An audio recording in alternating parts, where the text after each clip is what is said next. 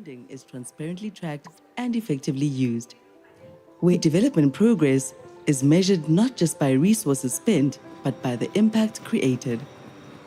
Development effectiveness is key to making this vision a reality and achieving sustainable development. It means putting national priorities at the center, strengthening existing institutions to deliver tangible results, working in coordinated whole-of-society ways to prevent duplicated efforts and create stable partnerships, and achieving accountability by showing taxpayers and other stakeholders that resources are being used wisely. These are the 4 principles that the Global Partnership for Effective Development Cooperation monitors by looking at how well countries and their partners are living up to their development effectiveness commitments.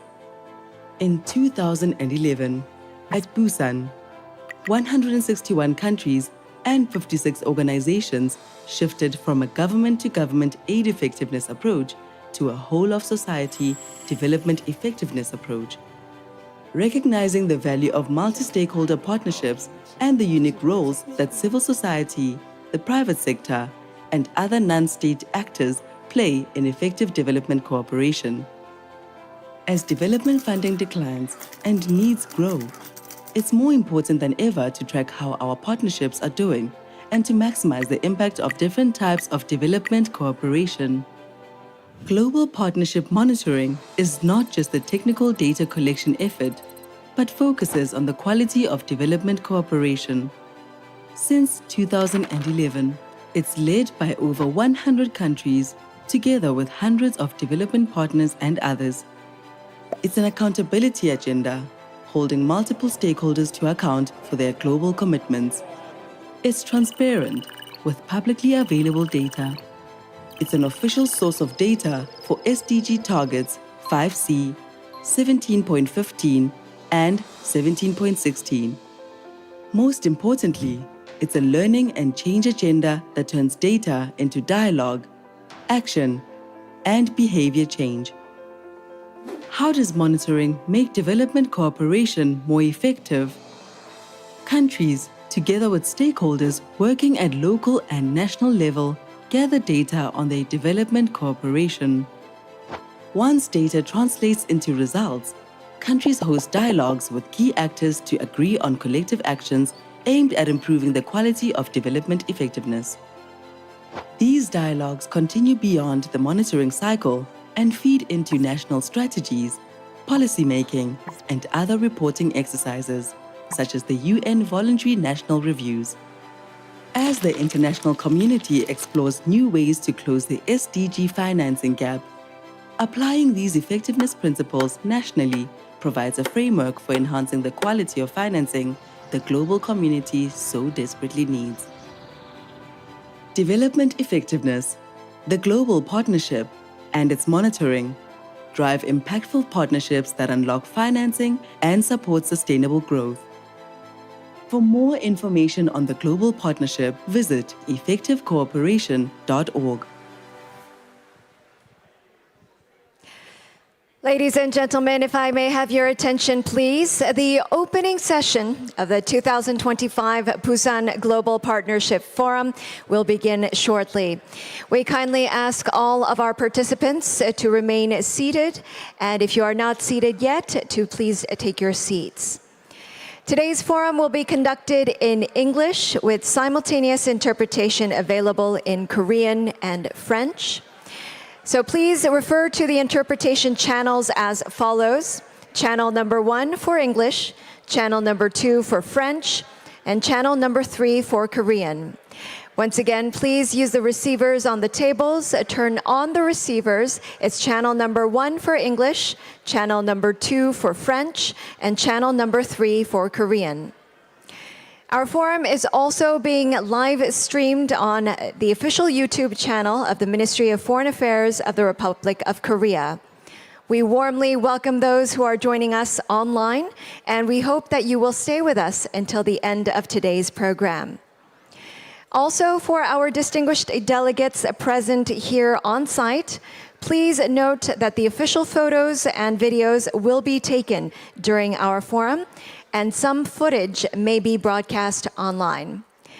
Ladies and gentlemen, we will soon begin the opening ceremony or the opening session. So we kindly would like to ask you to please enter the hall and to take your seats. Thank you very much for your cooperation.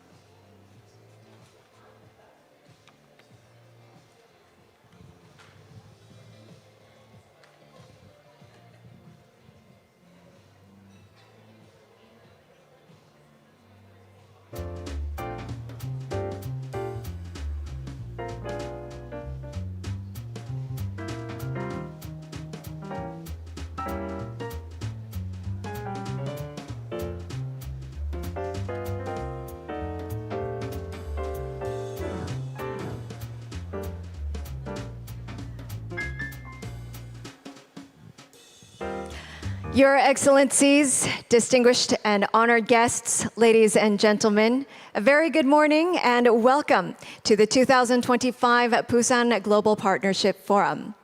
On behalf of the organizers, I would like to extend our heartfelt gratitude and welcome to all of our guests from home and abroad. And if I may, I'd like to take this opportunity to introduce myself. My name is Cho Chu-yeon, or for our international guests, it's Mari. And I have been given the honor of being your facilitator and master of ceremonies throughout the event. Thank you very much.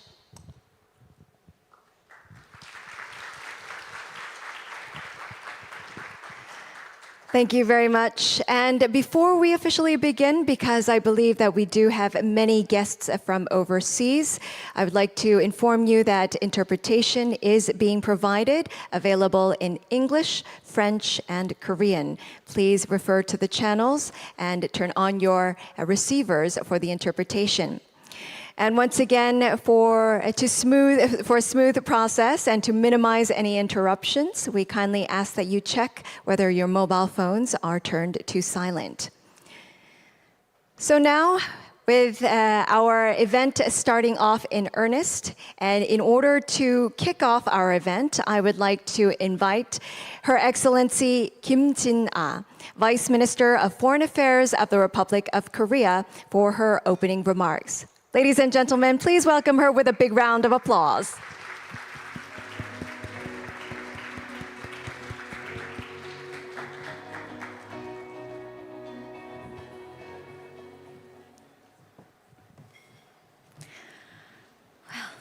Distinguished colleagues, ladies and gentlemen, it is a privilege to welcome you to the 8th Global Partnership Forum. Let me begin by expressing my deep appreciation to co-chairs of the Global Partnership for Effective Development Cooperation and the organizers for their dedication in bringing us together in this critical moment. The international community is navigating one of the most turbulent times in recent memory. Heightened geopolitical rivalries, fragile macroeconomic conditions, and the intensifying climate crisis are weighing heavily on all nations. With only 5 years left before the 2030 deadline, it is deeply concerning that barely 1/3 of the Sustainable Development Goals have shown meaningful progress. These realities actually remind us of simple but powerful truth. No country can face today's complex crisis alone. What is required is renewed solidarity and collective action anchored in genuine multilateralism. Against this backdrop, the 4th International Conference on Financing for Development, held in Seville, was both timely and consequential.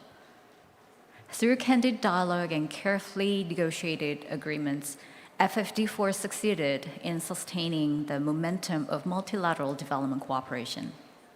Looking ahead, it is essential that development effectives remain responsive to new challenges while upholding credibility. Korea welcomes the 2030 Pact for Effective Development Cooperation as a roadmap to maximize impact amid limited resources, and we encourage all partners here to actively support its implementation. The convening of the 8th Forum so soon after FFD4 is highly significant. It actually demonstrates our shared determination to translate global agreements into practical action.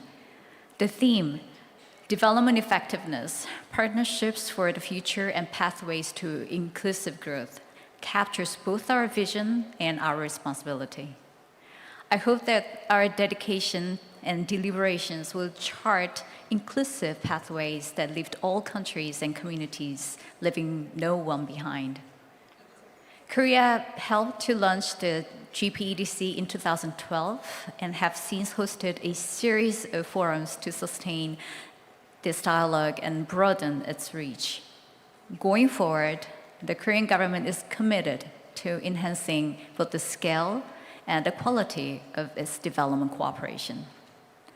Through our 4th comprehensive strategy for international development cooperation, we will sharpen strategic focus, improve effectiveness, and deliver results that are meaningful for partner countries.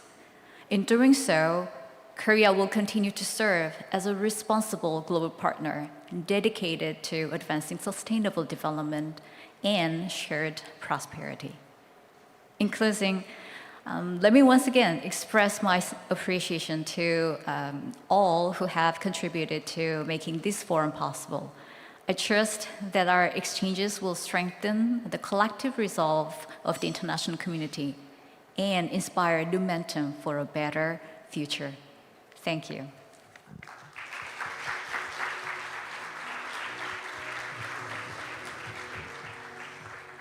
Thank you, Your Excellency Vice Minister Kim, for your opening remarks. We will now move on to hearing the introductory remarks from the co-chairs of the Global Partnership for Effective Development Cooperation.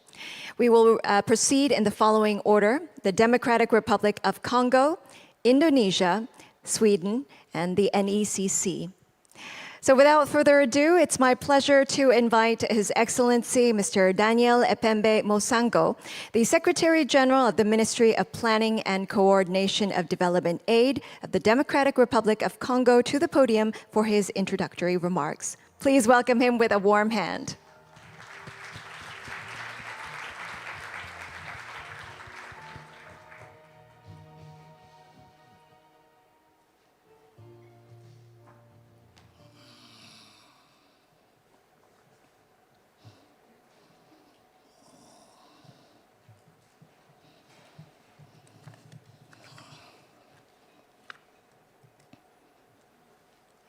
Excellences, Mesdames et Messieurs, Distinguished guests, ladies and gentlemen, Mesdames et Messieurs, les co-présidents du partenariat mondial,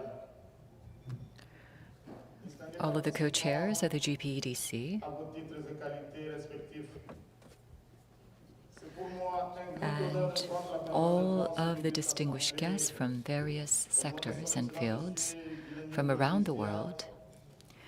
It is an honor to be able to speak before you at this renowned gathering. partenariat mondial de Busan 2025. On behalf of our head of the Minister of Planning and Coordination of Development Aid of DR Congo, I deliver this message. I wholeheartedly congratulate the opening of the 8th Global Partnership Forum, and I would like to thank the organizers and the Minister of Foreign Affairs of the Republic of Korea for inviting us and welcoming us. Ce forum est un espace de dialogue And also through the heartfelt and strong cooperation, I would like to thank you for holding this forum to engage in discussions about effective cooperation. Today, the world is at a turning point. We only have 5 years to go until 2030.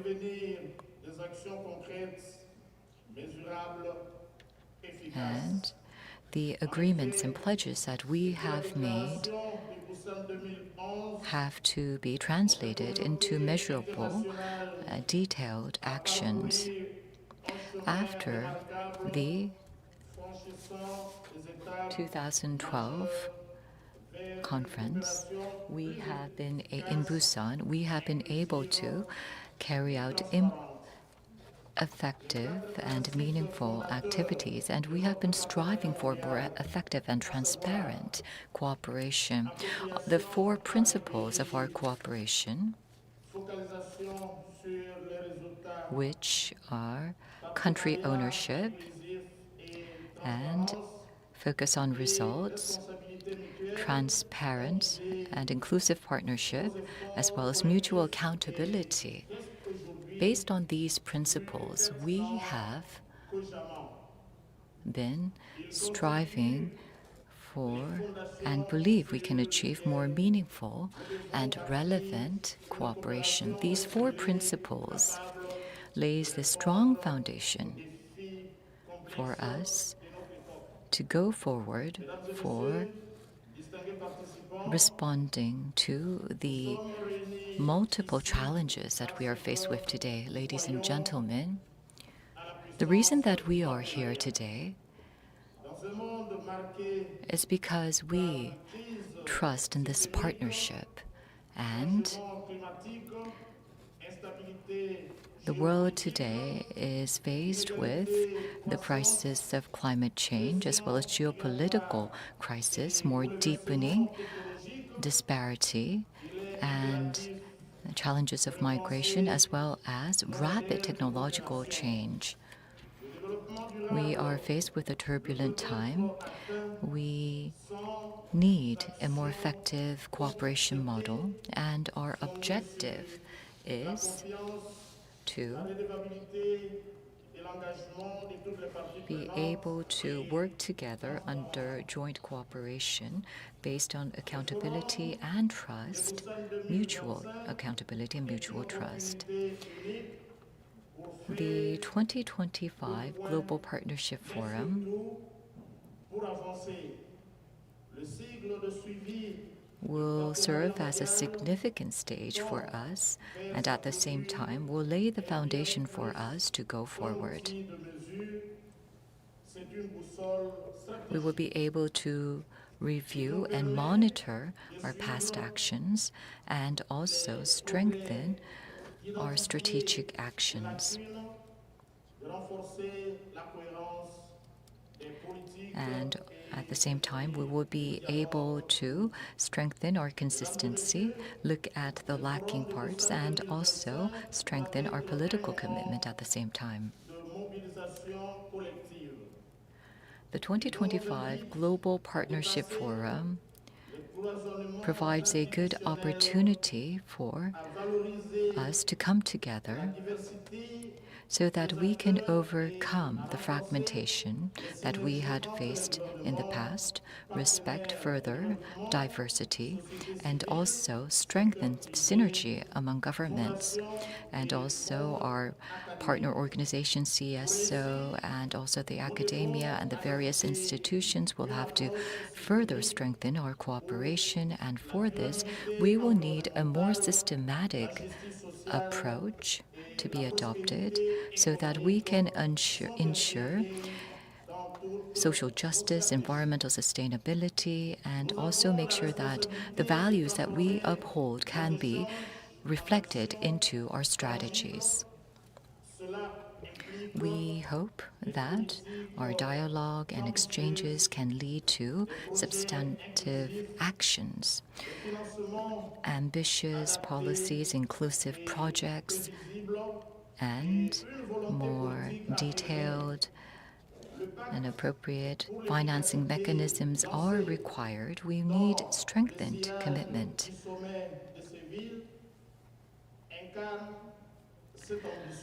The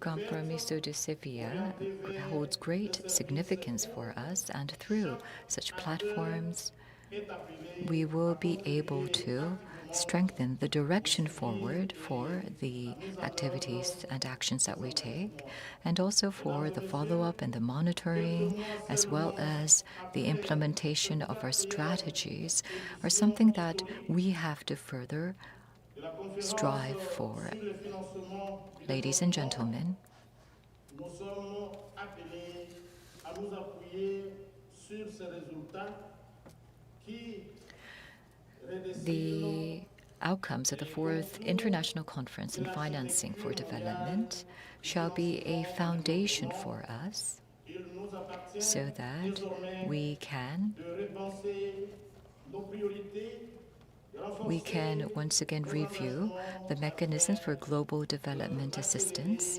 and also to strengthen our commitment so that we can 2030. Mesdames et messieurs, je ne saurais be able to accomplish our sustainable development goals by 2030. Ladies and gentlemen, un mot pour la I would like to also devons avoir clearly mention the following.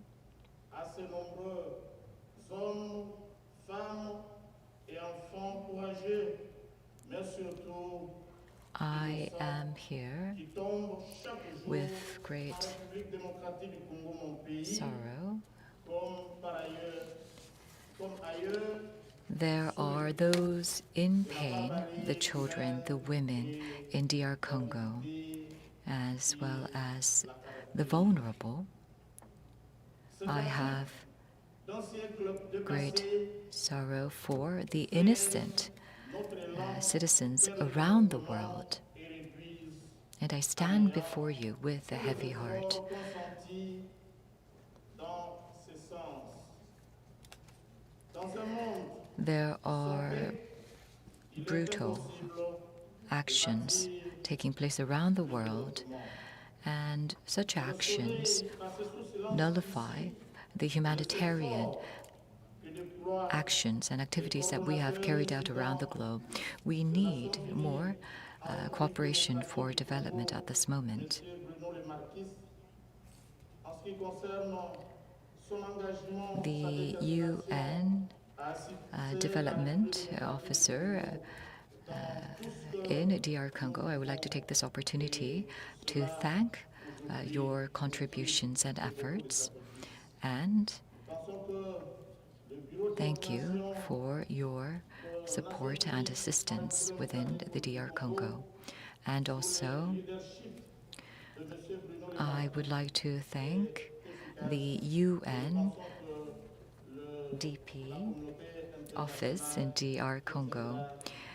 You are playing a great effective role through your activities, Mesdames et messieurs, ainsi and I highly praise your efforts. The person in charge recently passed away, unfortunately, and I would like to take this opportunity to once again highly commend the past actions and support carried out by that person. I do believe that this 2025 Global Partnership Forum can serve as an important milestone for us to strengthen our efforts for greater effectiveness. And our words should not just be left as a rhetoric only, but should be translated into substantive actions. Our generation must work towards leaving behind a better future and a better world for the future generation. And for that, we must join hands. We need more ambitious, more inclusive, and more effective cooperation for development. And for that, I ask you to embark on a journey together.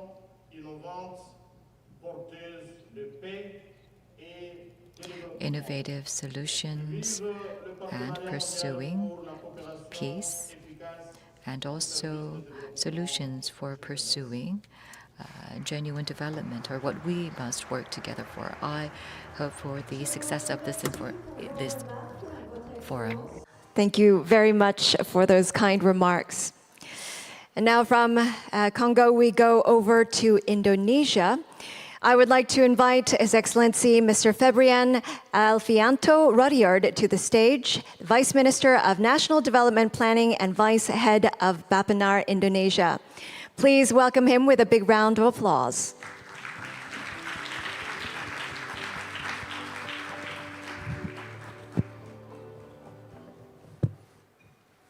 Excellency, my dear GPEDC co-chair, Excellency, distinguished delegates, ladies and gentlemen, on behalf of the Indonesian government and as a steering committee member of the GPEDC, I would like to thank the government of the Republic of Korea for once again hosting this important forum.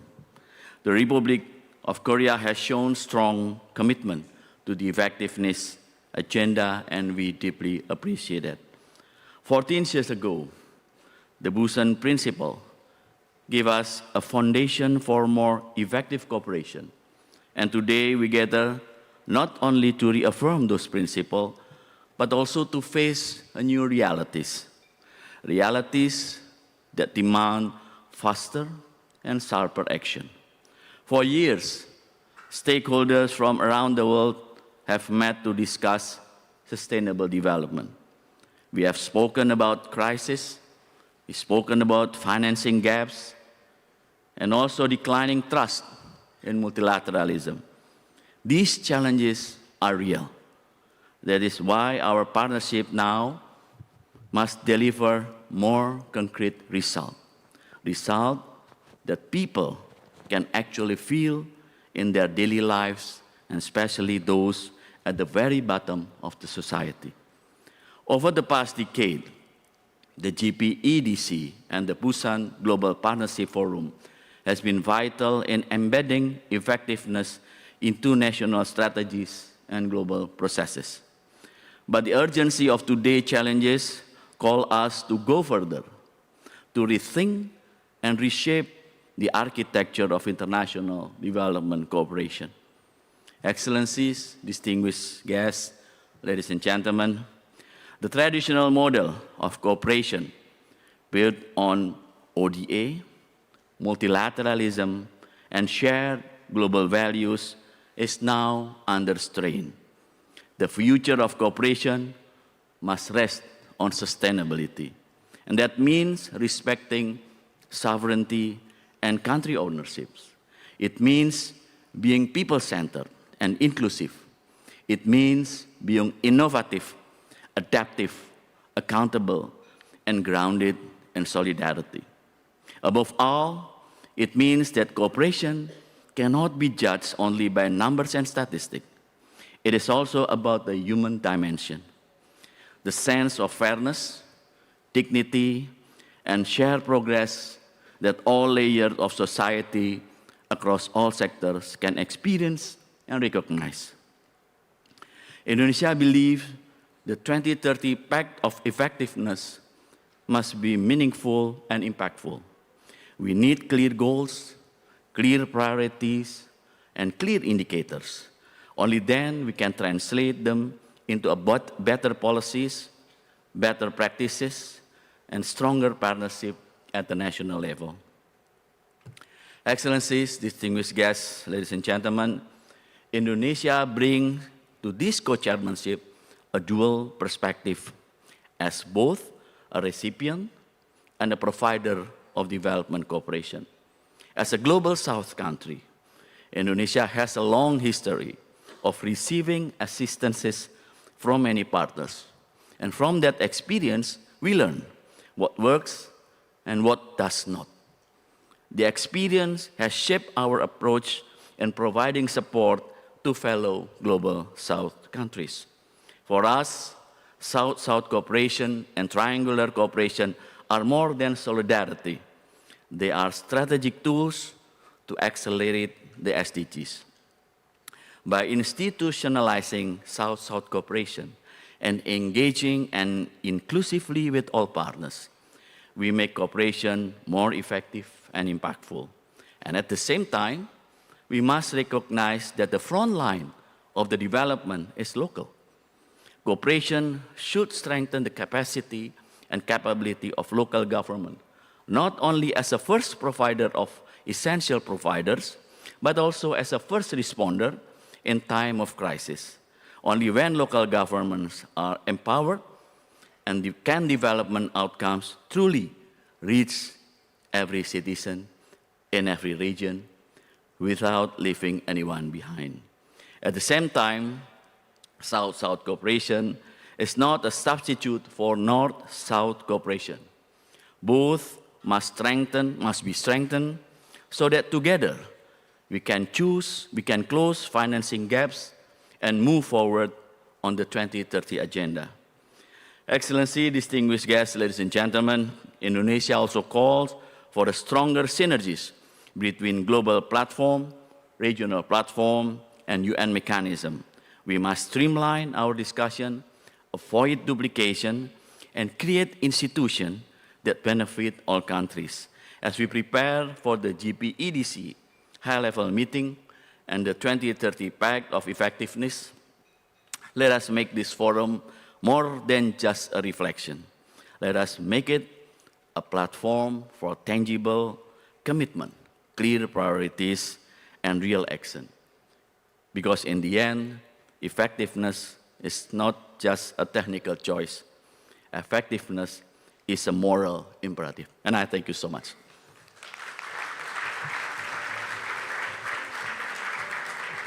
Thank you very much, Your Excellency, for your introductory remarks, also the co-chair from Indonesia.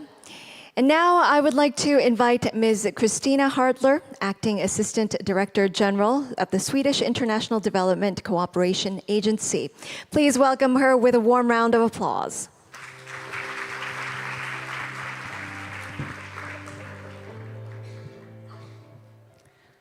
So, thank you very much. Let me also start by thanking the Republic of Korea for hosting the 2025 Busan Global Partnership Forum, as well as for your very long-standing commitment to the agenda of effective development cooperation.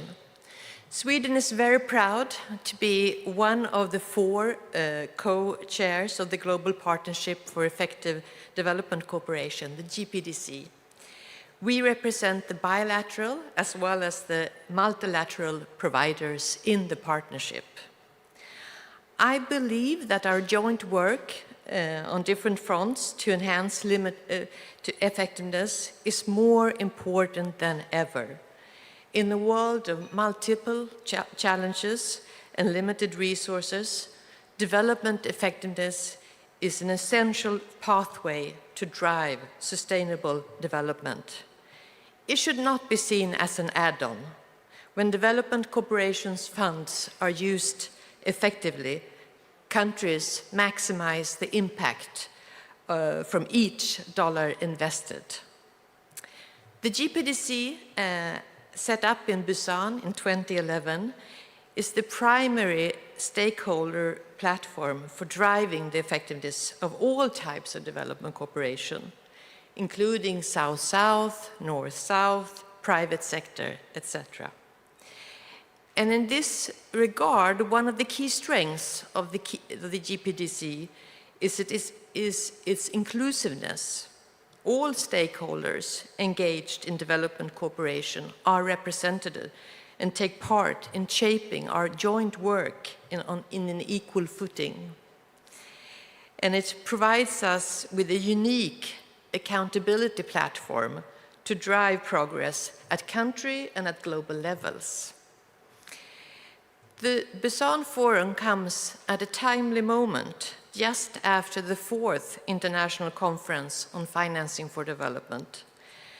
And the FFD gave a strong recognition to the development effectiveness agenda, including emphasizing the uphold of the long-standing effectiveness principles, the country ownership, the focus on results, the inclusive partnerships, as well as transparency and mutual accountability.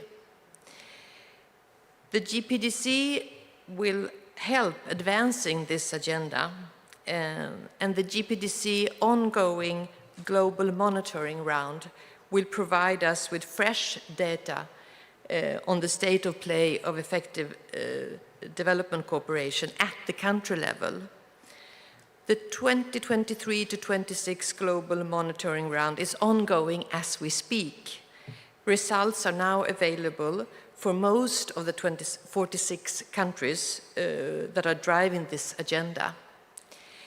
And as a next step, results will be used in action dialogues to facilitate behavioral change at the country level. I invite you all to make use of this evidence, which will be relevant to all development actors. I'd also like to invite you all to join the 2030 Pact for Effective Development Cooperation, which was launched at the FFD in Sevilla. As of yet, 28 countries and organizations have joined. And this platform is a collective effort with a vision to advance progress on FFD and related commitments. I will revert to this a little bit later on in this next session too.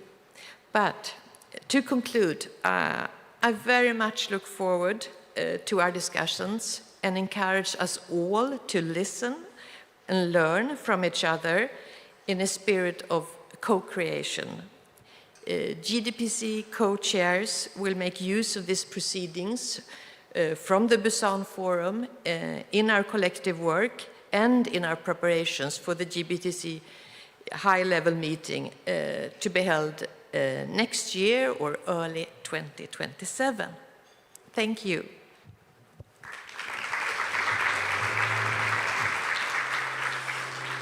Thank you very much, Ms. Christina Hartler, for your kind remarks and also setting the tone for further discussions today. And now I would like to invite Ms. Nurgul Dzaneva, the president of the Forum of Women's NGOs of Kyrgyzstan, to the stage. Please give her a big round of applause.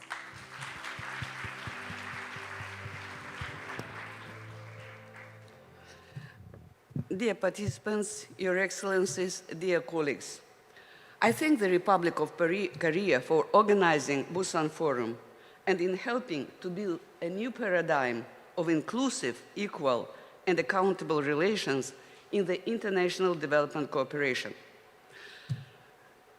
I represent here CPDE, Civil Society Platform for Development Effectiveness, and we call for advancing accountability and inclusion in development cooperation, and we need to go beyond rhetoric.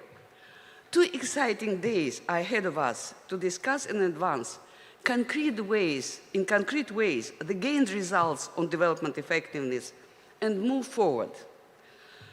We have, during these 2 days, a unique opportunity to further reflect on lessons and outcomes of the 4th round monitoring and the financing for development processes and design a practical follow-up process. There are achievements, there are challenges. They are identified through this monitoring round, and they can become a substance of the regional dialogues and feed implementation, the Pact 2030 on development effectiveness initiated in Sevilla. So Pact on development effectiveness can be a useful tool, a rich process to strengthen gained results and solve problems. For example, 25 periodic monitoring results bring attention to issues on predictability. Only 36% of development partners are providing spending plans for the 3-year period forward. There are issues with comprehensive mutual accountability mechanisms in development cooperation, issues of the level of engagement of different stakeholders across the development process in countries, also issues on gender budgeting, gender-responsive budgeting. There are, of course, gains and victories. So data is showing gains and problems. These problems can be and should be addressed and solved with actions of the Pact on Development Effectiveness. This process has advantages also for other international development cooperation players, for example, such as South-South cooperation. I want to recognize here that GPEDC today is a champion in advancing development effectiveness agenda. In the and it is a very historical position in a current dangerous trend to reduce and fragmentize aid, and in the ongoing serious process of shrinking space for civil society in many of our countries. Let me stress the value of development effectiveness in international cooperation. For me, sometimes I look at development effectiveness as a seismological belt in our turbulent world. In the development cooperation, development effectiveness sometimes is invisible, but it is impacting very seriously on development cooperation results. I also would like to pay your attention to the role that civil society and other non-executive actors, such as philanthropists, private sector, parliamentarians, local authorities, play in this cooperation. Role for civil society is very significant in advancing development effectiveness, its inclusivity, accountability. It ensures that no one is left behind. Busan Forum is very significant because it unites multi-stakeholder efforts in spreading a power of development effectiveness principles and moving further to make development effectiveness commitments working on the ground. Let me finish my opening remark with a note. I witness and applaud the Republic of Korea for strengthening FFD with the development effectiveness principles. I wish all of us a success in making development cooperation really effective. Thank you.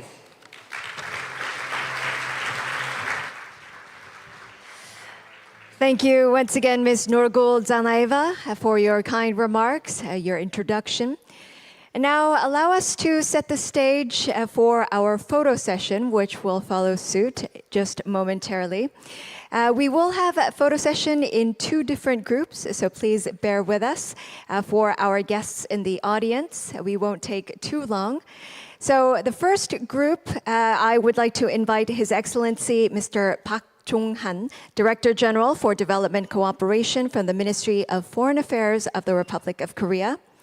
All of our co-chairs as well for the first round of group photos. Please join us near the stage. Yes, so now we'd like to invite His Excellency Mr. Park Chung-han, Director General for Development Cooperation of the Ministry of Foreign Affairs of the Republic of Korea, and our 4 co-chairs to join him for a group photo. Thank you.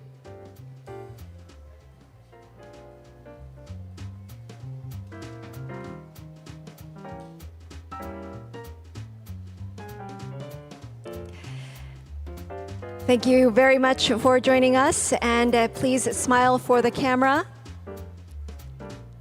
We will take a couple of photos for our first round.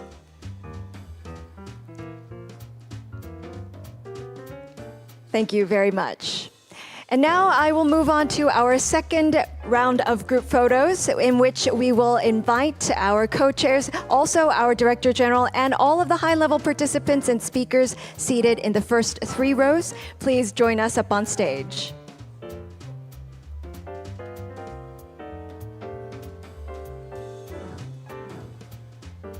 We do have a wide group of delegates for our second round of group photos. So please bear with us. Thank you very much for your cooperation.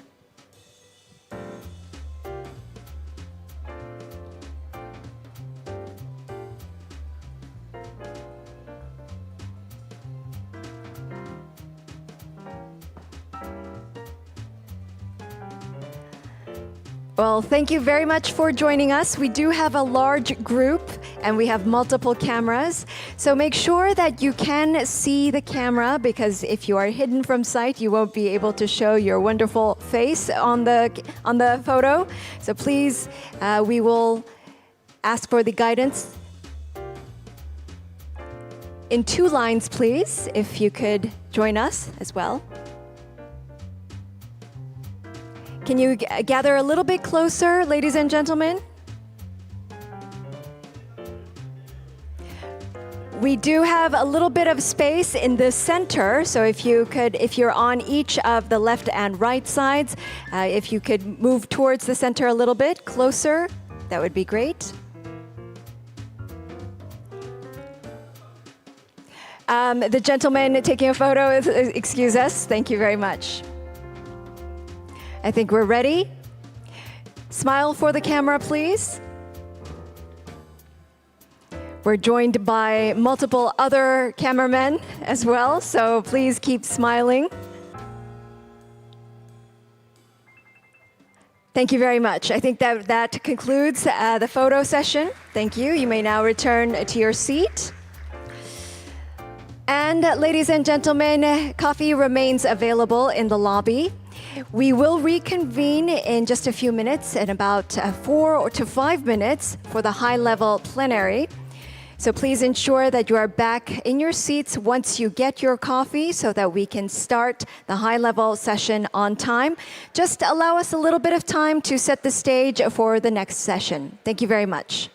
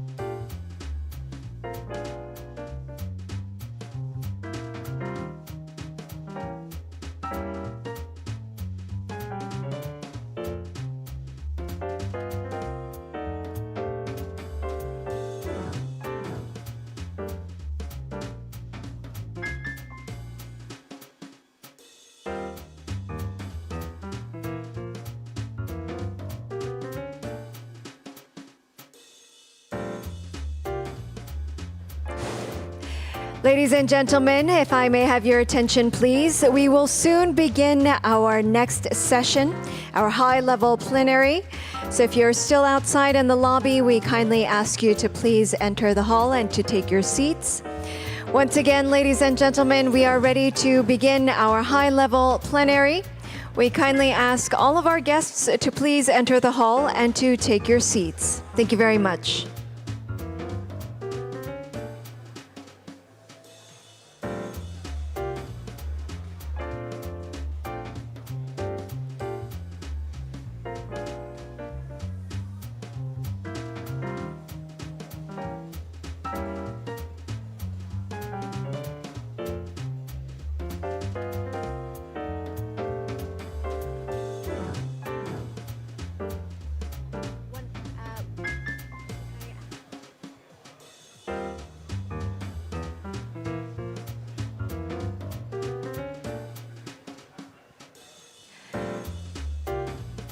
Once again, ladies and gentlemen, if I may have your attention, we will soon be beginning with our high-level plenary.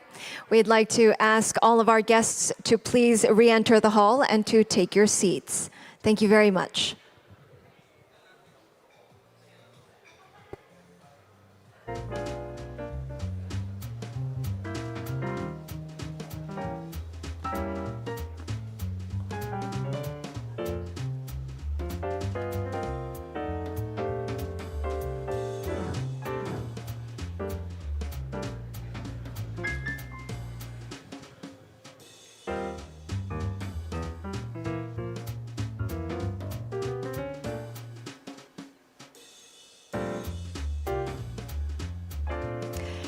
Ladies and gentlemen, if you are still outside in the lobby, we kindly ask you to enter the hall once again and to take your seats. I believe that we are ready to begin with our next session, the high-level plenary. And the high-level plenary will be reflecting on the outcomes of the Financing for Development Conference and looking ahead to new frontiers for effective development cooperation. This session sets a tone for discussions to come, and I hope that you will also find it fruitful. And now it is my pleasure to introduce to you our moderator for the high-level plenary, Mr. Luca De Freya, who is one of the Global Partnership co-chairs and Deputy Secretary General of Action Aid Italy. Please give him a big round of applause.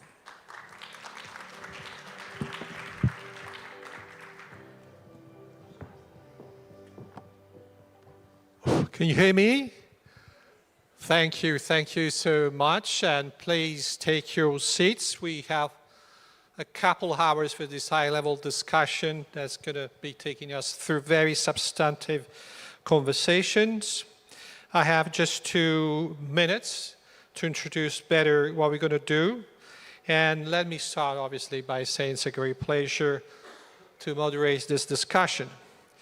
As we have heard, our reflection will point to the renewed global attention to the development effectiveness that we have experienced at the FFD4 conference in Seville that took place just a few weeks ago. We're going to start by asking our distinguished panelists to reflect on the current state of the effectiveness agenda, the pressing concerns, the challenges facing today's context, and also we're going to hear from their response, hear about their response to the current situation. Next, we're going to move to a reflection on the Compromiso de Sevilla, and that is calling to strengthen the architecture of development cooperation at both the global and the local level. We're going to explore how countries and organizations are fostering synergies, this is the key word here, synergies, across platforms. Then we're moving quickly to a second kind of conversation on the future. This time, after reflecting on Seville, this time we're going to reflect on future-oriented initiatives, the transformations that are needed to deliver more effective development cooperation by 2030 and beyond. I'm going to ask panelists to reflect on institutional policy and behavioral shifts required to move beyond business as usual and ensure that cooperation becomes more impactful and inclusive. I believe that through these exchanges, we're going to have the possibility of reflecting on what we have achieved over the past few years, and more recently at the Civil Conference, and to consider the changes that are needed to be more effective in development cooperation in the future. There are basically only 3 rules of the House that we need to follow. You have understood by now that this high-level discussion is organized around 2 separate conversations with 2 sets of panelists. And under each conversation, we're going to have 2 questions that different panelists will have to respond to. And each panelist will have a 3-minute slot to offer their views.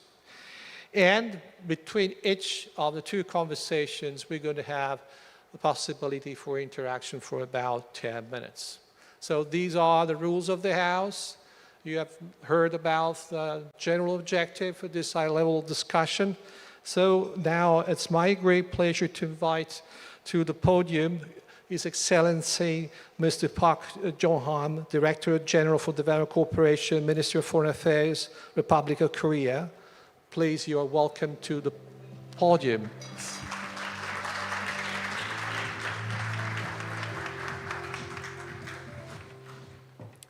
Thank you, Luca, for the introduction and for introducing the rules of the House for the plenary session.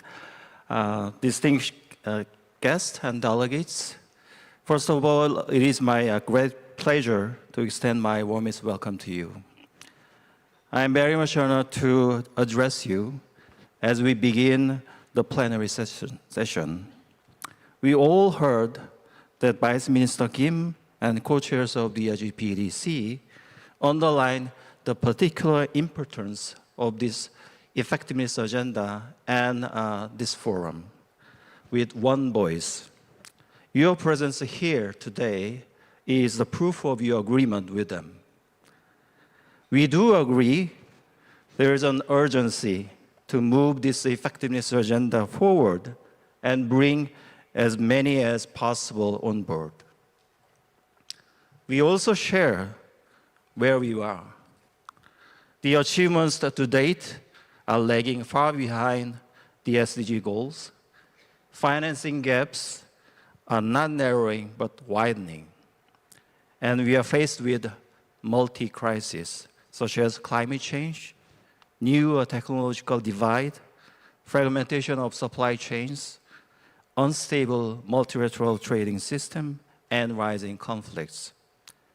Every development partner and partner country wishes to see our actions bear fruit and help navigate through these turbulent times, while delivering real and inclusive growth. For Korea, effectiveness principles are not just a talk show material. Korea's experience made us firmly believe that developing countries should be in the driver's seat, and focus on the result is not an option but an imperative. All the stakeholders have to work hard hand in hand, and lasting growth comes from transparent and accountable governance.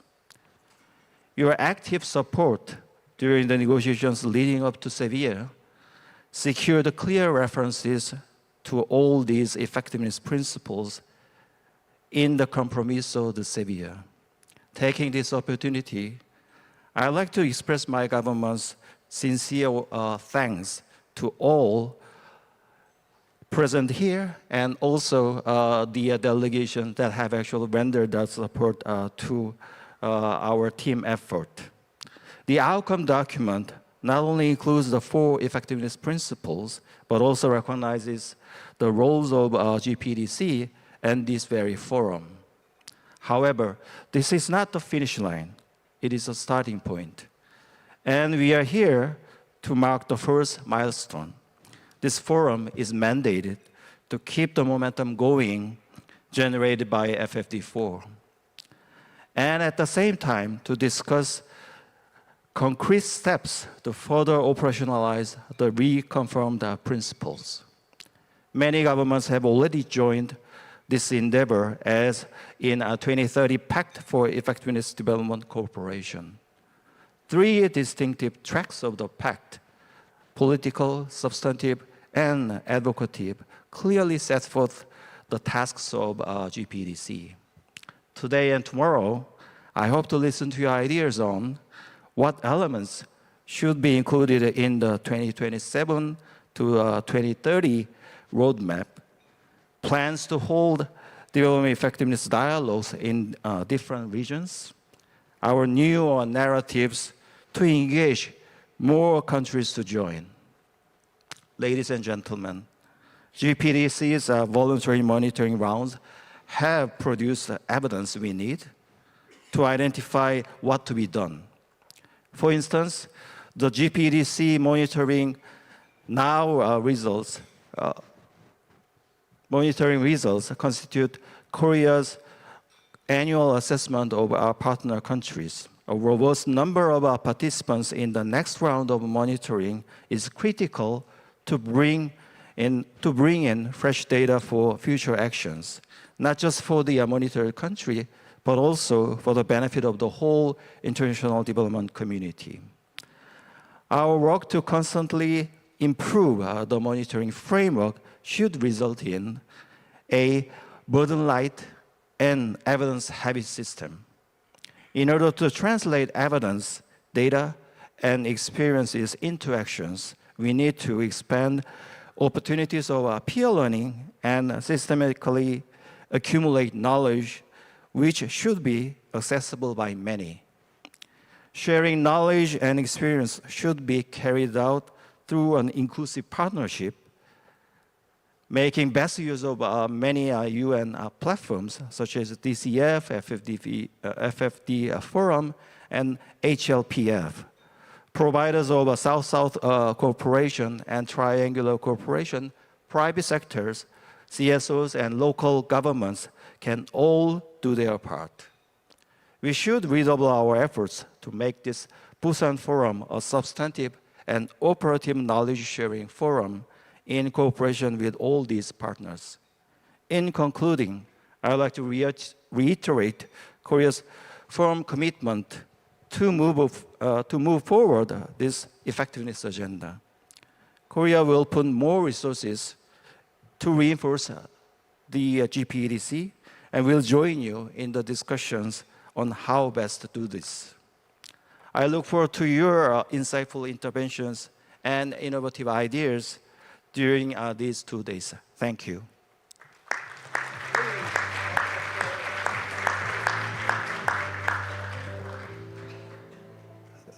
Thank you very much, Mr. Park Jong-dong, for your intervention. I think that you very brilliantly look into the substance of the discussion we're going to have today, the reflections concerning civil, and your emphasis, for instance, on the need to make the most of the evidence that we are generating through the GPDC monitoring exercise, but at the same time, the importance of bringing together all the evidence bases and resources that are around available, including many institutions from the UN system. So thank you very much. Korea is one of the initiators of the new cycle in the effectiveness agenda with the Busan principles, so we are very grateful to Korea's global efforts. Thank you so much. A round of applause again. So now we can quickly move to the first conversation, and I would like to call to the stage our colleagues from Lesotho, Costa Rica. We'll introduce them step by step. The DAC chair, please, to the stage. And Spain and Uganda. I'll be joining you directly there.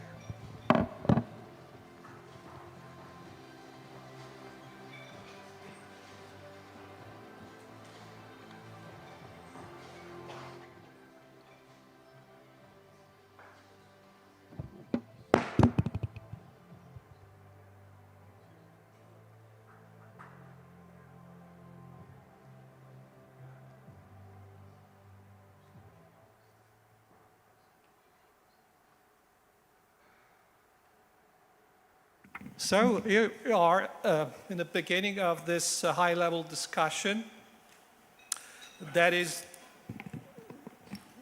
devoted to new frontiers for effective development cooperation. And so we're going to be reflecting, as we have said already, on the legacy coming from Seville, the opportunities that Seville offers in terms of revitalizing this agenda. And the first conversation is really about the reflections on the current development cooperation. And we're going to have two sets of questions. The first question will be addressed to our distinguished colleague from Lesotho, Her Excellency Dr. Metalnyane,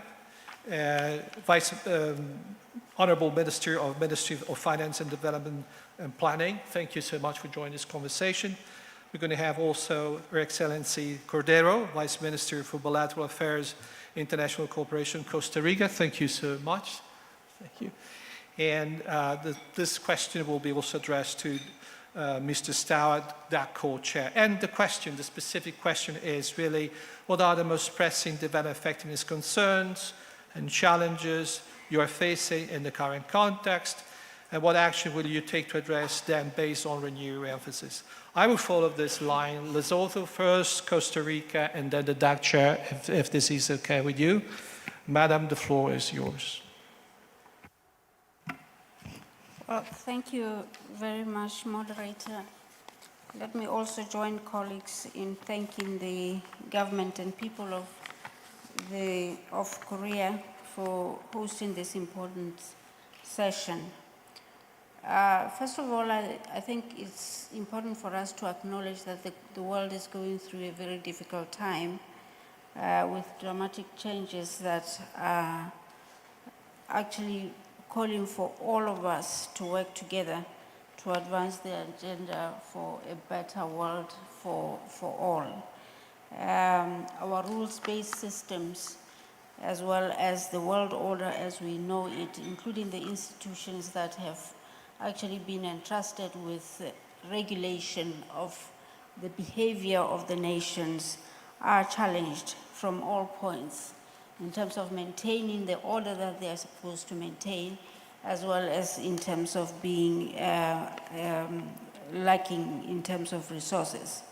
The values that underpin the 80 years of our system are being challenged and violated from all points, as well as the regulatory systems being undermined from almost every side. Now, this is happening at the time that the world is experiencing climate change and all the impacts that come with this.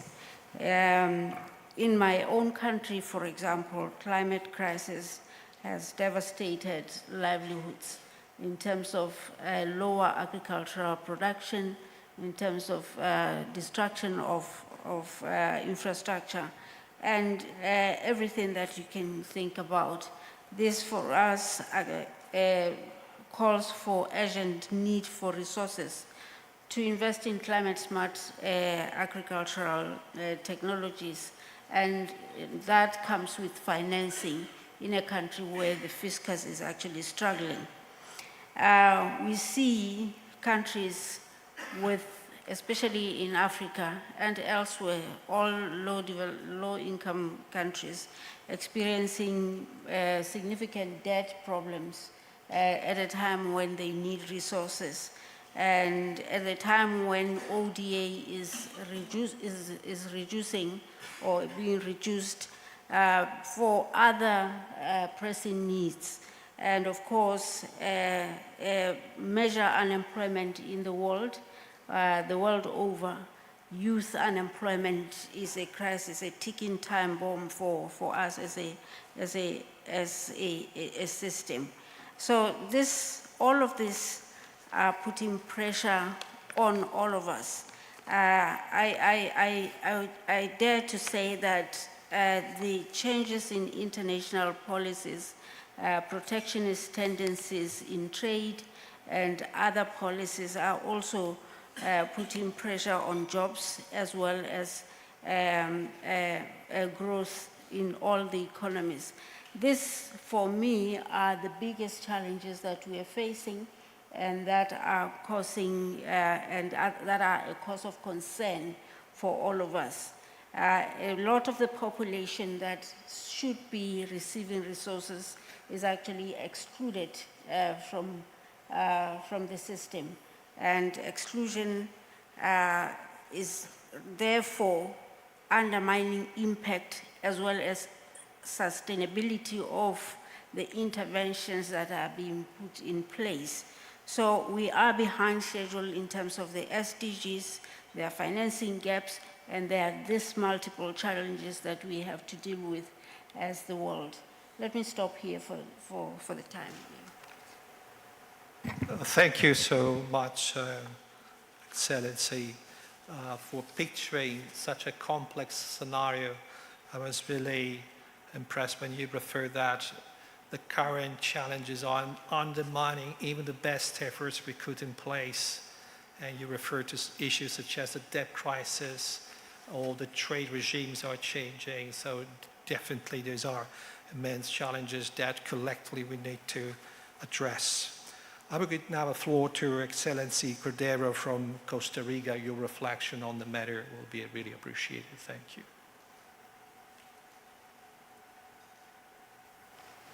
Thank you.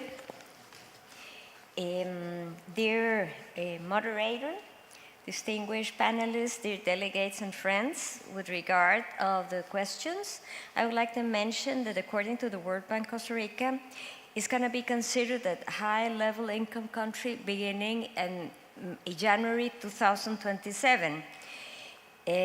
Nevertheless, our country is still facing important structural gaps and challenges. For instance, in terms of reducing poverty, reducing disparities in development between the various territories, security and migration-related issues.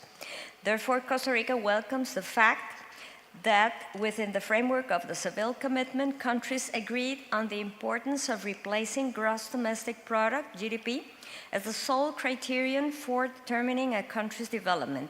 In addition, moving towards multidimensional metrics that consider indicators of the three dimensions of sustainable development: social, economic, and environmental. Hence, cooperation must be aligned with national priorities designed for the medium and long term and predictable. Fragmented, non-aligned, or conditional programming can generate inefficiencies and even distortions in public policies. In line with that, close collaboration in these areas between multilateral, regional, and national bodies and the responsibility for reporting is a cornerstone in international cooperation. I would like to mention or highlighting the importance of using innovative instruments such as green bonds, blue bonds, and debt for development or nature-based swaps.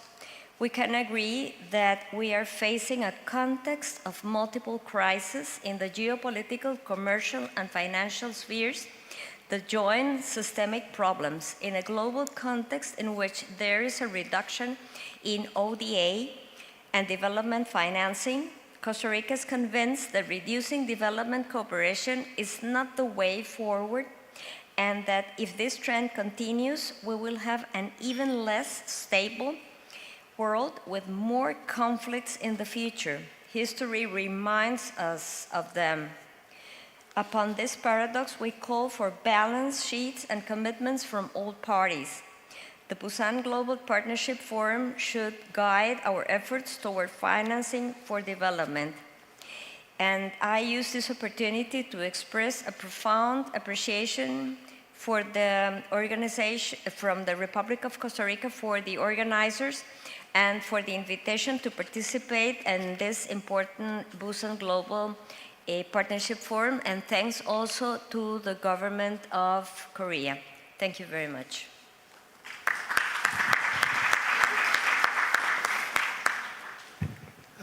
Many thanks, Ms. Cordero. And when you were actually speaking, I was listening carefully because It's a clear example that effectiveness is something that matters beyond traditional ODA, because in calling, for instance, going beyond GDP, I read that there is the need really to align with country realities in that way. And you are, I would say, rightly enough, commenting that GDP is not good enough and we need to go beyond that. So thank you very much. At the same time, in making this point and making the point that we need other financial instruments, you also making the point ODA is at the same time extremely important, and ODA cuts should be addressed. And I think this is a very good introduction to the DAC chair, Carsten Stauer. The floor is yours. Thank you very much, and thank you for the opportunity to be here. I don't need to go much into details on where we are. The world is not in a very good place, and we all know it, and we can have that analysis basically folding out for a long time. Money is going down, basically not only ODA, you can also look at foreign direct investment, you can look at international trade growth. We are not basically in a good place. At the same time, problems are just exponentially increasing. And that, of course, in itself means that the effectiveness agenda will come much more to the prominence of international discussions. When we have increasing discrepancy between funding and problems, of course, the way that we use funding to deal with the problems become more and more important. The positive thing here is that FFD4 made a lot of good noise in terms of the effectiveness agenda. The 4 principles basically being confirmed, the DEPDC being part of the outcome of Sevilla, a lot of expectation to the 4th round, the 2030 Effectiveness Pact being launched. So a lot of interest, a lot of focus on effectiveness agenda. And the positive thing was that we saw that it was partner countries who were very, very strong in driving that agenda.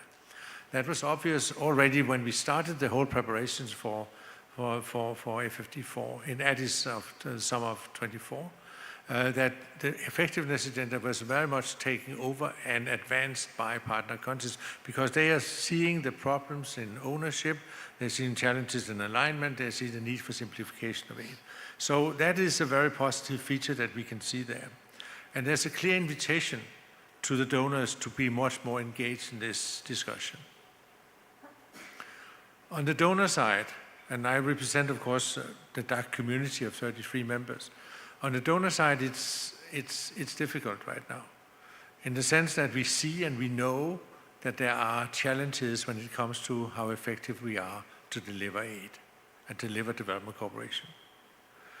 We know, and we have described that in great detail in OECD papers, analysis, that describe the issues of fragmentation, which is a real one. We have issues of lack of coordination at country level. We have issues in terms of lack of alignment with country priorities. We have issues with insufficient use of partner systems. It is very clear that diagnostics, again, we can go into more detail with it, but it's very clear that it's there. So we do have a situation right now where the effectiveness agenda is very strong and needed. There are a clear wish on the part of partners to put this at the center of our cooperation. And we do also, as donors, have some shortcomings.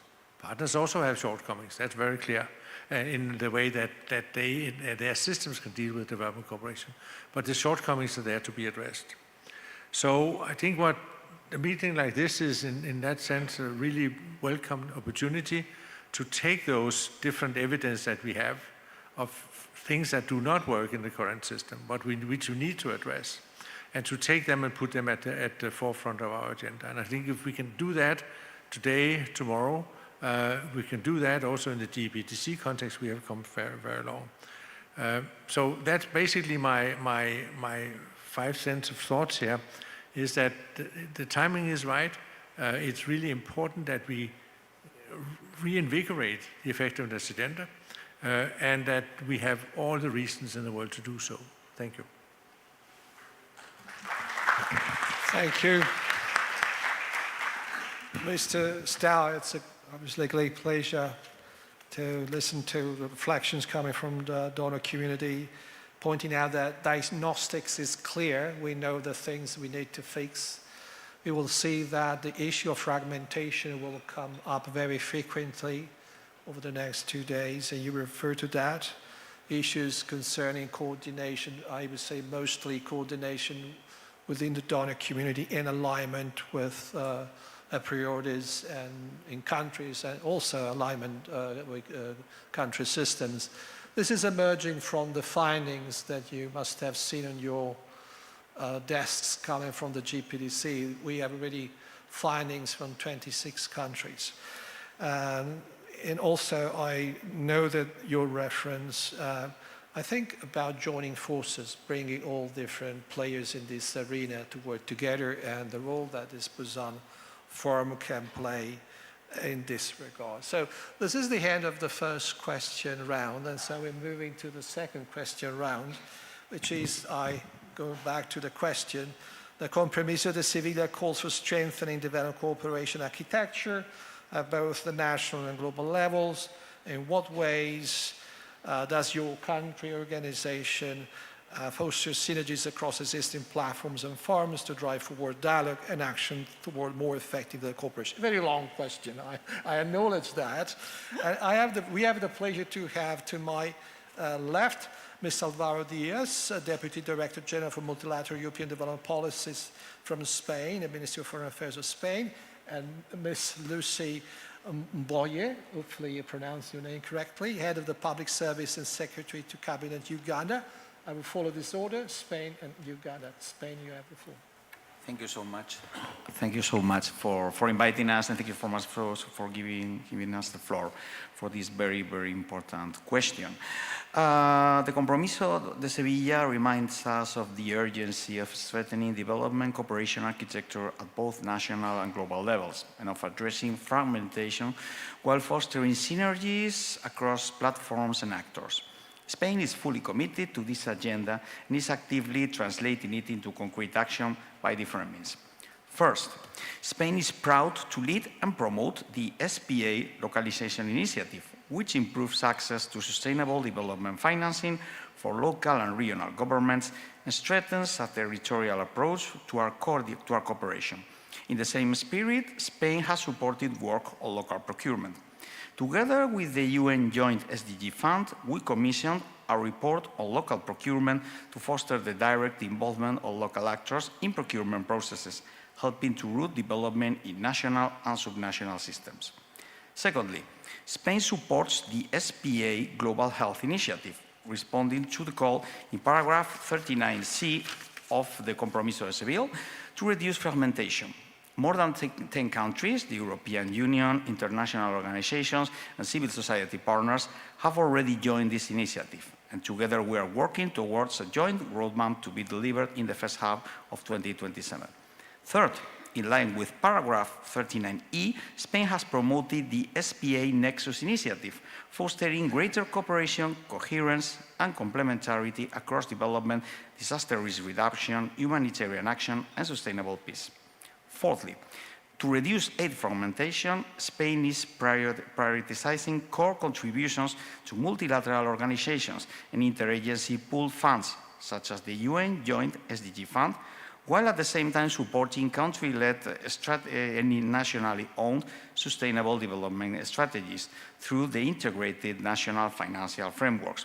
We are advocating for stronger alignment of country platform with these INFFs, ensuring ownership and coherence.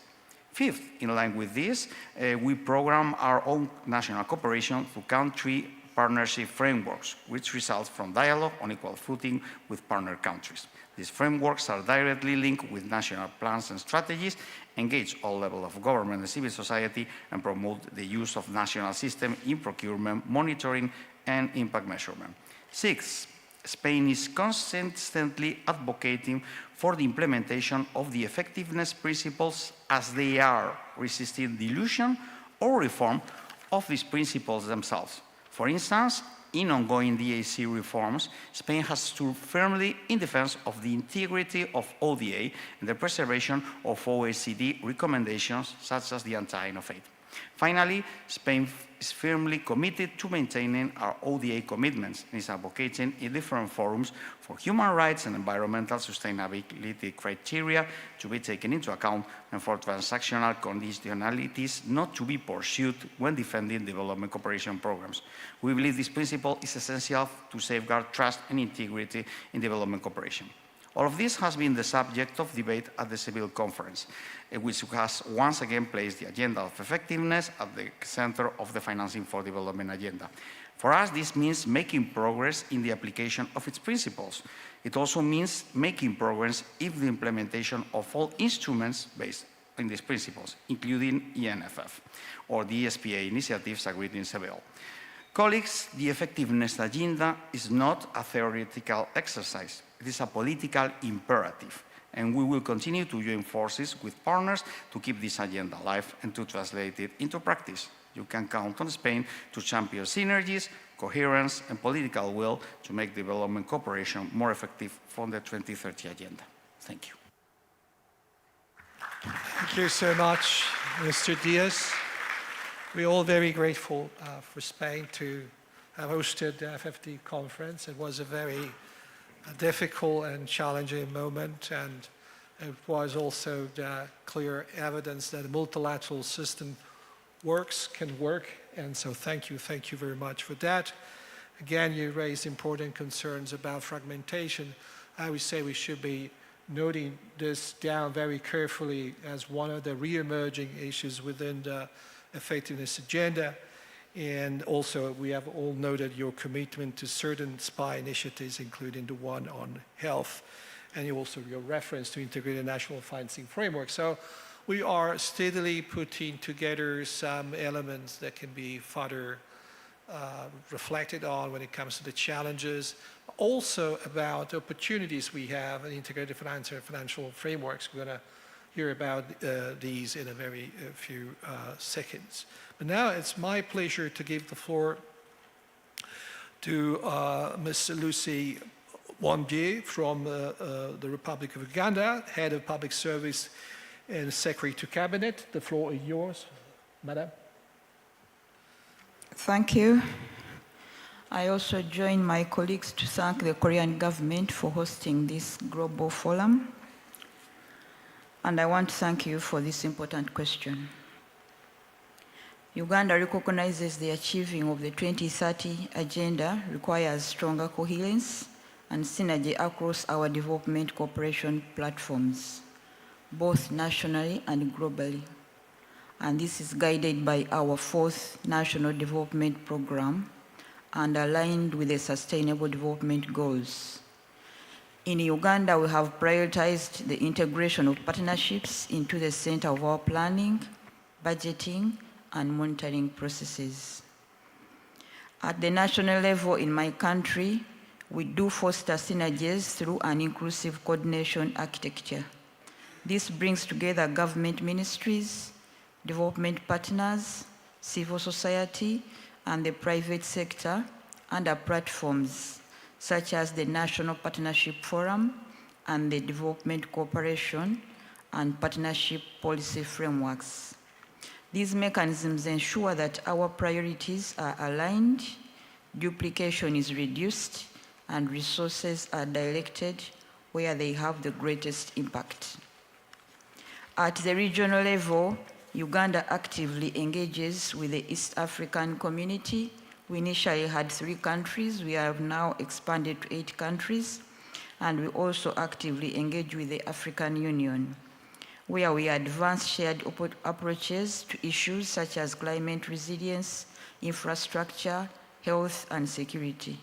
This regional dimension allows us to pool resources, negotiate collectively, while ensuring that development cooperation is responsive to African contexts. At the global level, Uganda contributes to the dialogue under the Global Partnership for Effective Development Cooperation and participates actively in South-to-South and triangular cooperation initiatives. You all know that Uganda currently is the chair of the G77 and is also the chair for NAM. For example, in Uganda, we do leverage exchanges with countries like Korea on mindset change transformation, vocational skills, and digital innovation, and areas that directly accelerate sustainable development in Uganda, among the many.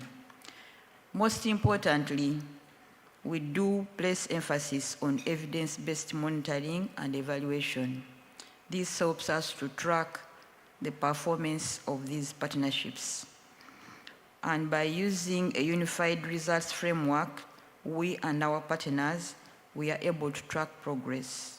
We share lessons across platforms, and we hold ourselves and our partners mutually accountable. In this way, Uganda fosters synergy across multiple levels, both at national, regional, and global level, and thus ensuring that cooperation is not fragmented, but instead directed towards collective action and accelerated results in order to achieve the 2030 agenda. I stop there, Mr. Chairman.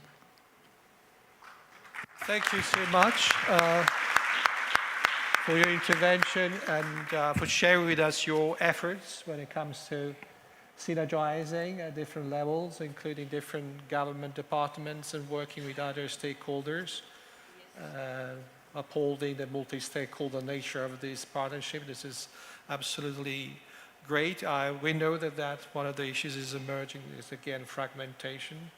And also we know that the efforts that your country is implementing in working with other regional bodies, the East Africa community, and also your commitment to South-South cooperation and triangular cooperation. Thank you very much. We can have a round of applause.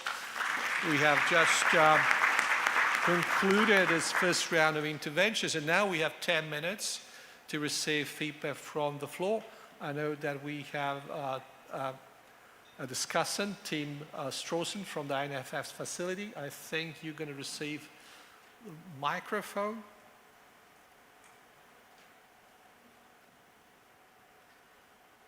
And raise your hand if you would like to step in with your reflection at this stage.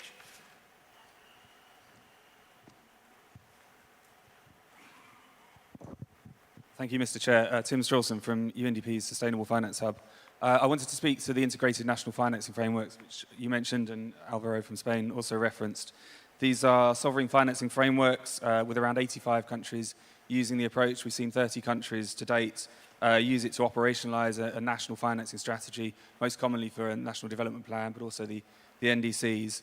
And it's an approach that was reaffirmed in the Severe outcome document. And I think I'm right in saying it's the most frequently referenced initiative in that outcome document, showing the priority that member states are putting on it. So my comment is that when we're talking about development effectiveness, country ownership, results, partnership, transparency and accountability, these INFFs should really be a key part of the foundation for our cooperation at the country level. They set out national financing priorities with a clear emphasis on development results and outcomes. So they can be a starting point for our cooperation and can help to address issues like fragmentation. So from UNDP's side and as part of the INFF facility, alongside UNDESA, UNICEF, the OECD, Spain, EU, Sweden, Italy and Canada, we're working to support countries to deliver on these integrated national financing frameworks, to ensure that initiatives like the country platforms, which have a lot of momentum globally, are landed in existing systems and initiatives at the country level and can work with partners to support INFFs as a basis for effective development cooperation. Thanks. Thank you, Tim, for your very well-focused input. Thank you so much. Let me see if there are other hands at this stage. You heard about some emerging challenges and trends, efforts to synergize, efforts to reduce duplication. The overall context that is undermining whatever good we are able to do, and so the challenges are mounting. Are there other reflections from the floor? I would invite all of you to go, for instance, to NFF's website. There's a full of up-to-date reports, amazing job by the facility. And NFFs, you have noted, is not just about ODA, it's about financing in general. So it's a great opportunity to implement effectiveness principles across the board beyond traditional DA. So if there are no more issues or questions at stage, it's time to break, and I would like to thank you again, the panelists. There's a change of guard, please. I invite the speakers for the second panel to join us on the stage. We're going to have colleagues from Vietnam, Cambodia, Mozambique. A round of applause.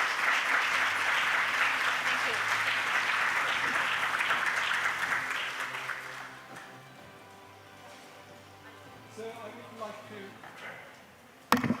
to invite the speakers for the second conversation. We're going to have Her Excellency Mr. Ong Su Yong from Vietnam, Her Excellency Chu Hang from Cambodia, Mr. Sumar from Mozambique. I'll need to change the signs here. Ms. Catherine Gill from Australia, and Mr. Crespo from Peru, Mr. Luc Bagur from the European Commission. You can join the stage as we change the signs. And Ms. Veresh, UNDP. The signs. All the change of guard.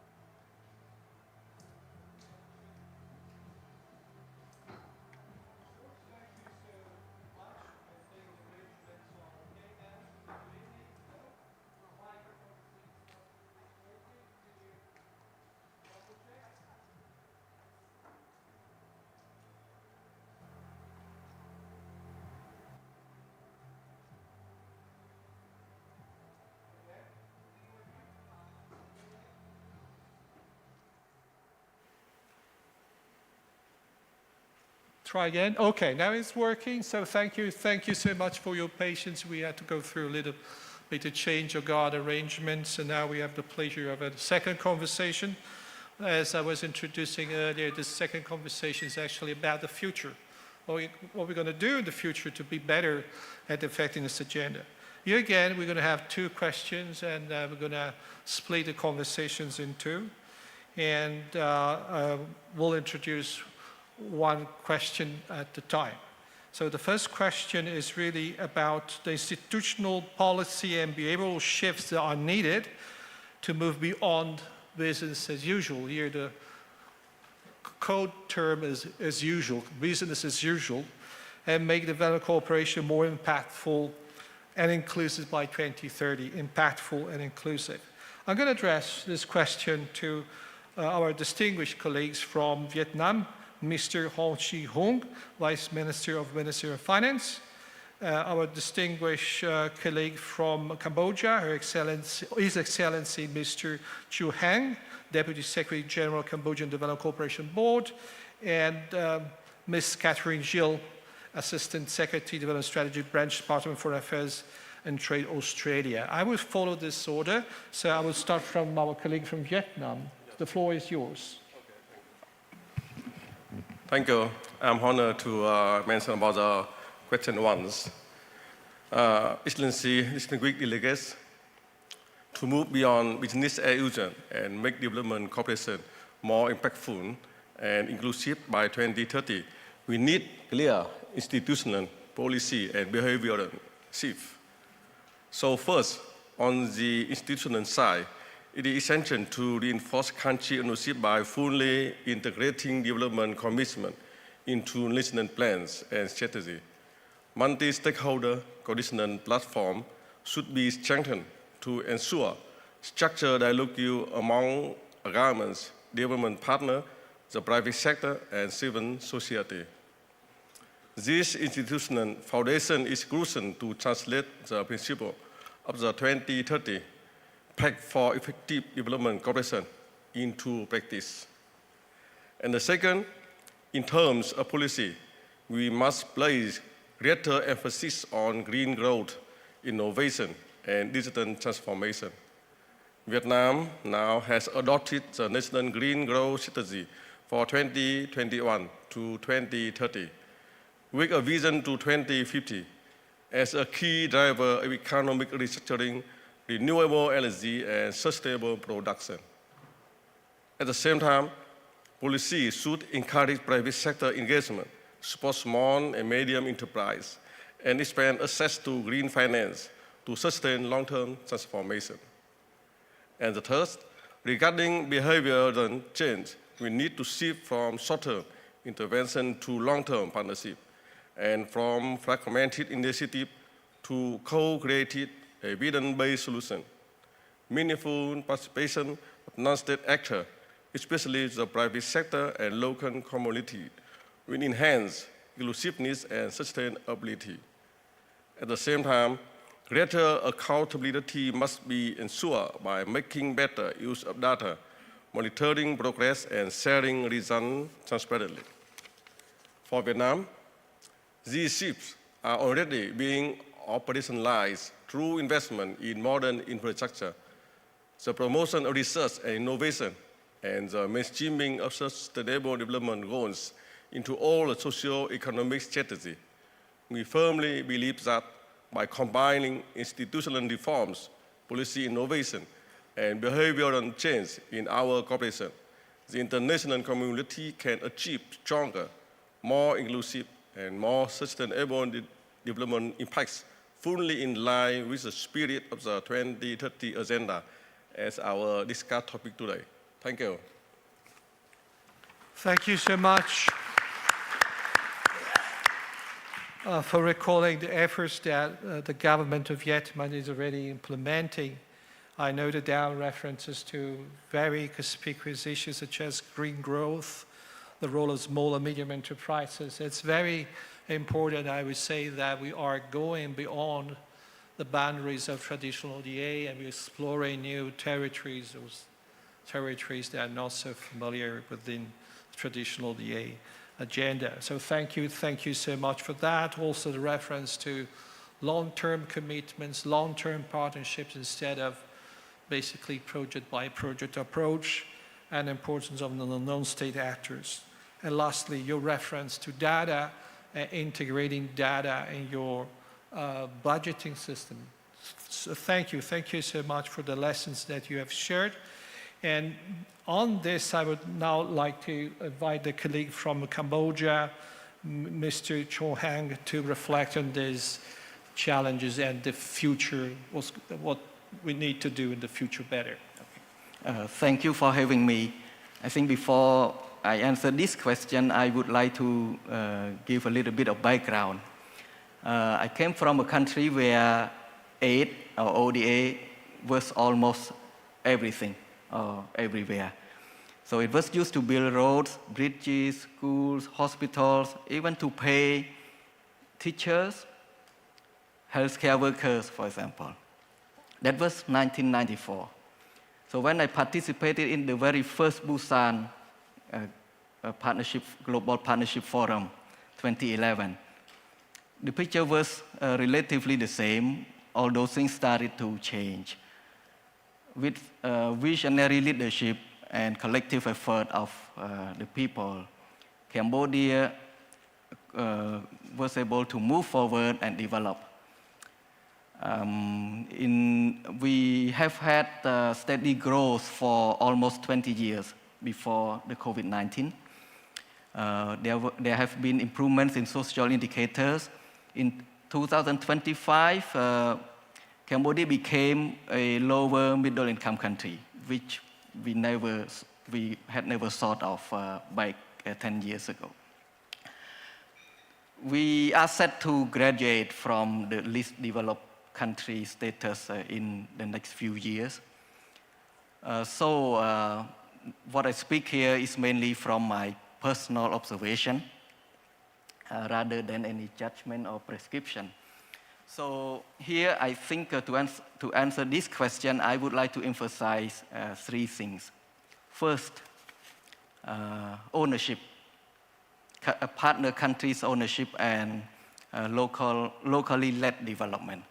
So I think this is not just about our development partners making reference to the national plan, strategy, and call it alignment and ownership. I think we should acknowledge here that there is still a challenge to make partner countries' ownership genuine. So here, intervention should not be just designed at the imperatives of our development partners' needs. They should be based on true partner countries' needs and circumstances. Second point I would like to emphasize is development cooperation should foster innovation and private sector engagement. So we should the development cooperation should be catalyst for technological innovation. We should use data to improve efficiency and effectiveness. And third, for the sake of time, I think development cooperation also should emphasize long-term resilience and sustainability. So in the design of development cooperation initiative, these should be integrated. So usually we have heard that all these things take time, but this is what we need to do. We can't just design an intervention just because we need to have the projects or programs very quickly. So integrating resilience, inclusion, I think will take time. And I think development cooperation should support partner country systems in this regard. Thank you. I stop here. Thank you. Thank you for sharing with us the journey that Cambodia went through over the past 20, 30 years. And you're dealing with the graduation process, if I understand correctly, which is a huge change. And we know that graduation now to address graduation challenges, risks, and traps is one of those issues that the financing community is reflecting on. And I really appreciate that you were concluding your remarks on time. And time is one of those assets which sometimes we do not have, this reality. We're nice to define development cooperation as a patient effort into development, but the current times are not patient. So this is a huge challenge. Also, I noted that long-term investments and commitments is recurring, is coming up again, is also coming up from a government's perspective, the role of the private sector. On these, I would like to pass the floor to our colleagues from Australia. Thank you. Thanks very much. I might reflect quickly on all three, behavioural, institutional and policy. Australia, we've heard a lot about the global ODA cuts. Australia's actually bucking the trend there, and we're increasing our ODA year on year. But in that context of shrinking ODA, we really need to think about how we maximise our impact. And we've really focused as much on not just what we do, but how we do it. And so in our latest international development policy, there's a really strong emphasis on national development plans, working more with local partners. We're doing more budget support, and that can be very challenging, selling that to our domestic constituencies, but we know it's important, it has great impact. We're focusing on local supply chains and local content. GPEDC, we heard a lot about this morning. Those country-level dialogues give us data and evidence that tells us whether we're delivering on the commitments we've made, and we're asking ourselves as a donor, if it's showing we're not delivering on those commitments, why not? What behaviours we need to change there? And then also around sharing knowledge. Again, we heard this morning about MICTA, Mexico, Indonesia, Korea, Turkey and Australia. You know, a really interesting dynamic grouping of countries where we can learn so much. And also, you know, from Indonesia and Thailand and other emerging donors in our region.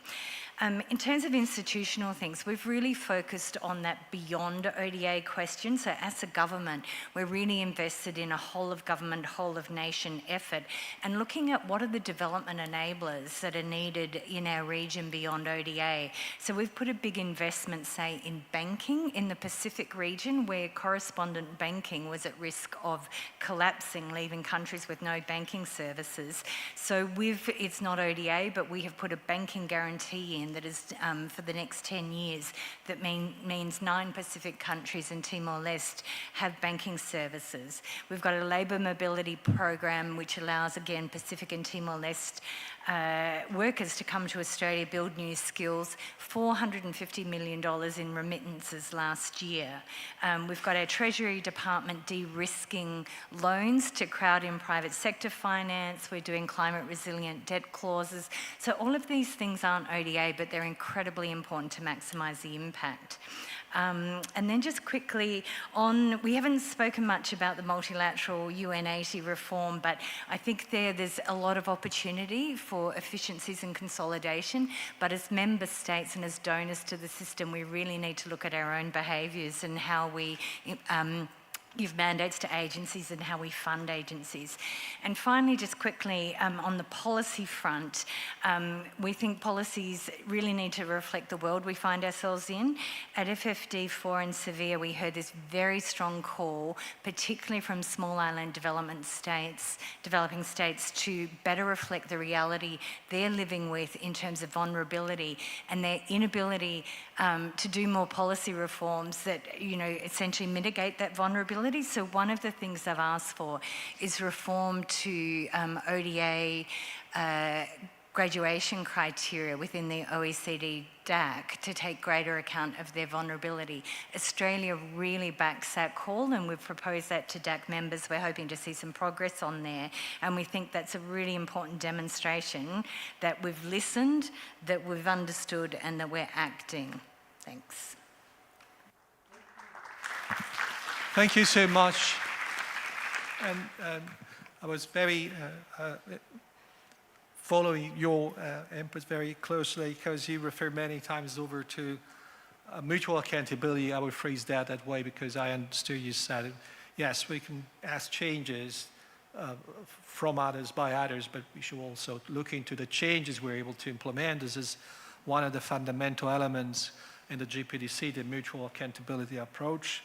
And noting also your reflections and efforts beyond ODA, you refer to a number of facilities, efforts, de-risking, and other important elements.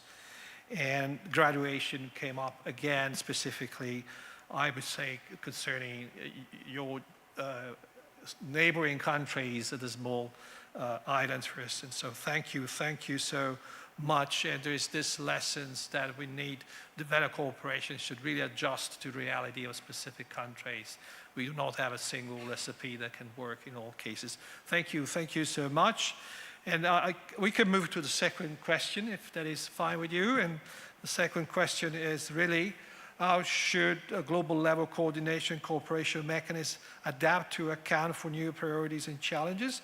I'm going to be addressing these questions to our colleagues from Mozambique, Ms. Isabel Maria Sumar, Her Excellency Ms. Crespo from Peru, and Mr. Luc Bagur from European Commission, Director General for International Partnerships, and Ms. A.G. Vargas, Director, Geneva Representative Office, UNDP. I would follow this order, starting from Mozambique, Peru, and European Commission and UNDP. Mozambique, you have the floor. Thank you so much. Thank you, moderator, for the question. Good morning, everyone. Before responding, allow me to thank the invitation. It is a pleasure and honor to be present in this panel. Allow me also to emphasize that Mozambique reaffirms its commitment to the 2030 Agenda and the principles of Compact for Effective Cooperation. Going to the question, I'd like to respond by stating some key notes. The first one is the development challenge remains pressing, and I think we will all agree the challenge of sustainable development remains urgent. Many countries, including my own country, Mozambique, are unlikely to achieve the sustainable development goals by 2030. And when we assess the reason why progress has been slow, we will find both the internal and external causes. On the internal side, we will find weakness in the institutional capacity and governance that undermined growth. On the external cause, we will find also weakness in the global cooperation and in development financing, which was fragmented, volatile, and inadequate. The second key message addresses the old and new challenges. And we have to be honest. The development challenge we face, including Mozambique, are not new. The long-standing priorities remain relevant. For instance, we still need to raise agricultural productivity, accelerate industrialization, build reliable infrastructure and energy systems, and ensure greater value addition to our natural resources. But the new challenges compound the old ones. Climate change is affecting the most vulnerable, eroding gains and demanding massive investment in adaptation. A large and growing youth population demands for more education, health, jobs, skills, so we need to use them properly in order to benefit from the demographic dividend. Another challenge, which is digitalization, is reshaping our societies.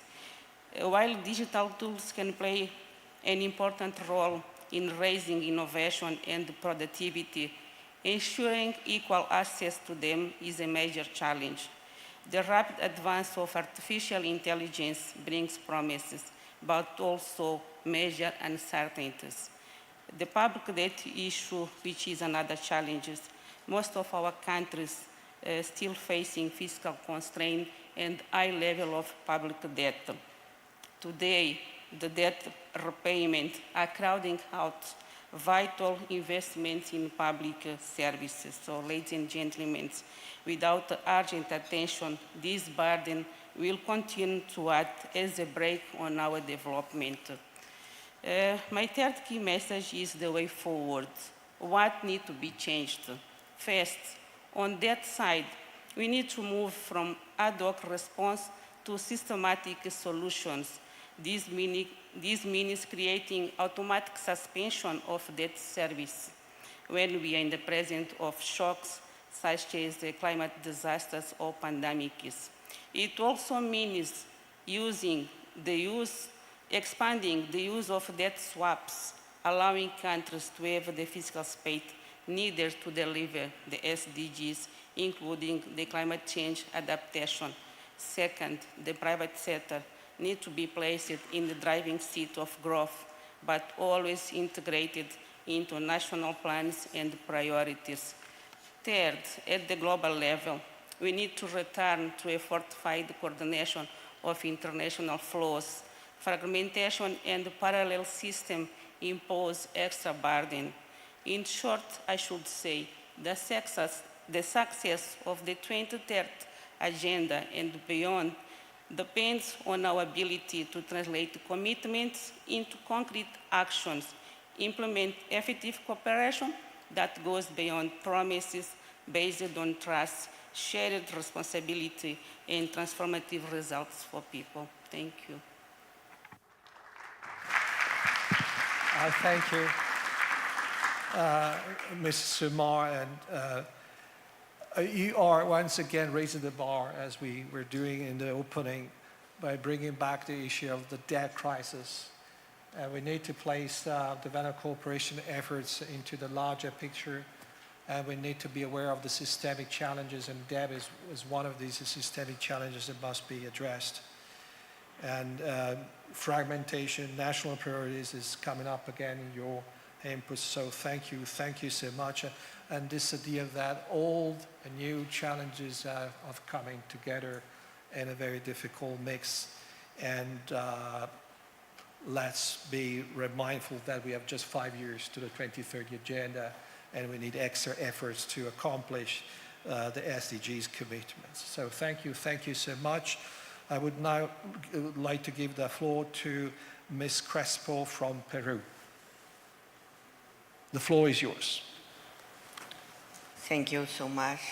I wish to begin by thanking the government of Korea and the Global Partnership for organizing this important forum and greeting the distinguished participants who accompany us today. The 4th International Conference on Financing for Development in Sevilla called us to rethink the international cooperation system toward a more inclusive, comprehensive paradigm with special attention to innovation and technological advances. It is important to highlight that the Sevilla commitment recognizes the need to establish a multidimensional development index that, as a complement to GNDP per capita, considers the differentiated gaps and inequalities faced by developing countries, an aspect consistent with global development challenge. Peru reaffirms its proposal to include social mobility as an indicator focused on providing opportunities for the population to facilitate that social mobility. International cooperation must continue strengthening its role as an articulator and facilitator of dialogue between development actors and promote new horizons for development financing, promote innovative partnerships of collaborations between multiple actors, for example, private companies. It must transcend the traditional approach of official development assistance. The principles for effective development cooperation, national ownership, result-focused, inclusive partnership, transparency, and mutual accountability are especially relevant. Peru supports these principles and includes them in its international technical cooperation policy in 2030. National ownership is key to ensuring that international cooperation responds to local needs and priorities. Capacity building in new technologies is fundamental to guarantee sustainable development, and international technical cooperation must facilitate it. Finally, I wish to highlight that South-South and triangular cooperation constitute strategic value modalities complementary to ODA that promote mutual development with a horizontal, transformative, and synergy-generating approach. Thank you. Thank you. Ms. Crespo, for sharing lessons from Peru, and I was noting down your message about embracing new realities, but at the same time the need to keep some very strong elements such as those coming from the effectiveness agenda. Yes, we would like to embrace the private sector within the notion of country leadership and alignment with country priorities. And also thank you for introducing this element about capacity building in the area of new technologies. Surely this is going to be one of the new frontiers.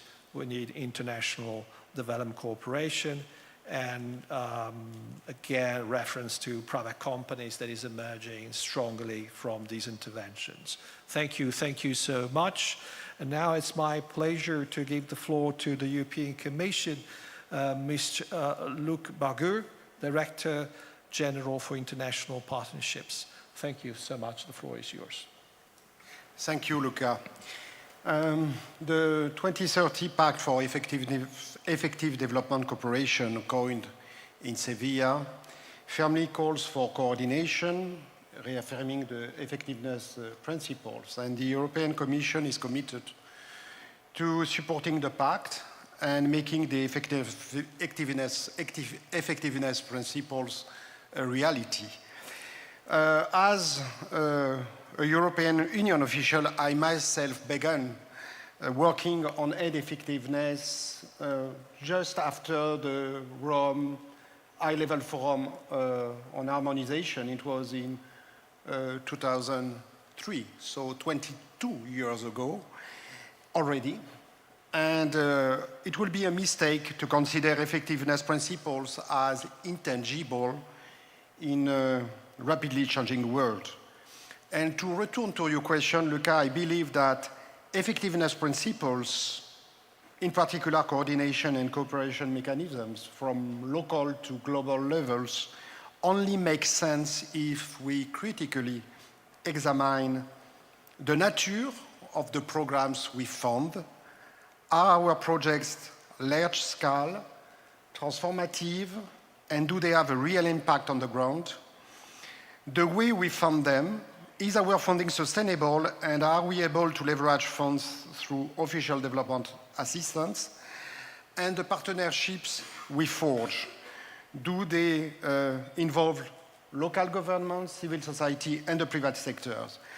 And I think that the days of traditional donor-recipient relationships are over. Emerging markets and developing economies want partnership of equals.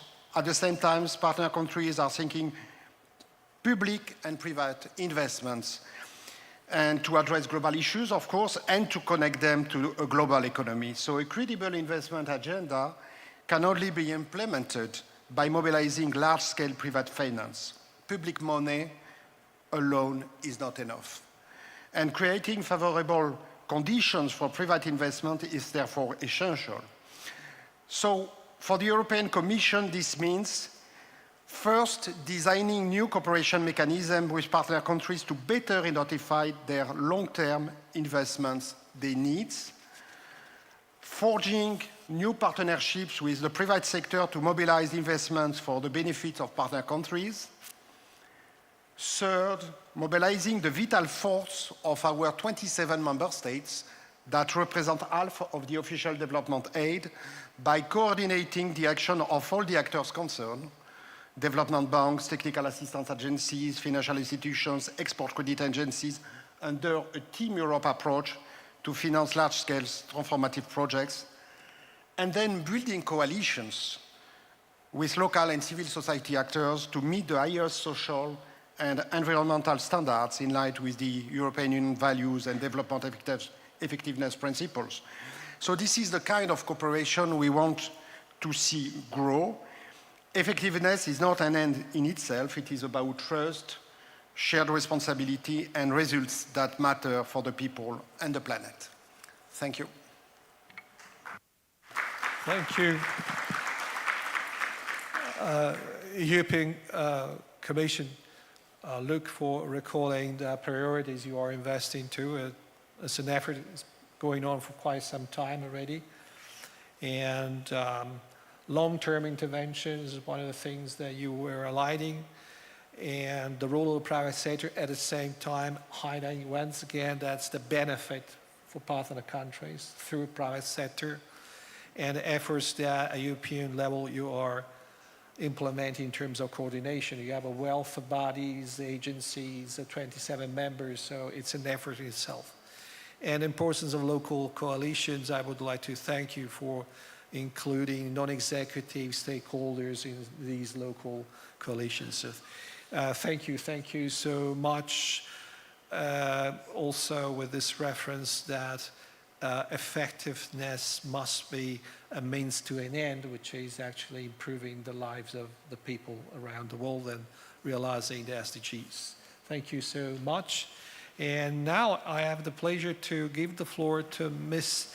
A.G. Varish, Director, Geneva Representative Office, United Nations Development Program. Please, the floor is yours. Thank you very much. Of course, it's very challenging to say anything new after so many excellent points made by the colleagues. So maybe I'll just by starting that I'm going to speak from the perspective of a development organization that works in 170 developing countries. So I think the distinguished speaker from Cambodia really laid out kind of the evolution that has been happening in the development space. And I think, that's what we need to keep in mind, that the same old that worked in the traditional development cooperation response just doesn't work anymore. So we need to really have the vision for working differently together and to look at how development cooperation is already evolving. This is already here, so it's not something that we're aspiring to do, we're already doing. So I'd just like to make 3 points. The first one is very much related to what many of you mentioned on the country ownership, and I would take it further, like what that means from a development cooperation perspective. And I think what it really means, we have to be very deliberate about what's our value added as international development cooperation partners, and what everything we do in these countries, working hand in hand with government, civil society, and private sector, actually is the next steps to work ourselves out of a job. And our job should be to work ourselves out of a job. And I think that's what country ownership and building capacities really means. So with every intervention supported by the donors and every dollar of ODA money, we need to be able to see how that helps us one step closer to that. And I think when it comes to the second point, it's really about alignment. And many of you mentioned it, and my colleague Tim spoke about the INFFs. But the alignment goes much further. It's not just about aligning national development plans for national financing. It's also aligning national development policies to international global development policies. It's about aligning the educational system, the job creation, and so forth. And you all know that work at the country level. But this is a very complex picture. So for any government, not just for developing country governments, this is a high task. So how can we help with that alignment? And I think number one is really what came out of the Sevilla conference as well. It's about how do we transform the space for countries to actually have the fiscal space to invest where they need to invest. So this speaks, of course, to the debt issue, because many developing countries paying more for debt services than for their healthcare services. So how do we help create that fiscal space in the public finance system that improves equity, that brings in direct budgets, and that incentivizes the right investments from the private sector as well? As the distinguished speaker from Cambodia said, we shouldn't build roads anywhere as development partners. There is the private sector to build roads. There is the public sector to build roads, but how we can incentivize that, how we can put in the systems in place. And lastly, just the very quick point on on coherence and the global mechanisms. We're talking here about global development cooperation and global effectiveness. So I think, we as the UN, we are taking now a critical look at how we work through the UN 80 initiatives. When we say we need to have country ownership, and when we look at just the UN system, we have grown over the last decades. So how can we grow over time when we are trying to work ourselves out of the system? So we're trying to answer some of these very hard questions. But when it comes to coherence, we also need to look at how we are investing that very scarce ODA money that you're all talking about. The traditional development assistance has been always catalytic to invest in or to attract other financing mechanisms. But I think this coherence really needs to bring together the fact that every dollar ODA money we invest, we are able to say and articulate and help developing countries to mobilize additional financing from public and private sources to increase their domestic resource mobilization, and to be able to say to the donors that this is how your investment brings a return to global stability, global development beyond the national borders. Thank you.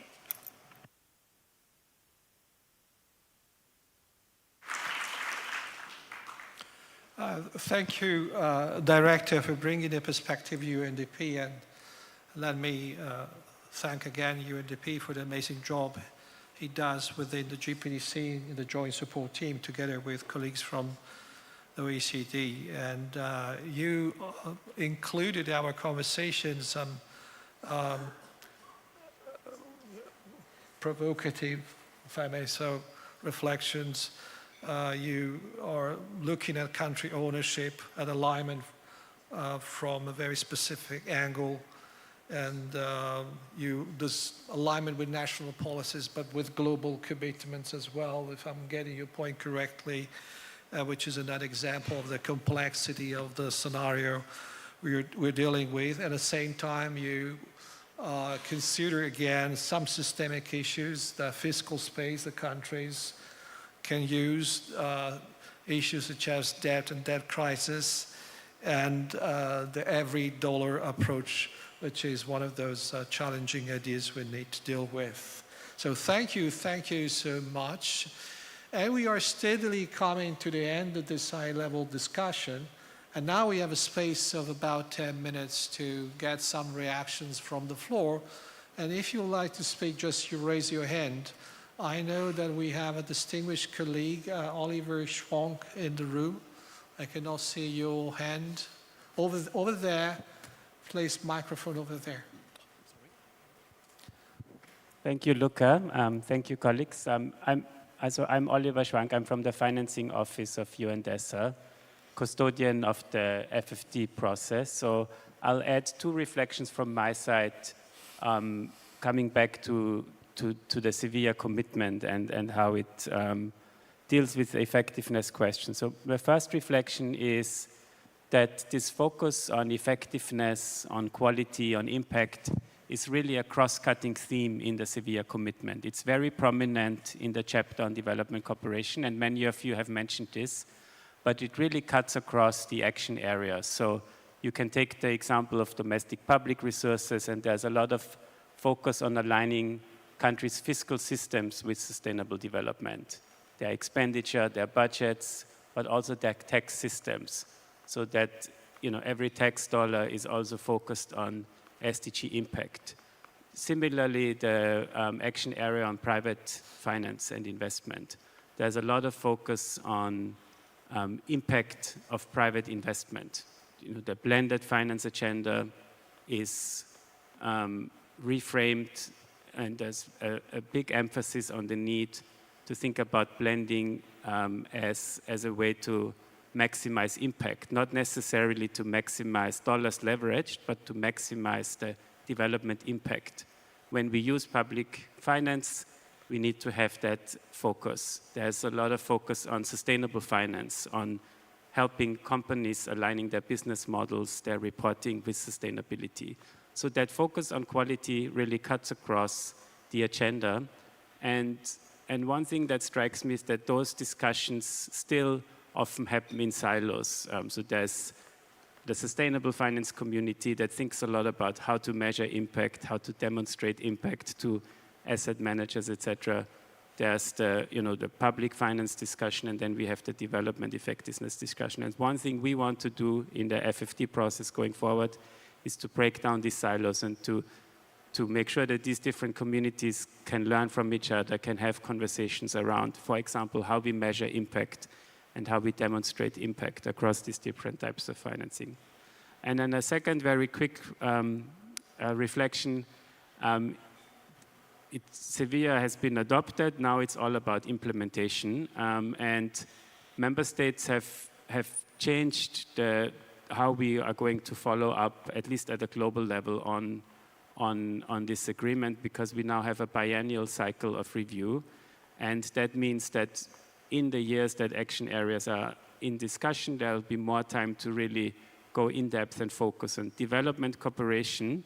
Is not going to be an in-depth chapter next year, but there will be a moment in 2027 where we can really focus on these issues in these global discussions in New York. We will have a development cooperation forum, likely in the first quarter of 2027, and then we have the FFT forum in April of 2027, which will also have development cooperation as a focus chapter. And I think that's going to be a real opportunity to think about how we're progressing on the commitments made in Sevilla. What do we need to do to make this Sevilla commitment, turn that into tangible impact on the ground? And so as DESA, we are committed to work with all of you to use that moment. There's a very clear mandate to make sure that all the work that's happening, for example, in the GPEDC is brought to those global discussions. So this is an invitation and a commitment from our side that we'll work with all of you to make sure that we can make the most of that moment. Thank you. Well, thank you, Oliver. In the meantime, let me see if there are other hands. Oh, please, over there. The microphone over there, please. In the meantime, Oliver, I would like to thank you for outlining the next steps. We need a microphone. Over there, the middle, the lady in the middle. Outlining the next milestones, 2027. And let me quickly remind that the GPDC will be holding its own high-level meeting in 2027, so let's synergize as much as possible. Lady, you have the floor. Thank you so much. Thank you to all speakers. I'm Florbela Pereira, I'm the president of the Portuguese Agency for Development, Camões, and I'd just like to share and underline some of the points that were made here and that are really important from our perspective. The first one on fragility, as our colleague from Australia underlined the question of some of the most vulnerable partners, the seeds and the LLDCs, for instance, and the need to adjust to their particular needs and calls. The second point also to underline what was said by our colleague from Mozambique about a broader use of debt swaps. Portugal has programs of debt swaps for climate action with Cape Verde and São Tomé and Prince. Of course, also share everything that was said about the need to continuously improve alignment of our development policies and programs to partner country plans and strategies. A word also on the effort to enhance coordination on the ground. And I do think that this is really important because we all know that coordination on the ground is crucial for effectiveness and impact of our programs. Last word, just to welcome and thank for the participation of the civil society representative with us today. We do think it's really important to hear civil societies in both our countries and our partner. It's really important to highlight also in the context of civil society the work on education for development. Thank you. The delegates from Portugal, we have another hand here, just in front, seat. Thank you so much. When I was hearing representative, His Excellency from Cambodia, I remembered Oprah show in Accra, where interview was taken from either Minister of Economy or Prime Minister of Korea regarding the growth from the Republic of Korea growth from developing country to developed country. And I remember the question was very interesting, and for me it was very critical question. The question was, did Korea give a preference in support of private sector to local small and medium enterprises? And the response was yes. And my question to you, you told about growth of local private sector. Do you have a system or mechanism of providing preferential approach to development of local businesses, small and medium businesses, and to contribute to strengthening the country ownership? Thank you. Okay, so now we are taking questions. It's becoming interesting. I noticed there are 3 hands, one over there, one over there, and one over there. And I would close the hands now because of in interest of time. So I can start from colleague to the left over there.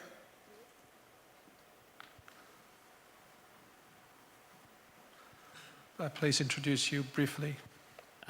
Good afternoon all. My name is Mohammed Shere. I'm the Director General of Ministry of Planning, Investment and Economic Development of Somalia. Thank you, panel. This is really a very enriching kind of a contribution from all of you.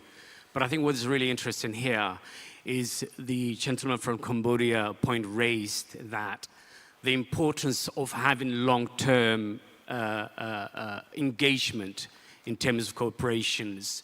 The short-term kind of interventions are not helpful to change a behavior, also to make a long-term impact. I also want to re-emphasize the point that the gentleman from the European Union made, which is really important, and it is the importance of investment. It's really critical. The change in terms of overseas aid, the decline of it, forces us into thinking differently. And change of mindset here is really crucial. But also, that also brings the question of how do we support communities in a different context. It's easy to say private sector, encouraging private sector, but if you don't do the groundwork and support communities in initiating or doing those incubators, it's extremely challenging as well. So I thank you. I thank you, sir, for raising again the point about the role of private sector, at the same time safeguarding the role of communities. We have a colleague over there. Yes. Oh, you have your mic. Yeah, sir. I have mic. Thank you so much. Arnaud Peral, I'm the resident coordinator in the Philippines, and I'm here on representation of UNDCO, of Oscar Taranco. Very, very interesting and inspiring. So thank you so much to member states and the colleagues. I'd like to reflect from the field what efficiency means. I've been resident coordinator and other positions in 3 continents, and one thing that I think we still need to go further in terms of streamlining processes is the scheduling of our intervention and planning. When we launch initiatives like the GPDC or INFF processes or other planning processes that we do as international cooperation, bilaterally or multilaterally, we're not always organize the planning process based on the national calendars, which are whole really heavy processes, right? When the government launch a process of developing their national development plans, it's an effort, it's a whole of society approach with civil society, with government, international partners. And this is the momentum where we should all come together to avoid, duplicating efforts. Because if there is no alignment and we come mid-cycle with processes of consultations, wide process of consultation, the results might be lost and we will lose efficiency. And unfortunately, I've seen that over and over again in all the countries where I served. So if we can find more ways of articulating the timing of the consultation processes, I think we will all gain a lot. This is my contribution. Thank you. Thank you so much for bringing up another dimension to the notion of alignment, in this case, the alignment between, let's say, international processes such as monitoring and global financial processes with the local reality. Let's be mindful that a GPDC has been created with a very clear message, globally light and locally heavy, and we have been doing our best as GPDC to stay true to this strong message, knowing that it comes with certain challenges. But thank you so much for raising the issue of timing again. Was on a hand over there. Yes, I have the microphone. My name is Noella Anyango van Zwieten. I am from Wageningen University. I'm sitting here at the academia table. Yeah, you can see me. And Wageningen University is in the Netherlands, but I also have quite deep roots in the global south. And working with a group of academicians, or also bringing evidence, because in this meeting today, I've heard that we really need evidence to be rich, also in decision-making and strategies. We hear evidence also from specific countries, and for us, it's really important to really think, where is the evidence, who has it, where does it really work as well. So what we're doing in this academic effort is to actually pull in the evidence and the experts and institutions. So if you're a country, if you're a government, private sector, and you really have questions or challenges, and you're trying to figure out who has that evidence, where the experts, what we're doing is you're mapping this globally currently, and the idea is that at the end of the day, it will be possible for you to be able to reach a web portal where you'll be able to find that evidence. And we really think this is quite important, especially right now, because evidence is not a luxury anymore. This is really crucial. We've heard that it can also be a lifeline, also for not just decision-making, but for sometimes even a matter of life and death in some specific situations.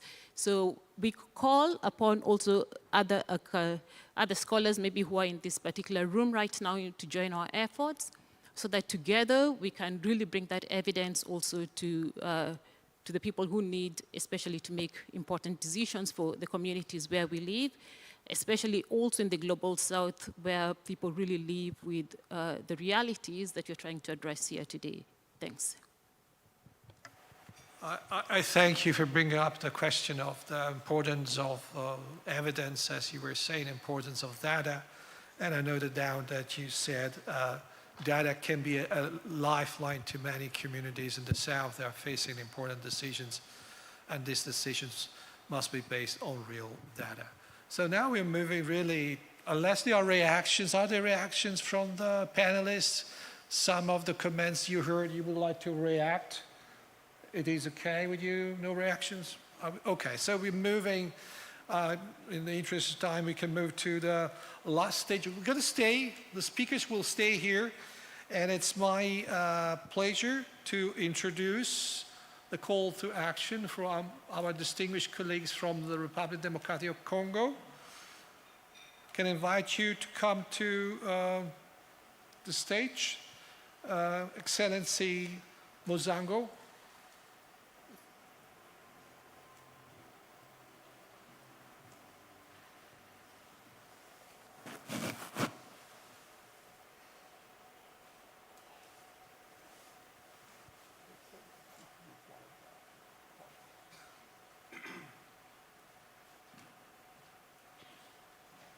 Thank you so much. I think we did a good job.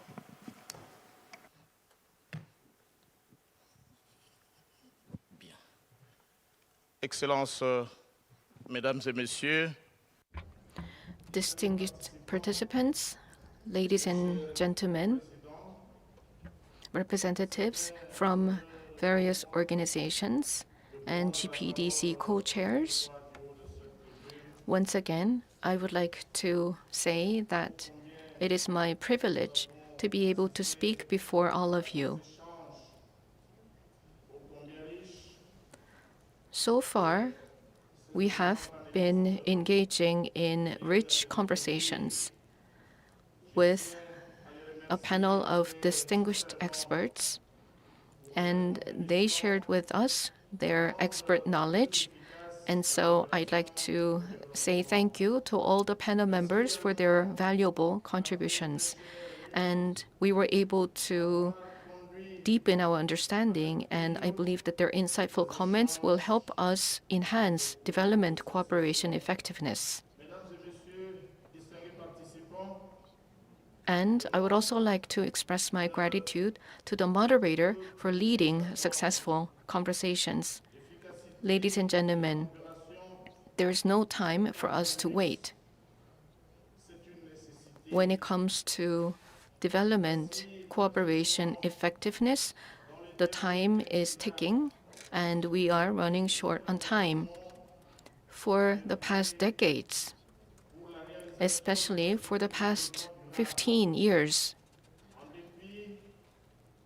we have been working hard to achieve our development cooperation objectives. Despite all these efforts for the past decade, we know that many countries around the world are still lagging behind in terms of achieving their SDGs. The deadline is coming fast, and we may not be able to achieve the SDGs by 2030. And we all know the reasons why we have been falling behind.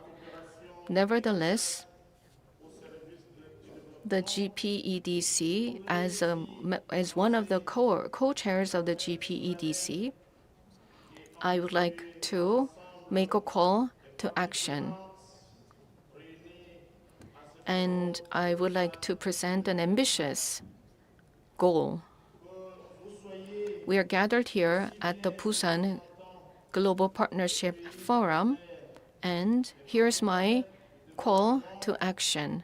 Whether you are from partner countries or from civil society or from the private sector or from the academia or from charity organizations, I would like to argue that the agenda that we're dealing with today is critical for all of us. To enhance effectiveness in development cooperation, we need to strengthen our partnership so that we can create a space that is dynamic, inclusive, and active, where all stakeholders can voice their opinions. And we need to ensure that we create a space where all actors can make their own contributions. And such an action should not just be limited to some technical cooperation, but rather we need to ensure that all of our efforts will produce tangible results at the local level, at the regional level, and also at the global level. We need to produce tangible results.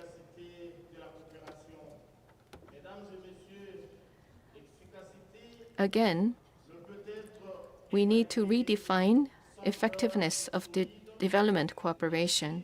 When we say effectiveness, it means that we should be able to demonstrate effectiveness based on evidence and data. And in this context, I'd like to say that all stakeholders need to continue to generate evidence, share them, analyze them, and produce reliable evidence and data that we all can use.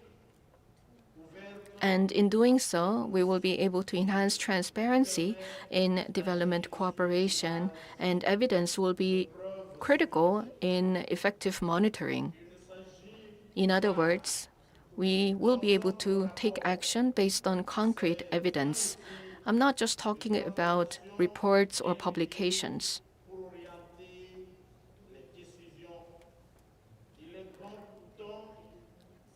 What I mean by this is that evidence will guide us in our decision-making, and it will help us improve mutual accountability, mutual trust, and measuring of performance. And evidence should be able to reflect all our endeavors in all aspects.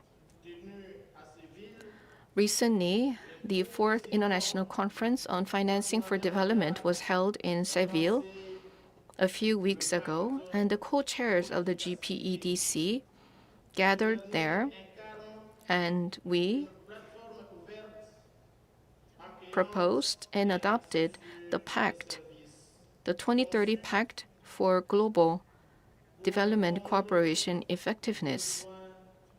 And with this pact, we're now able to put in place the basic principles for effective development cooperation, and this will guide us in taking action. I would like to urge you to join us in this pact and the implementation of this pact. And this pact is essential.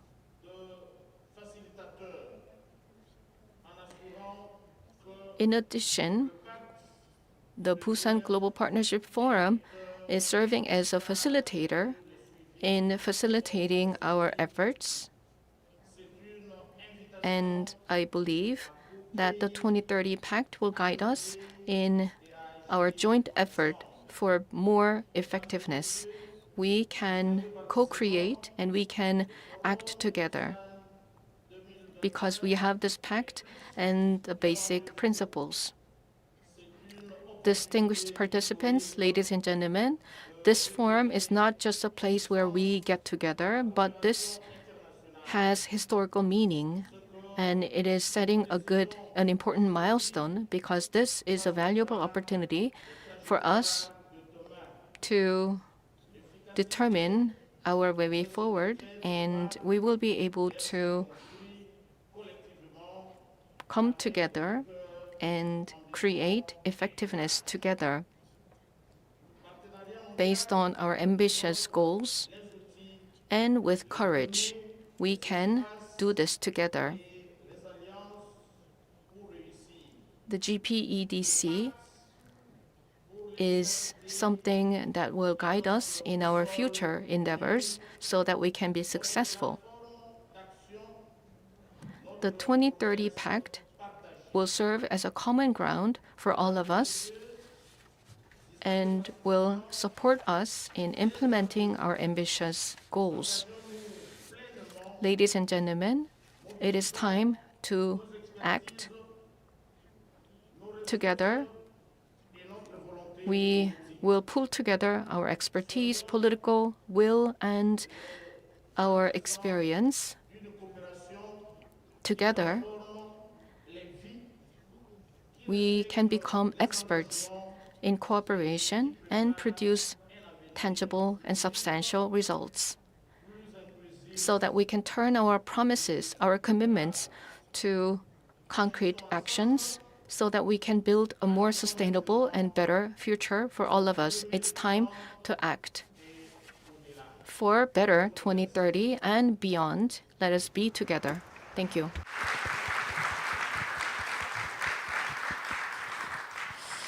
Merci beaucoup, Votre Excellence.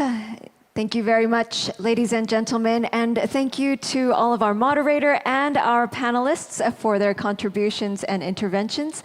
Please give them another big round of applause. Thank you. As they return back to their seats, I believe that we can conclude the high-level plenary session. And thanks to all of our moderator and speakers for being on time, I believe that we can now proceed to lunch. For our guests, lunch is prepared in the Sapphire Ballroom on the 3rd floor. So this is the 2nd floor, so please go one more up. Please return by 2:25 p.m. So 2:25 p.m. for the thematic session number 1, Driving Effective Policies, Practices, and Partnerships, which is slated to begin at 2:30 p.m. So we do ask you to be 5 minutes beforehand so that we can start on time. As for our guests who have been invited to the high-level roundtable luncheon, for those of you who have invitations to the high-level roundtable luncheon, please proceed up to the 36th floor. It is the Bellevue, and we will have our luncheon there. Once again, for those who have invitations to the high-level roundtable luncheon, please proceed to the 36th floor for the luncheon. Thank you very much. Enjoy your lunch, and I will see you in the afternoon sessions. Thank you.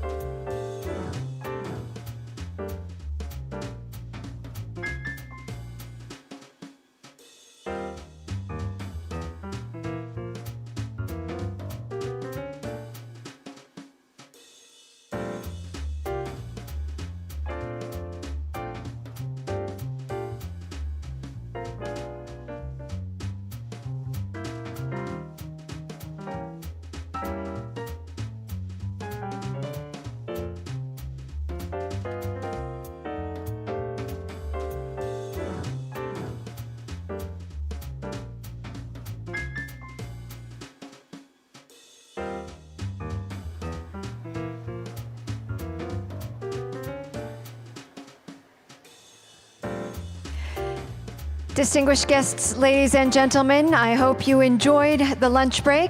We will resume with our thematic session 1, Driving Effective Policies, Practices, and Partnerships, in just about 5 minutes. We kindly ask all of our attendees to please enter the hall and to take your seats. Once again, ladies and gentlemen, the thematic session 1, Driving Effective Policies, Practices, and Partnerships,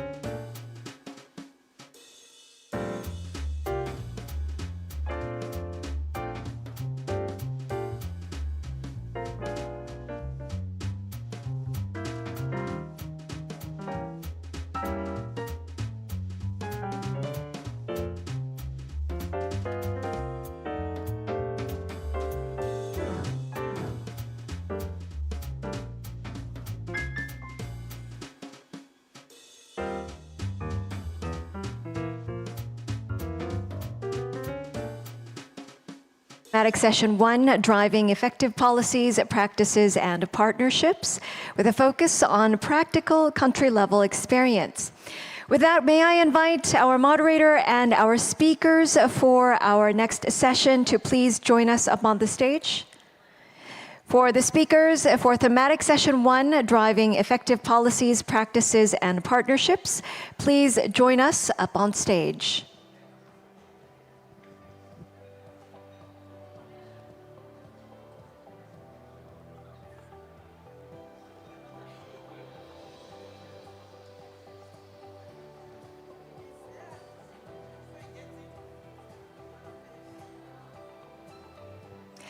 And for our guests in the audience, in the meantime, please do check your interpretation channels once again. It's channel 1 for English, channel 2 for French, and channel 3 for Korean. Channel 1 for English, 2 for French, and channel 3 for Korean. Thank you.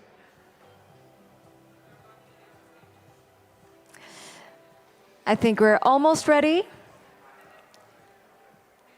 We have just one more speaker to wait for. Thank you very much.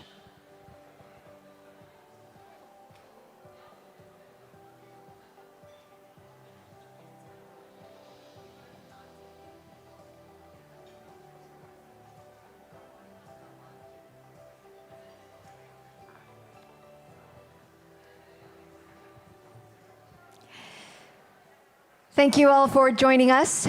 Well, we will begin now with the Thematic Session 1, Driving Effective Policies, Practices, and Partnerships. And with that, I would like to introduce our moderator, Mr. Lee Gyu-ho, Deputy Director General for Development Cooperation at the Ministry of Foreign Affairs of the Republic of Korea. With that, I hand over the floor to our moderator. Thank you for a kind introduction. As introduced by the MC, my name is Gyu-ho Lee. I'm taking a position of Deputy Director General for the Development Cooperation at the Ministry of Foreign Affairs. I just simply returned to my home ministry from Office of Prime Minister. I was seconded to the Office of Prime Minister, but I'm happy to be here today. I'm very honored to be with all the distinguished speakers. I hope that we're gonna have an interesting and constructive session for of you today. Let me introduce our panelists. Please understand my mistaken pronunciation of names. Sometimes it is hard to pronounce name correctly. First one, Speaker 1, Ambassador Thomas Gass, Head of Swiss Mission to Vietnam, Switzerland. And Mrs. Evie Elizabeth Camara, Director, Development Assistance Coordination Office, Ministry of Planning and Economic Development, Sierra Leone. Speaker 3 and Mr. Wamupu Akapelwa, Acting Director, Development Cooperation, Ministry of Finance and National Planning, Zambia. Speaker 4, Mr. Aldwin Urbina, Director, Department of Economy and Planning and Development, the Philippines.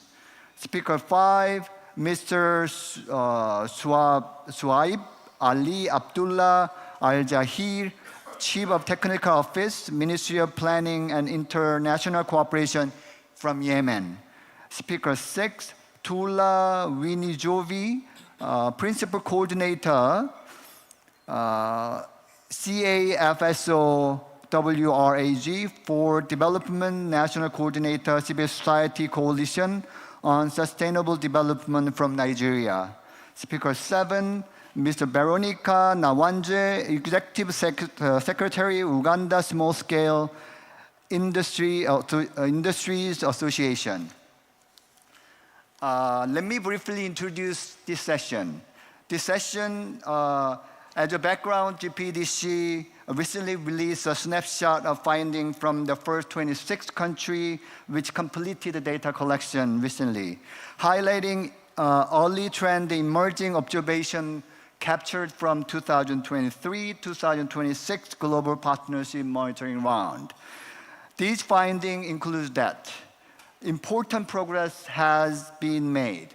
National development strategy, for example, have improved in quality with a strong inclusion of budget and information on public expenditure and significant alignment with sub-national strategy. System to track and publish gender-responsive budget allocation are increasingly in place, and aid information management systems are widely established. At the same time, progress is uneven. Perception of enabling environment for civil society vary widely, with the government generally more positive than CSOs and development partners. Though in several countries, all stakeholders report improvement. Funding predictability is improving, but remain limited in multi-year term. Development partners align most of their projects with national plans, yet only slightly more than half of results indicators are drawn from country frameworks. Critical gap persists. Mutual accountability remains especially weak, with only 2 countries having comprehensive mechanism for robust mutual accountability in place.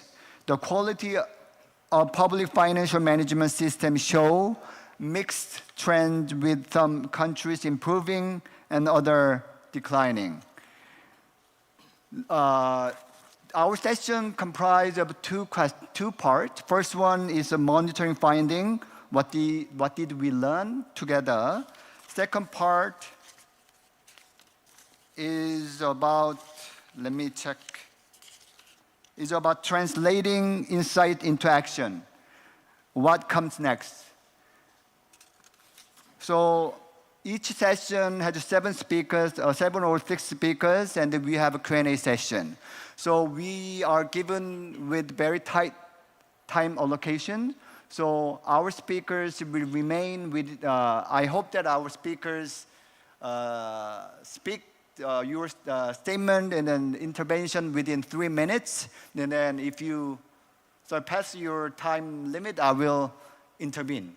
And then every Q&A session, I will invite some questions from the audience. So I hope that people from the audience also actively, robustly engage in our session. So we need to have a very live discussion on this important matter.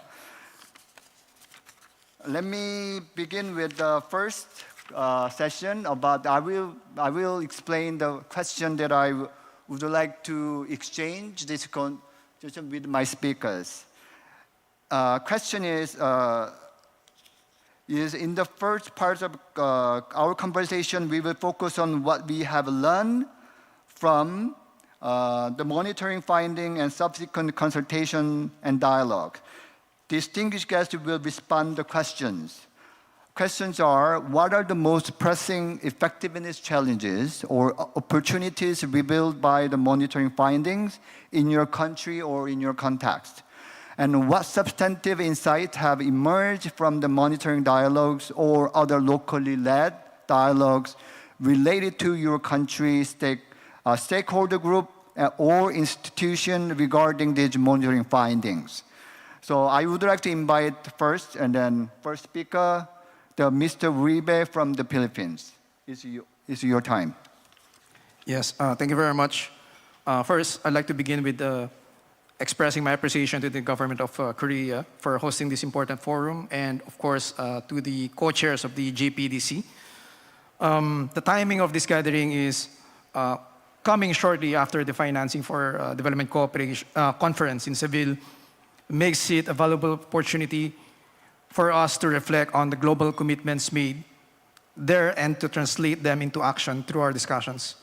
From the Philippines' experience in the 4th Global Partnership Monitoring Round, let me share 3 reflections to connect to today's discussion on progress, dialogue, and action. First, there's still a gap between consultation and actual influence. Civil society organizations are more involved, but they still feel their voices do not shape final decisions. With development partners, engagement has improved, yet many continue to use their own frameworks. This means only a portion of project indicators can be tracked in our national data systems and limiting how far evidence supports country ownership. Second, we already have strong platforms to build on. Our National Development Plan is inclusive and linked to the budget. It provides a clear entry point for wider participation from civil society organizations, from the private sector and parliament, not just to be consulted, but to help set priorities and monitoring results.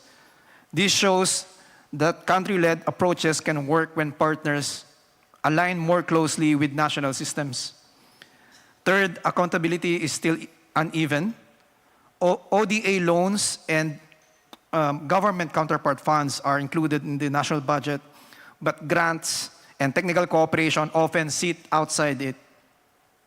So this reduces the visibility and limits parliamentary oversight. So public debates also tend to focus on costs rather than outcomes. So broadening accountability could shift oversight away from compliance toward shared responsibility for results. So this point invites different perspective. First, a skeptical view is that without changing incentives, participation risks remaining symbolic. An innovative view sees opportunities to use digital tools and participation mechanisms to make evidence more actionable. And a practical view stresses working with what already exists. By strengthening the national plan, aligning donor frameworks with it, and expanding oversight step by step. So the deeper lesson is that mechanisms are already in place. What is missing are the trust and incentives to make them more meaningful. So the opportunity is to move from symbolic participation to shared ownership, where evidence informs decisions. Accountability is a joint effort of governments, partners, and society. Thank you. Thank you. Thank you very much, Mr. Rive from the Philippines, for your intervention. I will shorten my intervention as moderator to save the time for speakers and audience. Mr. Zahir Yemen, as a G7 plus member, brings a perspective of effectiveness in a context of fragility. Yemen finalized the monitoring using the fragility adapted questionnaire. You have received findings which have already led to some concrete observation. I give the floor to you. Yemen, yes, yeah. I'm sorry. Yeah. Looking at the wrong direction. Thank you, Mr. Moderator. I'm here. Distinguished colleagues, as you're aware that with the current round, the fourth round, a new survey was introduced which would look into conflict, but mainly it looked at the conflict resilience assessment plus the humanitarian development nexus analysis and so on. But it didn't go deep into the institutional resilience and so on. So I would go into this side. I'm not going to go to the comprehensive one that we did. So Yemen's monitoring results in this aspect reveals actually profound paradox that speaks to the future many fragile countries may face. So the first paradox, in my opinion, and I'll be frank, is there is a high performance indicators base system bypass. What I mean by that, our data shows that there is a remarkable achievement of 62% of development partners share forward planning compared to 36% to the LDCs, other LDCs, and 90% disbursement compared to 82%. So this success is good, but it marks a stark reality, which is that the use of country system is zero, including BFM. Well, it's conflict, it's a necessity, but and we accept it as it is. And as one of the development partners, head of cooperation said, we have created parallel state that function better than the actual state with adaptation to the donors' policies so that the donors can still engage. And normally they engage through the UN systems. So this presents a greatest achievement for us, but also a deepest tragedy. We have become so efficient around government institutions that we risk making this bypass permanent. But the question is, with this good data, did we improve poverty? No. Did we empower our institutions? Somehow, human development indicators went down, but what we can see, we have succeeded in preventing total state collapse, mass famine, and also complete surface breakdown. But the question is whether preventing catastrophe counts as a development success and effectiveness. The second one is the innovation trap. Yemen has pioneered new institutions coming as semi-autonomous institutions. They have worked really well, and they have implemented for partners. The other way is the missing piece in Nexus. There is development, there is humanitarian, but the peace side didn't do as much. Thank you very much.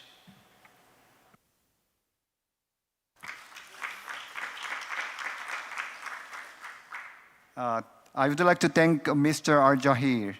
Next speaker is Mr. Winjovi, as representative for small business in Uganda. Your organization reported data to the monitoring exercise. Could you share some takeaways? Thank you. And you had said Nigeria, but this is Uganda. And yes, we did take part of that exercise as part of the 2023-26 Global Partnership Monitoring. Uganda undertook the Kampala Principle Assessment, what we call the KPA. And the first one were, the 5 points were that the first, inclusive country ownership resulted and targeted impact. Inclusive partnership was number 3, number 4 was transparent and accountability, and number 5 was leave no one behind. With these particular principles, my association, Uganda Small Scale Industries, has been able to include and give results of these particular KPAs to the principles. And it has been very comprehensive. It includes views from small farms, large farms, CEOs, trade unions.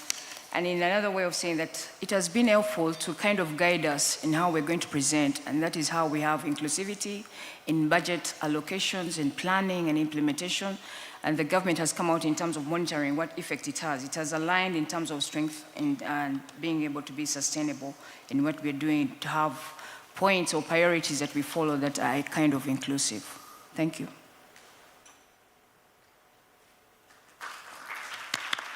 I think I mixed the name of speaker. I'm very sorry. Next, I would like to thank. I would like to invite Mr. Winjovi.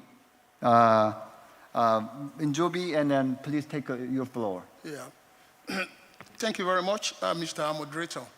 I have so much actually to share with us, but within the time frame, I'm going to see how I can explain maybe 2 or 3 issues here. The most pressing challenge to us as civil society is the stakeholders' engagement in Nigeria. If you look at the 4th monitoring round framework, the first division there has to do with the issue of the whole of society. And the whole of society actually encompasses civil society, private sector, development partners, and so on and so forth. Now, when you look at all this, we discover that government is yet to attune itself to the paragraph 22 of the Accra Agenda for Action, which recognizes civil society as development partners in its own right. So this is very, very fundamental because it's affected even the other areas of the questionnaire which we responded to. If we pick some example, for example, in maybe question number 2, which had to do with consultations. I can make bold to say that we have consultations in Nigeria, but what quality of consultation are we really talking about? Who actually initiated this consultation is an issue, really. Most of the time, it is civil society that initiates consultation. We actually consult, even with the government, rather than for the government even to start it. And I have critical examples that I can give you. Way back in November 2015, when we were discussing the post-2015 development agenda, civil society came together. We invited the government. which is something that government ought to have even done. Now, from the House of Assembly, we have a member of the lower chamber who attended that conference. Then two, from 2016 upward till 2020, when COVID-19 actually came in, we have been organizing discussions around SDG, especially on VNR and HLPF, because each year you see us in New York to make our presentation there. Now, it was in 2018, really, that government was also invited, and they came, and we now had to tell them the need for them to actually make it possible to facilitate our coming together with the government, because we actually want to dialogue with them. So, and that thing paid off, though, after 2 years. That was maybe 2020, when they now organized all stakeholders a conference involving us. So the quality of consultation has not been encouraging. And another issue has to do with the legal framework itself, which has not been, actually, it has been ossifying the operation of civil society. Because I don't have the time, I will have read out some of the legal frameworks that we have in Nigeria that have been impacting negatively on the operation of civil society organization, leading to a lack of enabling environment that we are talking about. So thank you very much. Thank you very much. I really appreciate your intention to share your experience with your government in terms of quality of a consultation and dialogue. I think we can learn from you further if we have more time. But I hope that we have more time when we have a recess. Thank you very much. And then we will now turn to the action dialogues. I really like the word action. It is time we need to put all our efforts for the action together. The action dialogue has been already held. So I would like to invite Ambassador Goss. Ambassador Goss, as a former GPDC co-chair, you took part in driving the development of the GPDC monitoring process to include a phase of reflection, dialogue, and action.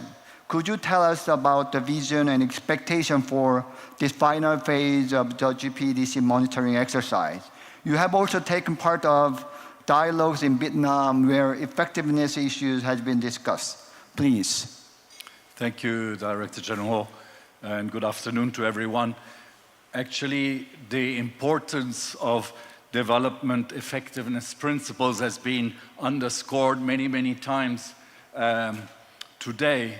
But I think why I'm really glad to be in this session is because it's all about what is the unique selling proposition of GPEDC. And that is the monitoring round. It's not the most trendy, it's a bit dry, but in the end, if we don't have a monitoring round, if we don't have that data, Mr. Zaghir just put it really straight to us, that the alignment was 0. But if you don't have the data, you can't have that kind of discussion. And that's why I'm really glad that here I can say that for Switzerland, where we know we're not doing everything 100%, but these monitoring rounds at the local level are absolutely essential, because it's not so much the discussion that we have at a global level. That one is important, and we're going to have it in New York, we're going to have it in every high-level meeting. But the kind of discussions that you have at a local level, where you have to create that safe space with the government, with the different stakeholders, to be able to put the truth on the table. Sometimes we get up in the morning and we don't like to look into the mirror. Well, the GPEDC monitoring rounds are our mirror. We have to just face it. We're getting older, and but we have to address some of these issues. And I really appreciate. I'm currently based in Vietnam. I really appreciate that the government of Vietnam hasn't waited to finish with the monitoring round to actually call the development partners together and discuss some of the critical issues with them. Now, I want to, in the last minute that I have, I just want to underscore one thing. We were talking about development, about monitoring rounds and about action dialogues, but it wasn't supposed to be action dialogue or monitoring round with everything in capital letters. The whole idea in 2022 was that we would adapt ourselves to the cycles of the different countries. Exactly what the resident coordinator in the Philippines said just now. That was the idea, that we are nimble, that we can produce data in an ongoing fashion and put it out there for the development partners, for the different stakeholders to see. So I really want to plead that we rediscover the core of what these monitoring rounds are and how they will nurture our dialogue with a small d, but they're absolutely essential. Thank you. Thank you very much for your very inspiring statement. But at this moment, I think of, actually, I was, almost 80 years ago, I was the director of ODA policy at the MOFA. I also prepared for GPDC forum back then. I also joined the panelists, one of the sessions at the GPDC meeting 7 or 8 years ago. At the time, I highlighted the importance of action together. I just said that we got together, we discussed the principles and issues related to development effectiveness. I asked the audience that, are we acting now on this matter? But we are still asking ourselves, we are acting now. But I was very surprised by the representative from Yemen, zero country system, 0%, means that we are not acting. I think that's the problem. Data is there, but data should remain there. We need to do something, some action, principle action agenda from the data. But are we drawing our action agenda from the data? That's my question. So, but I increase my time. Let me invite Ms. Kamara, Sierra Leone. Sierra Leone recently hosted the high-level multi-stakeholder dialogue around the finding. What insights can you share with us? Thank you very much, moderator, friends and colleagues. Sierra Leone has attaches importance to the monitoring rounds, and this round is the third that we've undertaken since the process commenced. And what we did was to ensure that it was inclusive and commenced with a high-level launch that had representation at the ministerial level, heads of agencies, civil society, and our private sector colleagues. Overall, it shows that we are making some progress, even though our challenges remain. I will not go into the details because of the time, but just to say that we are able to record progress in 15 of the 34 indicators, while 14 remain unchanged and 5 recorded a decline. But beyond the numbers, for us, the monitoring survey findings have given us an invaluable impact on both the structural and the emerging challenges to development efforts. We see a gap in the predictability of development aid because we really do not have visibility of fiscal allocations by development partners. We also noted some challenges with parliamentary oversight and the fraction of development cooperation that's reflected on budgets, and that's mainly the aid on budgets. But the broader issue that came out of the reflection dialogue, which we had there in this past July, is that we have data challenges. The data infrastructure is still challenging, especially with the national statistical system, and it limits our ability to track progress.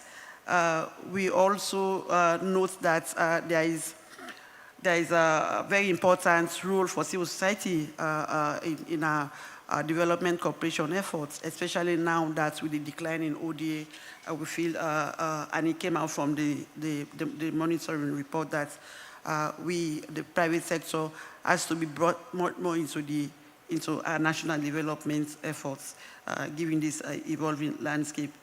The challenges we realize are not new, but that over time we've been trying to address that.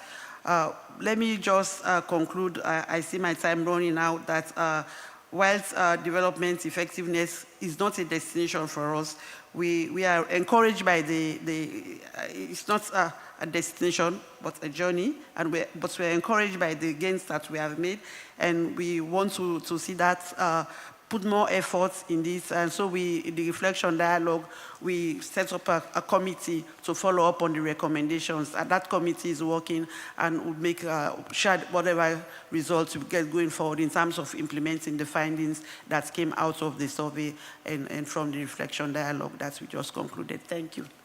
Thank you, Mrs. Kamala. Next speaker is Mr. Akapelwa. Mr. Akapelwa, also Zambia hosted recently high-level multi-stakeholder dialogue. What would you highlight from Zambian context? Thank you very much, moderator, and good afternoon. Let me begin by thanking the government of Korea for hosting this meeting, and also for the organizers who have given Zambia the honor to share in the reflections. So to begin with, I would just like to say that Zambia has been a very keen participant in development cooperation initiatives. I think when the idea of harmonization started, we were very active. Aid effectiveness, we are very active now in the era of the development effectiveness. So going to the results themselves, I would like to say that broadly speaking, I think Zambia did very well in a number of areas. In PFM, development planning, the whole society approach, I think recorded very good results. But I saw that some results, for example, in gender budgeting were very weak. Parliamentary oversight was registered as weak as well. Now, I need to say that in the dialogue itself, when the stakeholders were meeting to reflect on the results, it became apparent that there was no unanimity in those results, because it was very interesting that the cooperating partners, for example, disputed a result which showed that there was no parliamentary oversight, because that's what the results were showing. And I agreed with them, because if there's anything that is happening in Zambia is that the National Assembly is very active in terms of oversight of economic matters. What I thought led to that result is the fact that we do not have a specific development cooperation report, which appeared to have been the suggestion in the questions that this should be there. But we do produce at times, but CPs are engaged with the National Assembly. The National Assembly is very active in matters of budget and so on. So I thought that result, in the way it came out, perhaps was misleading. It is not true to say there is no oversight by Parliament. Actually, there is. But I agree that we need to be maybe more specific about the avenues for parliamentary engagement. Now, I also saw, just one moment, I also saw that there was no clarity, I think, among stakeholders about their roles, because when we were finalizing in the last action dialogue, it was not very clear that the government itself, whilst the government was very sure about what it was doing, it was not so clear with the private sector and the civil society. So I think that these are some of the areas that we need to work on so that there's clarity in terms of the roles of stakeholders. Thank you very much. Thank you very much. Now I think we are the 8 minutes behind. So I'll give you, but a random Q&A session, I think I will take some random question from the audience at the end of this session. So, but before going to the part 2, I will invite one more, our distinguished guest from the audience, Mrs. Polidas Chi, Director General, Council for Development in Cambodia. In Cambodia, you have held so-called reflection workshop around the monitoring findings and are preparing for high-level multi-stakeholder action dialogue. What is your comment and a thought on this experience? Ms. DG Chi?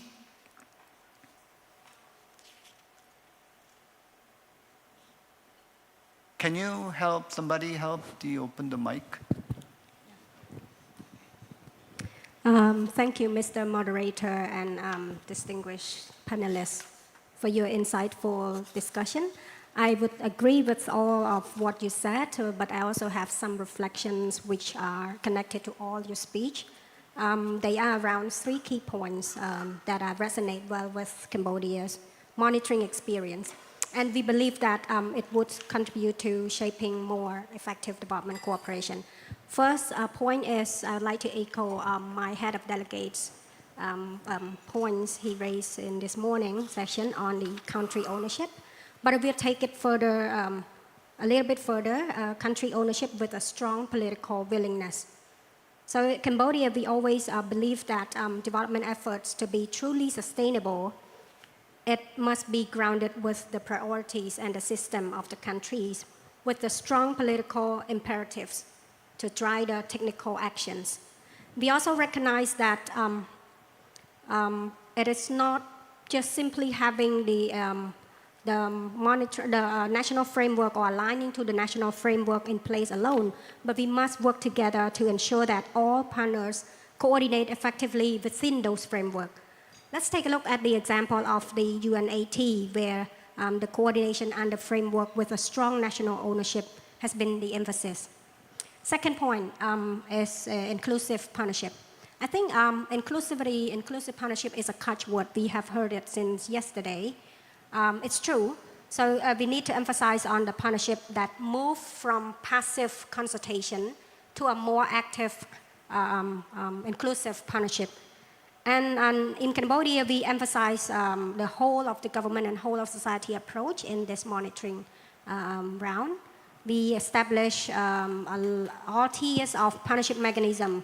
For example, at the global level, we take this GPDC forum as the one of the mechanisms in our country. Also, we would like to thank to this global monitoring reform and exercise that has poked all of us to reactivate, to renew and expand the partnership, just like Mr. Thomas has mentioned in your earlier speech. But I'd like to also take inclusive partnership a little bit further. I believe that smart engagement on top of the wide range inclusivity of partnership is essential. What I mean by smart is in terms of being pertinent and relevant to the country context, especially during the crisis. So we can address the urgent, immediate issue in a timely manner. For example, take a look at the COVID-19 experience, where the foreign direct investment shocked, another flow shocked, but development cooperation is resilient to the shock. So we delivered the development cooperation in a smart and flexible engagement way. The last point is the accountability. We know that we need to strengthen the data system and the public financial management system, which is the priority to enhance accountability and transparency. So that would be it for the 3 points of my comments. And as Mr. Moderator has mentioned, that Cambodia are preparing our upcoming action dialogue in the coming months. And also next week, my Constitution Council for the Development of Cambodia in collaboration with the OECD, we will convene an in-country workshop on the effective result framework, which is the add-on to this monitoring exercise. And we believe that we will learn from this experience. And thank you, the host, for having us. We're looking forward to more collaboration. Thank you. Thank you very much. Let's move to part 2. The topic is translating insight into action. What comes next? The main question is, how could your government or stakeholder group shape policies, programming, or strategic priorities in response to GPEDC monitoring findings? And what practical steps are the governments, development partners, civil society, and other stakeholders taking or planning to respond to these findings? I will invite Mr. Uribe from the Philippines. Yes, thank you. In the Philippines, we have tried to treat the monitoring findings not just a report card, but as a starting point for dialogue and reform. So basically, some actions have already are beginning to take place. The private sector is exploring how it can engage more directly in the programming of ODA. The oversight bodies are seeking stronger links between the budget and the plan, and conduct of more systematic evaluations of major programs and projects. And the government is reinforcing public financial management reforms through our new public financial management roadmap for 2024 to 2028. The civil society, for its part, has proposed a central platform to track both contributions and the resources they mobilize. So these inputs will converge into a national action plan that will be validated in a forthcoming high-level forum. So to give these commitments weight, we are also working on an accountability mechanism that embeds them into existing systems, such as planning, budgeting, monitoring, and evaluation, rather than creating new structures. So the lesson we draw from this is that effectiveness gains traction when monitoring is linked to domestic reform priorities. If commitments are integrated into existing institutions, they stand a greater chance of outlasting political cycles and monitoring rounds. So the value then is not only in responding to the GPEDC indicators, but gradually shaping a governance culture where evidence informs decision-making and accountability is broadly shared. So I would echo our earlier point. The challenge and the opportunity is to move from symbolic participation to genuine ownership. Monitoring can support this by not only generating data, but by creating the trust, incentives, and partnerships that turn evidence into sustained action. Thank you. Thank you very much. Mr. Al-Jahir, Yemen has already taken several concrete steps to translate the finding into action. Can you share your story with us? Yeah, thank you. Yeah, before I take you to what we've done, it's pretty important to tell the story, what the transformation was. Okay. So there was traditional approaches, and now we have crisis-adapted approaches. So we moved from government systems to semi-autonomous and BMU, project management unit systems. We moved from direct implementation by the government to multi-partners arrangement. We moved from sequential programming to integrated human development peace nexus.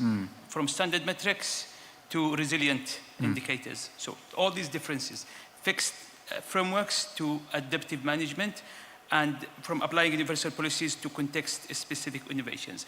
These, 6 dimensions, we've done them within research that I've done it for dissertation for the University of Birmingham with long, data and reviews. So the point is, there is an institutional bypass, but this was good temporarily, which enabled operational flexibility, which necessitated the innovations which we mentioned about the new institutions, which in turn facilitated new forms of coordination and accountability. So from there, I would say that, one, we have started the pathway back initiatives. Before the war, before the conflict, there was coordination between the donors and the government. We started that back to plan for graduated re-engagement with country systems.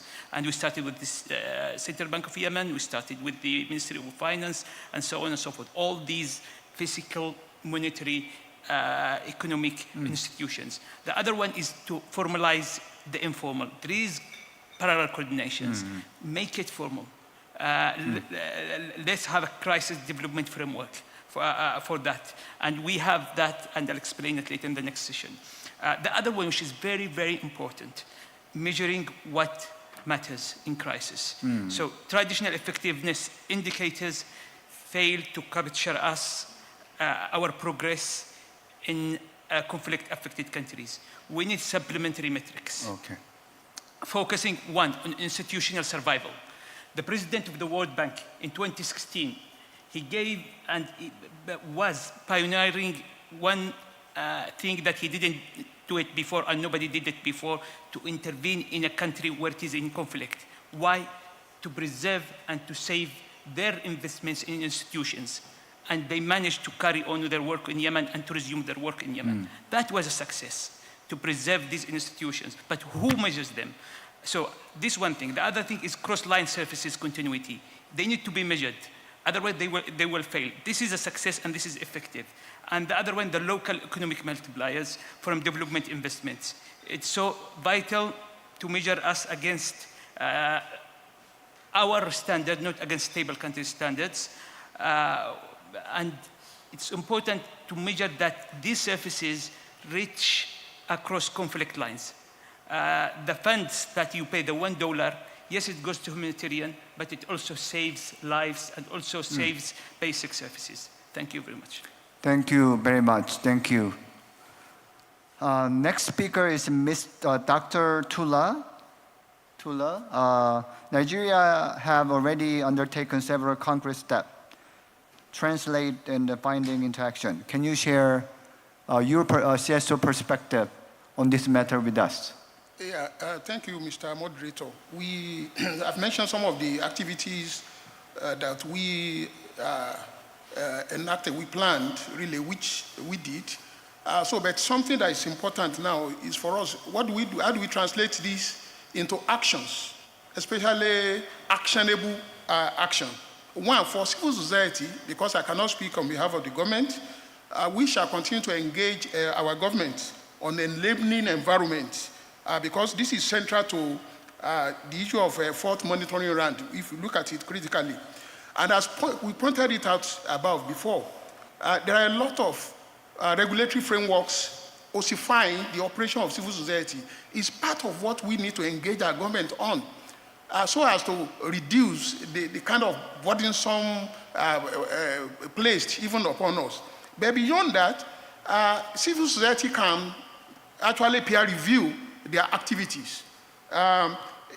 In April this year, March or April this year, in Nairobi, Kenya, CPD, in conjunction with Reality of Aid Africa, came together, invited us to Nairobi, where we had the opportunity to share what we have been doing in our various countries. And we're able to learn. And this is something good that I believe that we should continue to do, so that we can share best practices. Because I believe that civil society, we have different challenges in our different countries, but there are ways in which we can solve some of these problems, like the enabling environment issue that I told you about. Then beyond that, in May 2025, civil society organized its internal consultation process on fourth monitoring round in Nigeria. And as development actors in our own right, we will not relent in our effort in organizing continuous dialogue with the government on the need to translate these insights into action, really. Even though government might not be responsible and responding, civil society will be ready to seek intervention of maybe private sector and UNDP, because we believe that government tends to listen to UNDP than to listen to us. We shall continue to even engage them around that. Now, as civil society, we have resolved also to be having periodic roundtables on development effectiveness and enabling environment on Busan principles in particular, where policy recommendations shall be shared and discussed with government for implementation. We have been doing this before, and we shall continue to share all these policy recommendations so that government can see which ones they are ready to implement. Because involving the stakeholders in development plans and programs is very, very central. So, and that's why there's a need for us to engage government the more in that direction. Then, as in partnership with development partners, civil society will continue to embark on monitoring for accountability and results, this fourth monitoring round, and other related outcomes. As a matter of fact, we are thinking of the fifth monitoring round now, which we are going to be involved in. I think because of time, let me just share with others. Thank you very much. Thank you. Next speaker is Mrs. Nawanje. Could you share your perspective from the angle of business on this matter? Thank you, moderator. With Uganda, I think that what we have already is the structures already in place. It is just how do we enforce the implementation and ensuring that we succeed forward. The Kampala Principle Assessment findings shed light on the ways we're supposed to do it. And there are some initiatives that have been done and trying to improve. For instance, if it's tenders, even small farms like from my own enterprises also are able to bid. So the e-procurement is helping to do things out practically, and digitalization of different ministries to kind of help to gap these particular issues. Practically, they could be done if they provide more information, as earlier said by the head of our public service, that we have different stakeholder meetings, and these ones have helped out to kind of streamline activities. Say, for instance, we have the one for the national, the private sector sits with the government, and they try to plan along the national development plan for, to kind of help to strategize where we're going most. And in that, even for the SMEs now that are giving or providing to the government tenders, they're also given more shorter days to be paid. So this is actually coming into progress and seeing that it is moving forward. We're just waiting to see how the action dialogue that is coming up in Uganda, organizing part of the final phase of the monitoring exercise. And this will be an opportunity to discuss findings in detail. Thank you. Thank you very much. Thank you. I will raise another question to invite the rest of the speaker to make a comment on. What lessons can be shared to ensure that monitoring translates into sustained political traction at the global level, as well as behavior change and locally led action at country level? I would like to invite Mrs. Kamala from Sierra Leone. Thank you very much, moderator. For us, we believe that there are critical lessons we learned. First, you have to have a clear national anchor. And in this case, it's the Ministry of Planning, my ministry, that was able to bring multiple stakeholders to the table to have the discussion. And of course, sustained multi-stakeholder engagement is critical. We had several workshops, and we had the reflection dialogue, both at the technical and the political level, where really we created a space to reflect honestly on what works and what's not working, and what we need to do to shift behavior, whether at the government level or at the partner level or other sectors.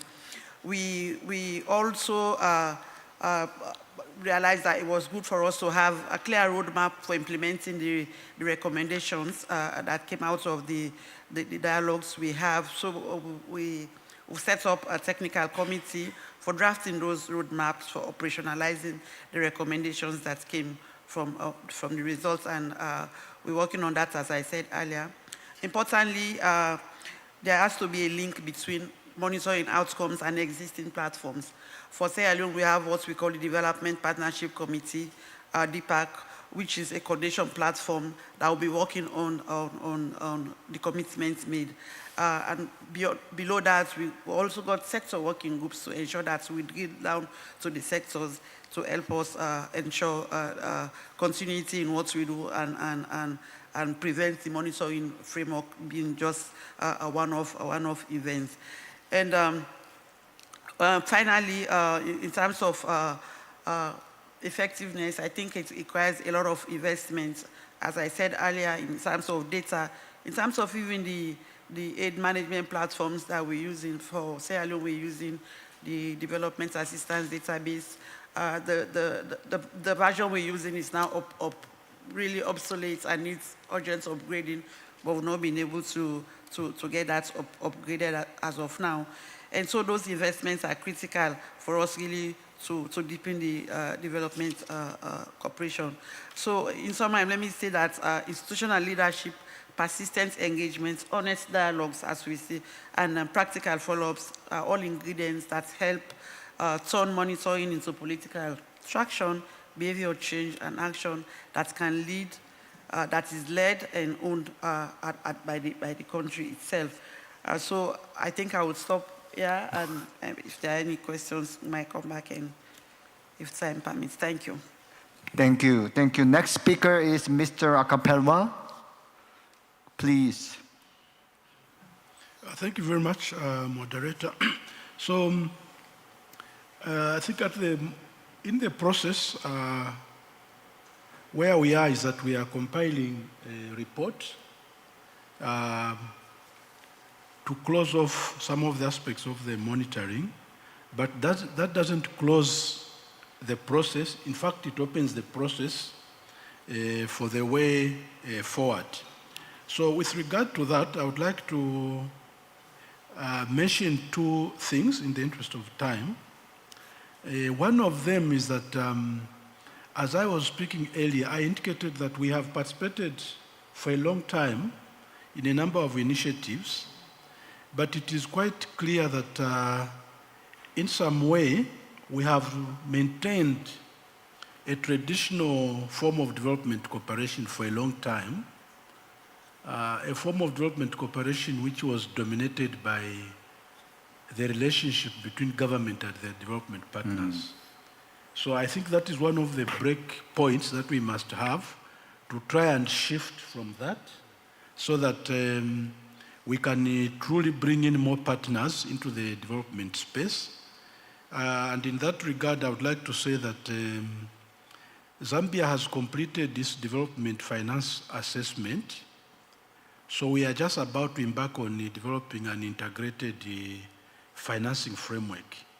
So I take that to be a good opportunity to begin to implement some of these findings, especially in terms of the whole of society approach, to bring in the comparative advantages of all the players, that is civil society and private sector and others. I think that the process of developing the framework will be one of those opportunities in which we can begin to implement actions that are informed by the ongoing monitoring round. So in brief, this is what I would like to say in response to your question. Thank you very much. Thank you. Next speaker is Ambassador Gass. Can you share your insights on this matter from your perspective? Well, I'd like to say that, let's face it, when we are in a crisis, there will be political decisions. And those political decisions are not always going to be the ones that we were expecting. But it makes it all the more important that in our strategic documents, we refer to principles such as the development effectiveness principles, approaches such as the locally led activities, etc. And so for us in Switzerland, it's been very important, even though there's been pressure from Parliament to reduce the funding, to reorient funding for the reconstruction, for example, in Ukraine, etc., that we do have in our current strategy very explicit reference to the development effective principles, to using locally led development action to drive our activities. This has been absolutely key. Another insight that I would say, and now I'm maybe more in a personal capacity coming back to this forum after 3 years, I want to say, where are the multilateral development banks? They are part of this partnership. And they have to be brought to the table mainly by the countries, the partner countries, during these dialogues, during these monitoring rounds. And what I tend to see in some countries is that, well, you have a discussion going with the development banks, and then a discussion with the big donors, and then maybe a discussion with the small donors, and etc. But that doesn't work, because the same development partners are, of course, sitting on the boards of the multilateral agencies and development banks, etc. And if they're not giving that same effectiveness message there, then it's not going to happen. So as Olivier Shank said, we have to break the silos. The silos have to be broken at every level, and particularly also at the country level. Finally, I want to say, in this kind of crisis, some of us are going to be weaker than others. Let's face it, that's what a partnership is all about. Some of us are strong, some of us are believing, some of us have the faith, and others are kind of doubting. And it's the time when those who are strong have to hold up the tent, have to make sure that the principles are there in the center of the room, have to make sure that those institutions that are currently restructuring or losing their funding, that they are still brought with their ideas, with their fold into the fold, so that they can participate in the discussion.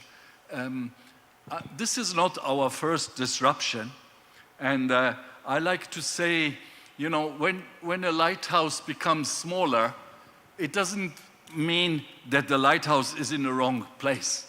It just means we have to row even faster to get there. Thank you. Thank you, Ambassador Goss. It's a very inspiring comment. You know, let me share also my experience. In the first half of this year, I made 3 tours. I visited most of European traditional donor countries, including your Switzerland. But I really appreciate the Switzerland government's strong commitment to sustain the locally led cooperation. So your government built the guideline for locally led cooperation. I really, benchmark your guideline. I try to incorporate your guideline into Korean ODA structure, but it's an ongoing mission. But the political, but I also felt that the political disruption is much, much bigger than we thought. So that political disruption became political pressure from the parliament to the development agencies, and then so alignment of ODA with national interest is becoming stronger and stronger. And then how can we compromise our ODA development cooperation effectiveness if it's national ownership? But donor country, they are tilting toward more national interest alignment. But it is a dilemma. Korea also, we got a lot of pressure from the Korean public and National Assembly and everywhere that our ODA should be fully aligned with our national interest. But what is national interest? But do we need to define narrowly, or do we need to broadly define our national interests? So global solidarity can be part of our national interest. But nowadays, I've been to European country, most of the European nationals and parliaments giving the pressure that national interest should be narrowly defined. So how can we deal with it? What should we do in terms of sustain international development effectiveness in this environment? That effectiveness issue can survive. But it is a very challenging issue, but I hope that we can address this challenging issue in this forum, but this evolving issue we need to continue to discuss. We have a Q&A session, and then before open the floor to the audience, I would like to invite Isabel Combes from the European Commission to speak on this matter. Where is Isabel? Okay. Hi, Isabel. Thank you. Thank you very much. Yes, and I would like just to, based on our experience, because we have been part of many of the monitoring exercises, mainly through our delegation on the ground, just some elements on prerequisites to translate insight into actions. The one, and it has been mentioned many times, is about the ownership and the need for a broad ownership. And I think we mentioned a lot the private sector, CSOs. It's very important that they are part of this. But what we have witnessed sometimes is a difficulty to reach out to certain of these actors and an issue about the representativities of the certain actors. And this has been an issue which has led to question the accuracy, reliability of the data and the representativities. So if we do not have, we cannot really have a good follow-up if there are those questions in the countries. And this has some feedback that we have received also many times from our delegations. So another element that will, well, the Kampala principle are more and more part of the monitoring, but it will be very important. We have discussed this many times, so they are systematically included in the monitoring. And then another element is a question that is raised quite often during the monitoring processes, is the questions about the objectives and the use of the data. And what is clear is that, well, it's a very heavy process, but it's often not very clear for the stakeholders what are the objectives and whether they will be used for. So I think we must probably collectively invest to build really awareness and an engagement, because if we want a proper follow-up, partners and stakeholders need to be aware, really fully part from the beginning to the end, so ownership all along the line, and then to have a really meaningful follow-up dialogue. So this is something coming quite frequently, I think, that we could address collectively. Thank you. Thank you very much. Now, I think we have plenty time for the random question from you, and then I open the floor to the audience. Whoever wanted to make some comments and some questions to the panelists, please raise your hands and please identify yourself and then raise your questions. And if you want to designate some panelists, you can name them. And then please, anybody? Okay, where? Okay, please. Please identify yourself. Hello, everyone. I'm Dana Adba. I'm from Qatar Fund for Development. I'd like first to thank the organizers of this forum, as well as the speakers and moderators for those invaluable discussions. And I'd also like to express my appreciation for the insights that you shared on the fourth monitoring round. Those observations are not only beneficial for your countries, but also valuable for us, as they both help us to learn from your experiences, as well as how to apply those lessons into our own work. From a donor perspective, being in the monitoring and evaluation field, one of the most pressing challenges that we deal with basically is that we have a great deal of data that is generated. It doesn't always lead to behavior change. So we have learned that some projects are most effective when they strengthen the national systems, not only bypass them, as discussed in this panel. And also at Qatar Fund, we are working to address this by making M&E as a driver for continuous improvement. So for us, the M&E is not like the end of a project, but also the beginning of better design for the next one. So the lessons learned from each project and program that we have is a really guidance for us to better plan for the next future projects. Also, one key lesson we can share is that institutionalizing the cycle of reflection and adaptation helps ensure that monitoring evidences translate into real change, making development cooperation more inclusive and impactful. Yeah, thank you so much. Thank you. So anybody from the speakers to Okay. Just one important point I mentioned about the data we're doing. Most of the data we've done is with the traditional donors. With the regional donors, it's totally different perspective. Direct implementation with the government, direct budget support, infrastructure investment, private to private sector, and also government to government through the private sector. They are on the ground. We have the Saudi brothers and the Emiratis, and also we have the Qatari foundations and the Kuwaiti foundation. They are on the ground. So I don't need to travel to Amman or to Riyadh or to other places to sit with the donor. I don't have any donor in Yemen. I have to arrange for meetings, and sometimes the electricity is not there. So with their direct support, direct interventions, so there is no system, but he gives you sometimes the system, but they don't intervene with your sovereignty. Your systems are your systems, but when you need it, you have it there. And even with the there is a difference. The traditional approach is mainly capacity building and community-led. The traditional, regional approach is plus the Chinese approach. Chinese approach, okay. Plus the Chinese approach is more infrastructure, investment, infrastructure support. Slash China here, just budget.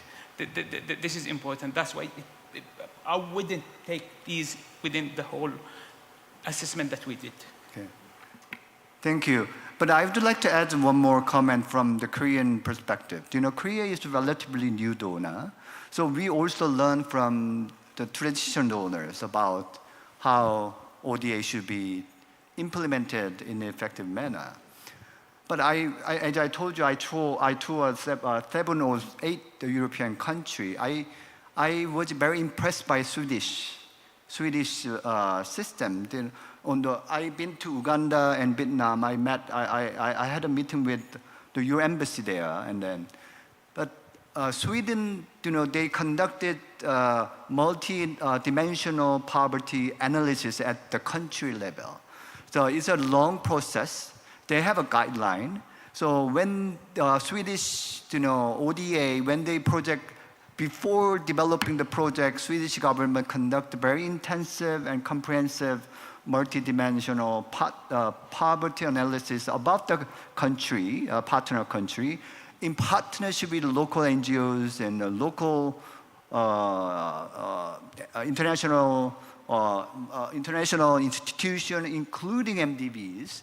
So it was very impressive. You know, it includes a partnership, and then it's also locally led development factors are factored in the process. So can you, Sida is there. Can you share some of your experience about this matter? So that process they developed that analysis that purely based on data. So collecting through the CSO and other local partners. So data has been generated. They fully utilized data when they developed the multidimensional. And then they, in accordance with that data, they developed the project. So it's a very impressive process. Maybe, can you say something about it? Give the mic some.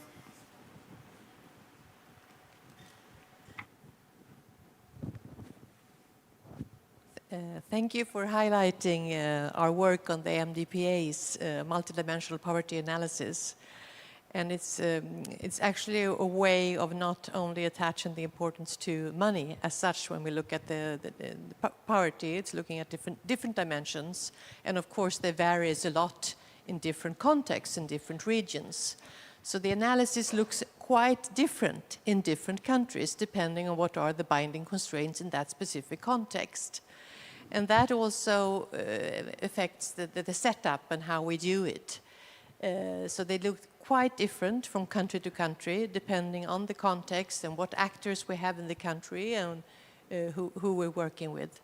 But as you say, Mr. Lee, it's a long process, quite intensive, and we put a lot of effort into it in sort of the beginning of the process to make sure that we find the right interventions with the right actors addressing the binding constraints in that context.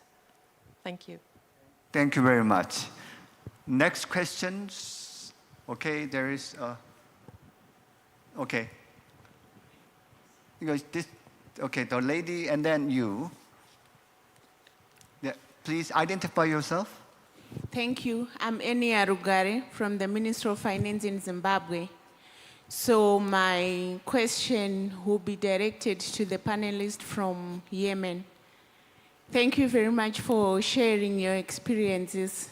And I understand from your submission that you mentioned that your scoring for the use of country systems was very low. And we share the same sentiments. Our scoring also on use of country systems is low. As for us, we have not yet entered into the phase of dialogue, reflection, and action. We are preparing to enter into that phase. So I was thinking that maybe we could learn from your experiences if you have moved to that action, to that phase of engagement and dialogue and action, and was wondering on what action points you have came up with, particularly for that component of use of country systems, especially for countries which have unique circumstances or situation. Thank you. Yeah, very good question. I was gonna actually refer to it in the next session, but I'll explain to you. You know, these results were striking for the development partners. I remember when I received the results, sent it to all the development partners. Some of them, they just responded to it. We need to do something. But from your side, as a government, you need to do something. What is your plan? We told them about our recovery plan. They said, come and discuss it. We cannot, with the current geopolitical situation, we cannot support you with the whole plan. We just need to focus on certain things. And we came to see their coordination mechanism.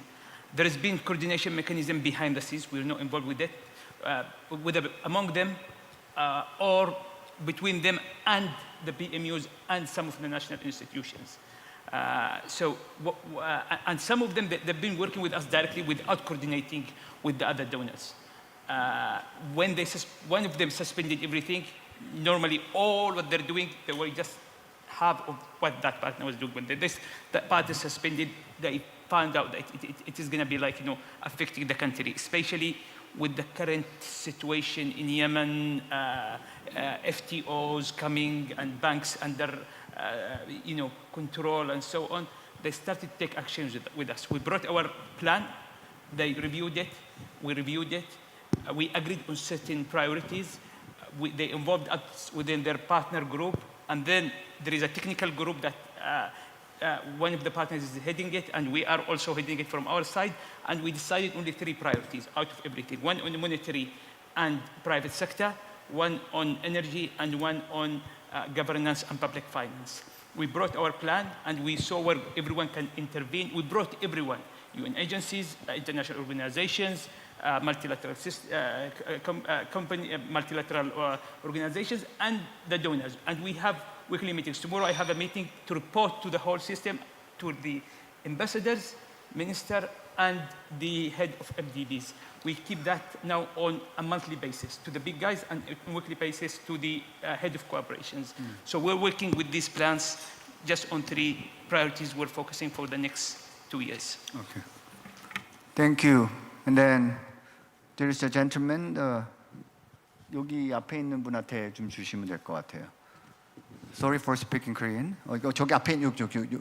Yes, the person in the front, this person, yes. Mine was an observation. Identify yourself, please. My name is Mohammed Shire. I'm the Director General for Ministry of Planning, Investment, Economic Development, Republic of Somalia. Mine was an observation. Okay. The point that you raised in terms of the country profit analysis or profit assessment, I think that is a benchmark for the World Bank. And I think we've done with them in 2 consecutive last 2 decades with the Somali in terms of identifying areas that needs to be focused. And I think that's a good model before any project is kind of designed or thought about. We look at the data. What are the areas that one need to focus on in terms of the poverty rate within the communities? Thank you. Thank you. Thank you very much. There's another, I think, Korean gentleman, or I think there is a back there, the young boy, young gentleman. Please identify yourself. Hello. Hi, good afternoon. My name is Jadel Dakara. I'm from WINGS, the global network of grant makers and philanthropy support organizations. It's very interesting how government representatives were sharing about their experience in partnering with the private sector and some efforts in partnering with civil society organizations. My question is, if you could share with us any experience or efforts of partnering with local grant makers, philanthropy organizations, in your partnerships, in your projects and policies that you've crafted in the past years. And if you could also share with us experience of partnering with philanthropies in the monitoring round, in the fourth monitoring round. Thank you. Any speaker? Philippines? Yeah, we basically involve civil society organizations. We also extend invitations to some philanthropies, but we group them as one, and they are represented by labor groups. So somehow we find convergence in their points, in their concerns, and sometimes their participation is usually not regular. They're not usually well represented in our in these kinds of fora. That's something that needs strengthening. Maybe it has something to do in how they view these kinds of forum, these kinds of discussion. That's why I was mentioning earlier, they view this as kind of just a symbolic participation, but not really that meaningful in that their interests are not being put forward. But these are things that needs to be considered, and we really intend to strengthen participation of all stakeholder groups in the coming monitoring rounds. Thank you. Ambassador Goss? Yeah, maybe I can also say for Switzerland, I mean, we also have philanthropic organizations. I guess it's more a question of complementarity, to try not be doing the same. But when we do that, we have to have the same vision. And I think there we have the sustainable development goals. We have a possibility of monitoring how we're going towards that. We have the how, because I believe that the development effectiveness principles applies to the philanthropic organizations as well. But then what is important is, and I guess that's where we who represent the country, in my case, Switzerland now in Vietnam, making sure that the Swiss philanthropic organizations are in contact with me so that I can see how that complementarity can really work, and so that I can bring them into the dialogue. So I guess it's at various levels, but we have to have the same overall vision, and we have to hold on to the same effectiveness principles. I think, my experience, Korean experience, I'm try to have a higher interest in building the common result. So I'm try to incorporate a unified result-based management framework into the Korean ODA structure. But I think I want the common result we can work together with international NGOs, local NGOs, Korean NGOs, and international organization. So if we set up the one single unified result-based management framework, And then we can draw the framework until the activity level or output level.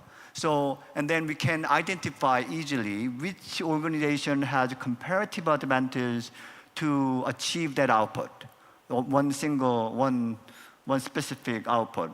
And then another output, we can easily find which partners will be the best option, delivery option for that output. So we can work together. So it will bring the effectiveness into our ODA structure. I think this spirit is also embedded into humanitarian development peace nexus. If you read document written by UN, is operationalizing new way of working. It is all about the common result. So we need to work together, common result, and then we can easily find which one is better than to achieve the one specific output. So then from that angle, we can work together with NGOs. We can work together philanthropic if they agree with our common result and then a result framework. So we can have a better, effective system. That's my answer. And then anybody answer a question? Just to say for Sierra Leone, we have a very good experience working, bringing all stakeholders together. And we through a monitoring framework, the results framework of our national development plan, we're able to work together with key stakeholders, partners, civil society organizations. We also have what we call sector working groups. And in these sector working groups, we have government agencies, development partners, and civil society organizations partnering as co-chairs to ensure that the issues around those specific sector issues are dealt with and all resources are brought on board together. So I think that's very, very helpful. And you take that forward, you bring that into the framework, the national framework, that where issues are resolved, the development partnership coordination framework that brings together all these actors in one room to discuss the issues. The ambassador did say it doesn't make sense to speak in silos. So when you have that platform, it ensures that all partners work together, they take projects together and see where resource challenges are and how the cooperation can be more effective. Thank you. Thank you very much. One final question. Okay, the gentleman. Maybe I take two more. Can I have two more questions? No, two? Okay. That glasses? Okay. You have microphone. Mic. Well, thank you very much indeed. First of all, I'd like to thank, my name is Rahman, I'm head of delegation of Turkey, Vice President of TICA. First of all, I'd like to thank all the panelists for their wonderful, excellent presentations. And because of this session is about partnership, practice, and effect policies. As we are all of us, lack of funding, and the ODA, the money is going down and down, as Dr. Chair just mentioned this morning. I would like to encourage the donors from the northern countries, the traditional donors, to concentrate on partnerships with the global South, because we have many new partners, new donors emerging in the global South, and all they need is just their lack of experiences, such as you mentioned about the Swedish the method about aid. It's a program-based approach. This is a very precious experience. So that's why I would like to encourage the traditional donors to share their precious experience with the new donors in the South. At the end of the day, this is about the partnerships, and the global forum for Busan is for this purpose. So that's my observation, and thank you again. And you just mentioned, moderator, about there's a trade-off between the ODA and to align national interests. This is really a dilemma, but we have to find a solution for that. Thank you very much. Thank you for your comment. One final question from the lady in the front row. This lady, please identify yourself. Thank you. My name is Nurgul Janaeva. I'm from CPD co-chair and GPDC co-chair, a non-executive co-chair. My question is, do you think that the pact can help in follow-up to the process of data collection? Because we're already discussing results of the monitoring, and there is a pact on development effectiveness. I would think it was, for me, it was very great to hear your questions. What actions, what are we going to do? In previous monitoring rounds, we didn't have a follow-up process. Now we had initiated in Sevilla Pact on Development Effectiveness, which can be a good instrument to practicalize our observations and our work on collection of the data and bring more to multi-stakeholder partnership in application of development effectiveness to other aid providers, South-South cooperation, etc. So it's appreciating that recognition of a tool to follow up. And I have a question to all of you. Do you think PACT can help with this? Thank you. Well, I think that we need to create spaces where we put peer pressure on each other. And in that sense, yes. But on the other hand, we also have to take others by the arm. We have to realize there's some countries, big donor that's not in this room, that closed their development agency at the beginning of the year. Well, let's be patient and let's hope that they will come back. And so we have to partner with each other also in that way. Some of us go through strong moments and some through weak moments. And these kind of pacts are the moments where we have to encourage each other to just stay the course. And yeah, and then we'll get to the other end, I'm sure. But my answer, we are working hard to act. But as a government officer, we have many hindrances to act quickly. Bureaucratic process, global environment, even public sense and public communication. Our political communication with the Korean public.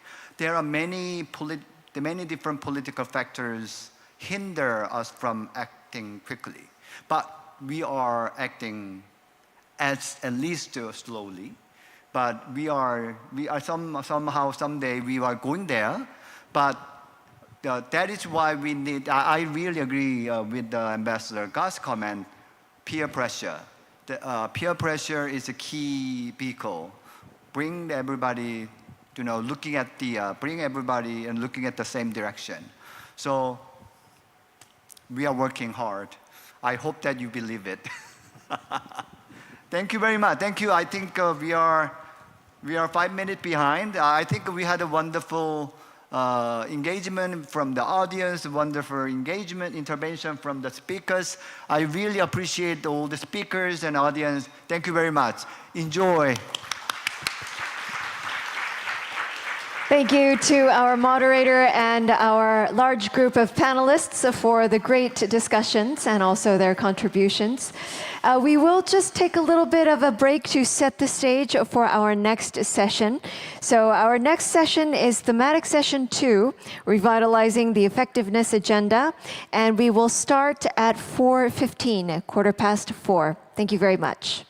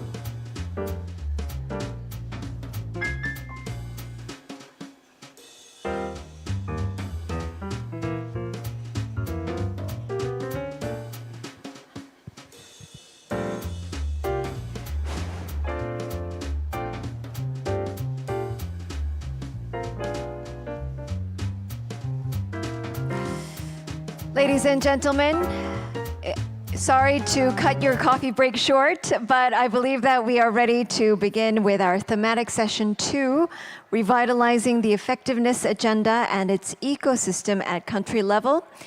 We kindly ask all of the attendees to come back inside the hall and to take your seats.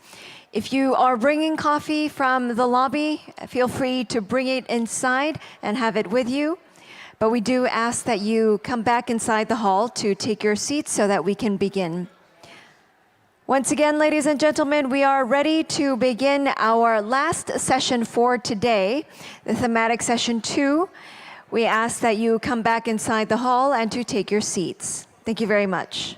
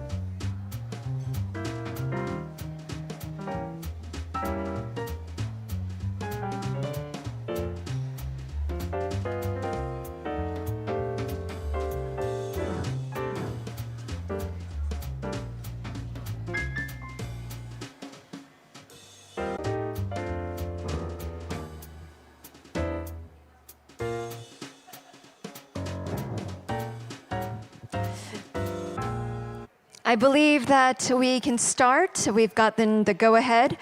So, ladies and gentlemen, thank you for joining us on our last session of the day. We will begin thematic session number 2, Revitalizing the Effectiveness Agenda and its Ecosystem at Country Level. So with that, I'd like to introduce our moderator for this session, Ms. Monica Asuna, the Director of Planning, Head of United Nations Agencies Division and Development Effectiveness Secretariat, Public Debt Management Office at the National Treasury of Kenya. With that, please welcome her with a big round of applause.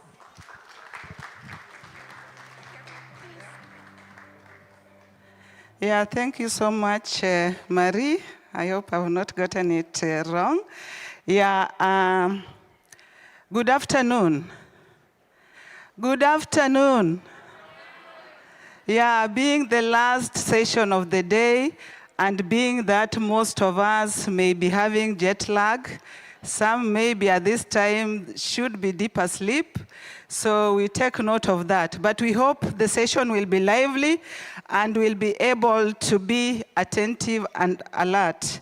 So as has been mentioned, I'm Monica Asuna, Director of Planning in the National Treasury and Economic Planning, the government of the Republic of Kenya. So let me just start by introducing this session. So this is session 2 on Revitalizing Effectiveness Agenda and its Ecosystem at the country level. The objectives of the session are to examine and share experiences strengthening development cooperation ecosystems at the country level, to explore how to revitalize the effectiveness agenda and to enhance political leadership for more effective development cooperation. So the main focus of the session will be on ecosystems at the country level. So what do we understand by ecosystems? I know there's ecosystems in science. So in this context, we expect that we will be handling a system of interconnectedness, partnerships, and collaboration, which create value and synergies in a common framework or platform. Therefore, those coordination platforms at the country level that drive effectiveness at the country level and create impact. The discussions will highlight concrete country examples on how to create more effective development cooperation, strengthen political leadership, to partner better together, and make the best use of existing platforms, initiatives, and also data sharing. So to set the scene, let me warmly invite our keynote speaker, Ms. Aggie Veres, the Director, UNDP representative from Office Geneva, to deliver a keynote speech. Yes, Ms. Aggie, welcome. The floor is yours. Thank you. Thank you. Thank you very much. It's my pleasure to take this opportunity to really kickstart this discussion for the afternoon. So Excellencies, representatives of the Republic of Korea, GPDC co-chairs, distinguished guests, colleagues, partners, and friends, I think we need to keep up the momentum from this morning and really bring our collective knowledge, experience together to discuss how we can coordinate more effectively to partner together, delivering greater development impact at the country level. I think I don't need to remind anybody in this room that over the past decades, the international community has reaffirmed the imperative of effective development cooperation. And if we look back to the different mechanisms that happened from the Paris Declaration starting in 2005 to the establishment of the 4 effectiveness principles on the very Busan Forum in 2011, the Nairobi Outcome Document, the Geneva Declaration, and most recently the 2030 Pact for Effective Development Cooperation launched in Sevilla, the message remains very consistent on development effectiveness, that development cooperation must be country-led, inclusive, and anchored in mutual accountability, and I think we all heard this reconfirmed during the day today. But the real test for these commitments comes during the current polycrisis era, as we live in times of convergence of shocks and that are not isolated but interconnected. And they are reshaping development, cooperation, and global partnerships. So this multi-crisis that we are facing is actually a system-wide stress. It's a stress test of the way we do development cooperation, and it demands finding new ways to work together. But as Ambassador Gus said, it's also to reaffirm and double down on the efforts that we are doing that we know are important, they work, and they must continue. So part of the answer lies in how we partner to navigate this interconnectedness of challenges and these complex systemic changes that are happening and that affect all dimensions of development, from human well-being and socioeconomic stability to peace, security, and planetary health, as they are all interconnected. So this is why I feel today's discussion, especially this afternoon's session on development cooperation ecosystems, is fundamental. These ecosystems, which was very well defined by the moderator, are our coordination platforms on global, regional, and national levels, inclusive dialogue spaces, and the system that generate evidence-based data. These are the connective tissue that determines how development actors interact to plan, mobilize resources, and implement policy actions effectively. So they are not merely a set of network elements or organizations together, but really the ways how we can achieve what we are setting ahead of us. Evidence shows the need for stronger and more inclusive coordination. We have seen references to the GPDC monitoring exercise. We also have the Transparency Initiative under IATI, the findings of the Development Cooperation Forum survey, and many, many other data points. So the challenge is not the lack of data.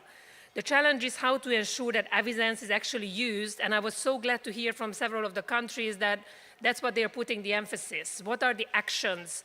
What are the changes that need to come through? So how do we take this forward? And I truly believe that these challenges shouldn't stop us. Rather, they should actually motivate us to find the way forward. First, we must revitalize the political leadership. Development effectiveness cannot be seen as a purely technical exercise. Development coordination should be treated as a strategic priority for governments and partners alike. Secondly, we must ensure the right partnerships behind it, inclusive partnerships across civil society, parliaments, the private sector, and citizens themselves, And they must be genuinely participants of the national dialogues, not observers at the margins, because navigating these complex challenges requires the contribution of all development stakeholders partnering effectively together, and all the different perspectives, the thinking, the energy, the creativity that the different partners bring by. Thirdly, we must make better use of what we already have, our existing coordination platforms, our monitoring mechanisms, this wealth of data that we have been discussing, because they really provide a common platform for analysis, for shared accountability, and for building a collective narrative. So we look forward to reflecting today on the global, regional, and country-level examples, and by grounding the cooperation in this ownership, inclusivity, and evidence examples. Lastly, the global context today is challenged by, even if challenged by these geopolitical tensions, the climate crisis, and declining ODA flows, all weighing heavily on development cooperation as ecosystems, but this only strengthens the case for effectiveness.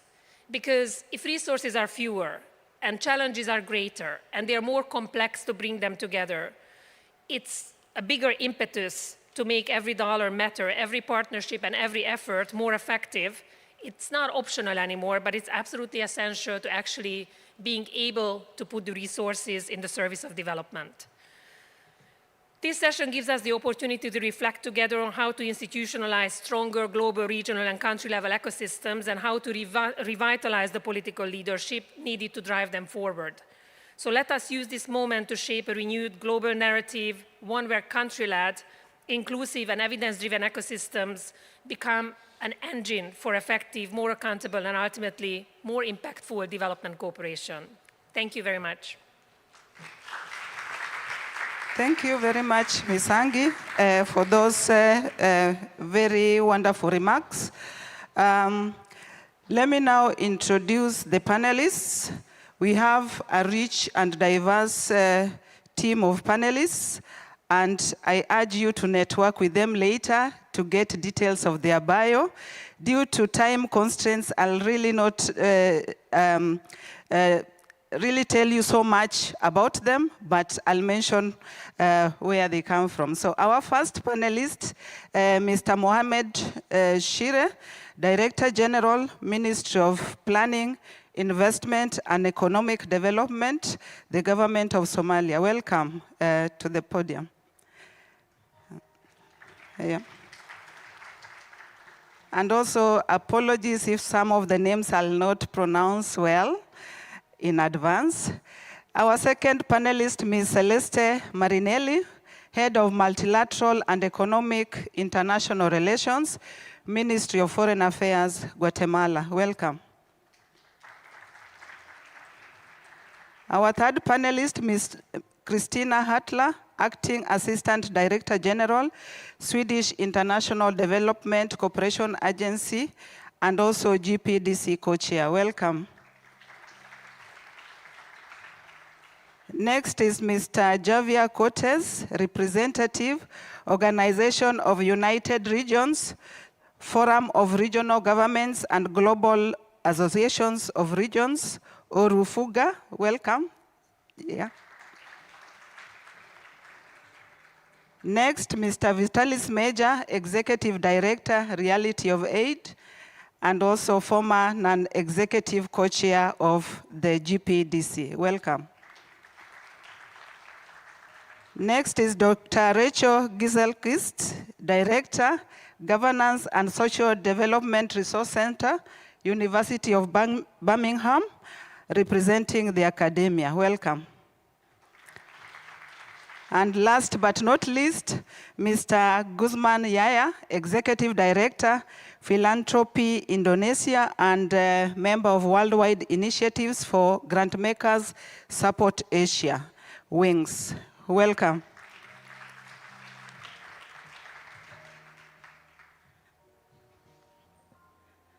So we have a rich panel here. And once again, let me welcome the panelists.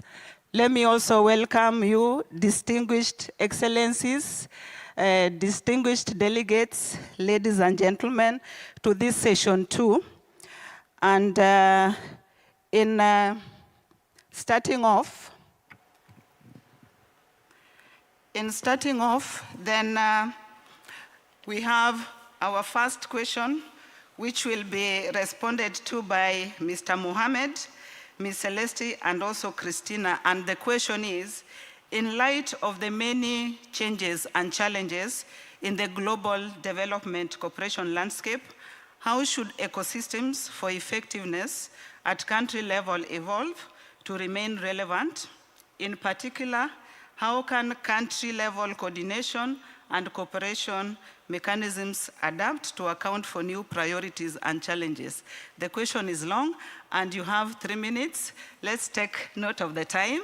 Yeah. With that, let me start with you, Mr. Mohammed. Welcome.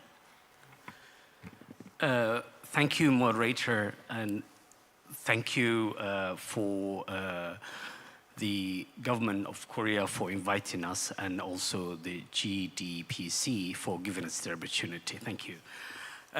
It's a quite pertinent question, and I think it's relevant in the sense that the current climate of the decline in overseas aid actually asks that we look into these coordinations and this platform that we use. And in this regard, if I touch upon the country I represent, Somalia, there are a number of platforms that we use just to ensure that we get aid effectiveness. There's the country policy and the leadership, there's a commitment, and I think that's what the keynote speaker was referring to, getting development cooperation to be a national priority, a commitment from a leadership. And I think that's what we have currently, coming from a very conflict-driven nation that's struggled for over the last 20 years, that we have a commitment from the highest office that development cooperation is taken seriously and it's effectively implemented every dollar that's been spent on the communities. And with that regard, we have the National Transformation Plan, a government-wide plan which actually serves as a central framework for the development alignment. And for example, what we have currently is the UN cooperation framework. I'm sure you work for UNDP and you know the CPT as well. We sign an agreement with them. We go through the UN country framework as a holistic document, but also we specifically address each UN agency and also sit with donors to ensure that their money, their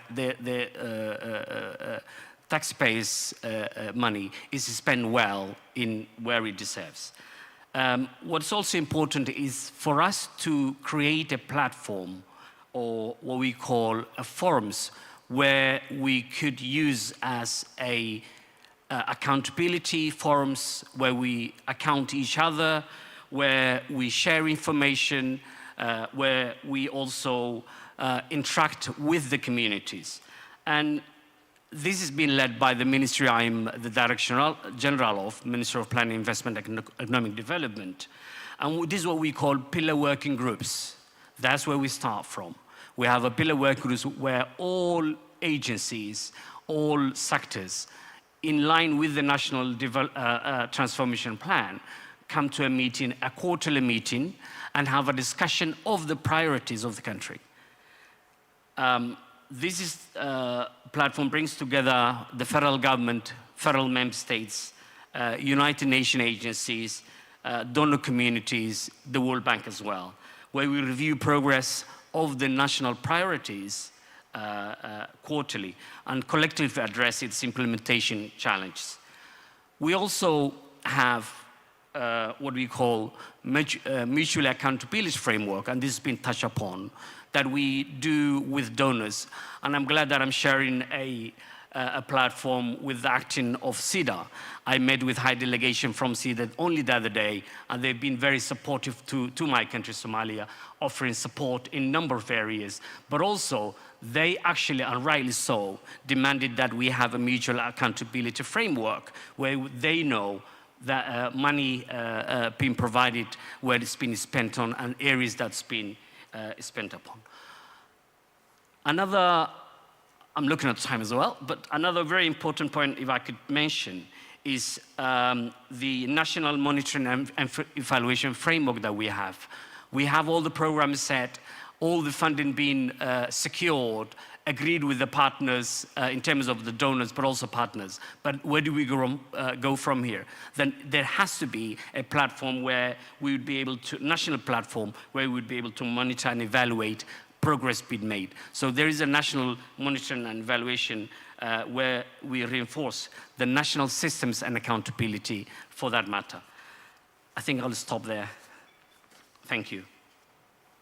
Yeah, thank you, Mohammed. Yeah, thank you so much. In the interest of time, I'll not summarize what the speakers have said for now. I reserve that for later. So let me invite our next speaker, Ms. Celeste, also to give some remarks. Thank you so much, and allow me to begin by thanking the government of the Republic of Korea and the Forum for the invitation to this event. So I would like to give an overall overview on how our ecosystem on international cooperation works.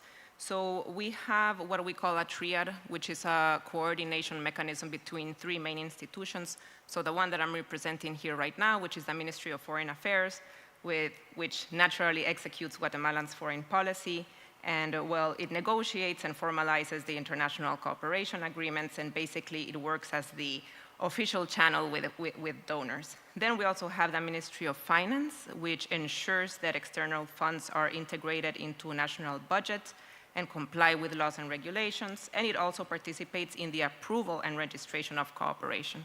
And the third agency that I want to talk about, which is basically the very most important one in all the system of the international cooperation coordination that we have, is the Secretariat for Planning. So the Secretariat for Planning coordinates the national planning system and ensures that all international cooperation is aligned with the National Development Plan. It prioritizes, evaluates, and provides the technical opinions of cooperation proposals, and it also follows up and monitors the goals. It keeps statistics and works with other stakeholders, like the GPEDC as well.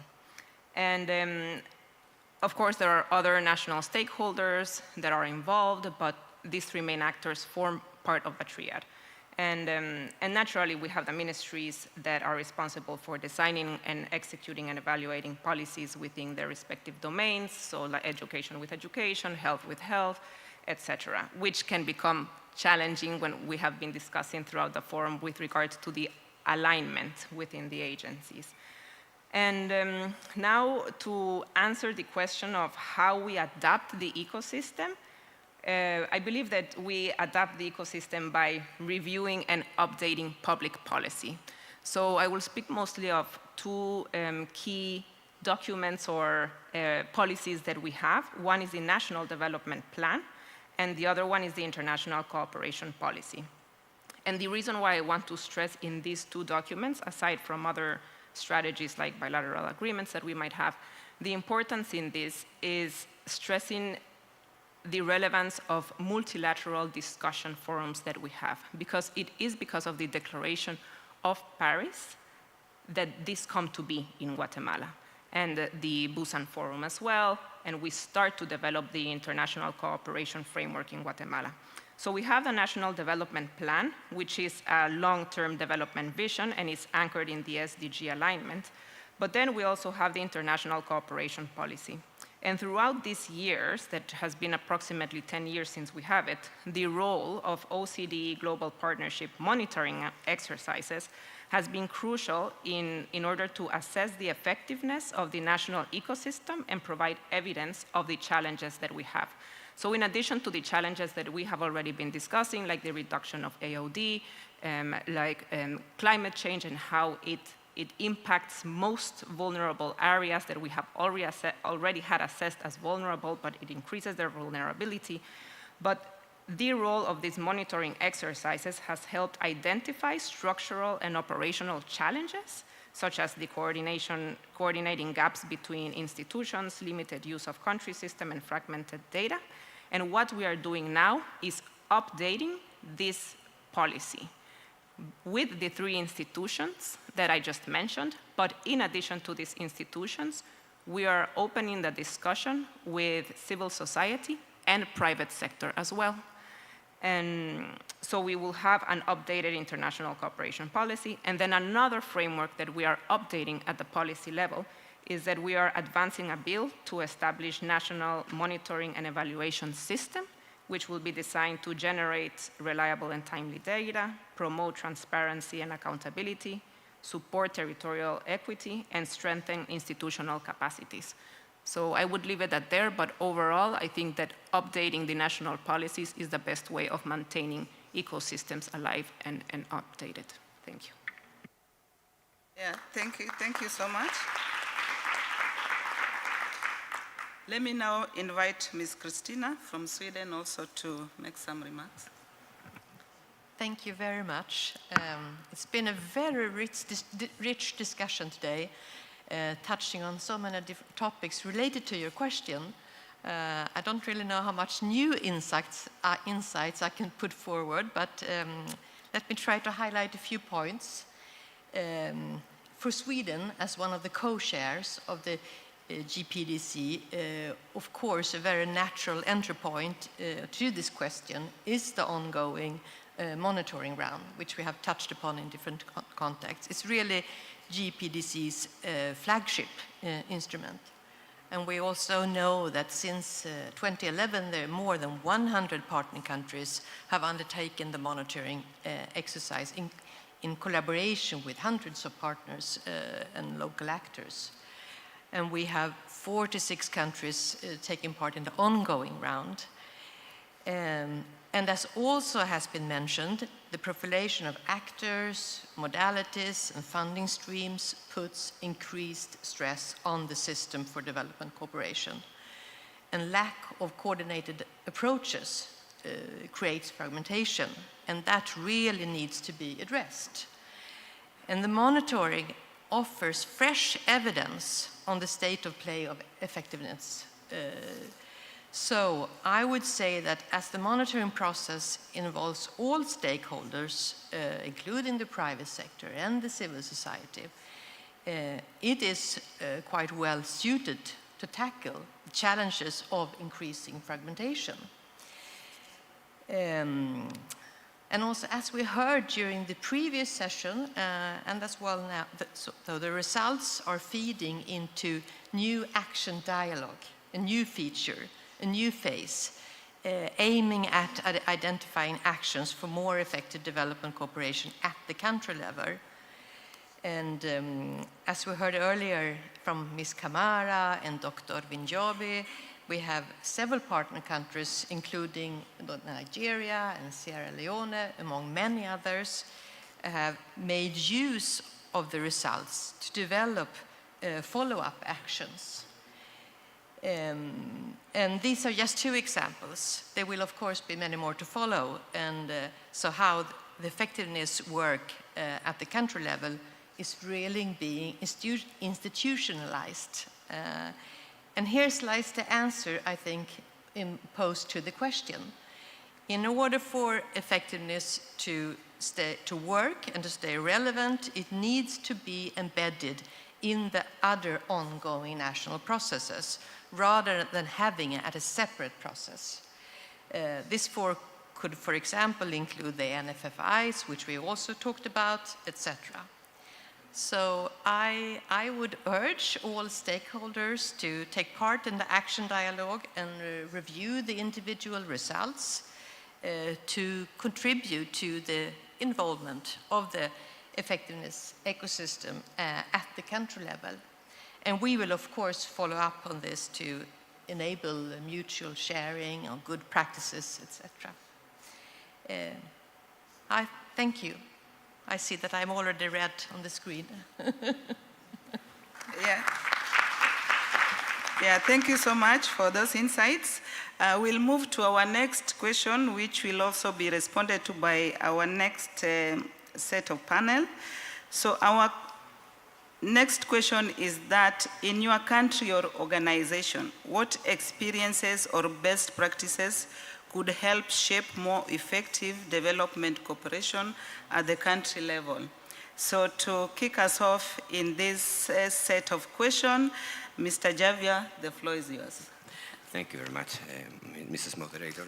I want to thank beforehand the government of Korea for inviting us.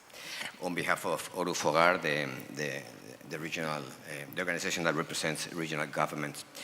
Yeah, when it comes, as per the question, when it comes to building trust on development policies and the effectiveness of development policies to change people's lives, we need to understand that challenges are systemic, as been told. And in order to be systemic, we really need to embed a territorial approach when it comes to development policies. Territories where the environmental, the social, the economic, the cultural challenges come together. We tackle reality as a whole. We cannot silo it. So we need to embed, we need to operate in the territorial ecosystems. And in order to bring up systemic transformations, we need all stakeholders to work together, and we need to ensure coherence among all the levels of governance that at the end have an impact on territory. Territory not only governed in the local level, where we need to ensure that the capacities are in place in order to build trust on people, but also ensure all the change of decisions in the different levels of governance that are coherent upon the impact at the end happen where reality takes place. And for that is where Oru Fogar wants to ensure this multi-level coherence and the role of the regional governments to articulate this multi-level coherence is going to be critical. When it comes to best practices, on behalf now on our experience as regional government, as the Basque Country, we have decided to fully engage with all this Seville platform for action, which was aiming at localizing finance for development, right? In order to do that, we engaged with what was introduced in Seville by the UNSG Fund, together with the government of Spain, together with the local 2030 coalition for SDG localization, to use a blueprint to assess which are the key elements for local and territorial ecosystems to ensure effectiveness in order to create long-term robustness, credibility, predictability in order to drive finance for the long term. In order to do that, we participated in how we convened like 10 territorial and together with national governments of 8 different countries. Colombia was there with Valle del Cauca national government, Philippines, Tanzania with Zanzibar government, Jordan, well, as many others. And it was very interesting because it was convened a full multi-stakeholder representation there to start together with the private sector, finance players, civil society, UN agencies operating in the country together with these 2 levels of governance, assessing different elements that are key to drive effectiveness and long-term credibility for long-term finance for development. Assessments were taken, for example, in the democratic ownership of the local territorial ecosystem. Cultural remarks, the involvement of people, mutual accountability towards people. We need to engage people in these processes. We also assessed local capacities, I mean fiscality, capacity of regulation, capacity to drive competencies in the local level, public procurement capacities. All these are elements that create credibility and predictability in the long term. In order to co-create this multi-stakeholder setting, to start co-creating plans, roadmaps, and projects that create that credibility for finance. In order to do that, it was interesting that we were able to mobilize like $24 million coming from catalytic finance from the UNSG Fund and multiplied by 7 by private investors. So starting to driving upon the importance of effectiveness in these local ecosystems to create credibility into the finance sector and the catalytic role of international cooperation was very interesting. Last element is that building on these capacities of local ecosystems, the next element was to create scalability. Creating these monitoring frameworks upon these qualitative approaches as well helped to start connecting different narratives of different territories and local governments with national governments to create a movement of South-South interterritorial cooperation among them, identifying which were the key drivers to mobilize finance to the territories, to the local spaces. So this was the basis of SDG localization process, where aid and development effectiveness can be a key driver for that.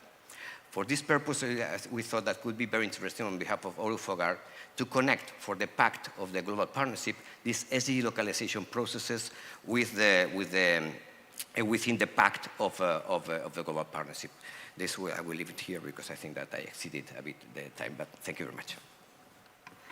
Thank you so much. Yeah, let me now invite Mr. Mohammed also to make some reflections on this. Yeah. Thank you, moderator. I think the best practice that one could ask or what could inquire about is the systems and process that we put in place. I think I did mention about the national transformation plan that we have, but also that's anchored to a Vision 2060. And then you have the pillar working group. So there are systems and processes that we put in place. Actually making those work would be the best thing and the best practice that one could ask. The systems that you agree upon as a national entity, and then you agree upon with your partners are really important. So anchoring the cooperation in the national framework, which means positioning the NTP, what we call National Transformation Plan, as a central reference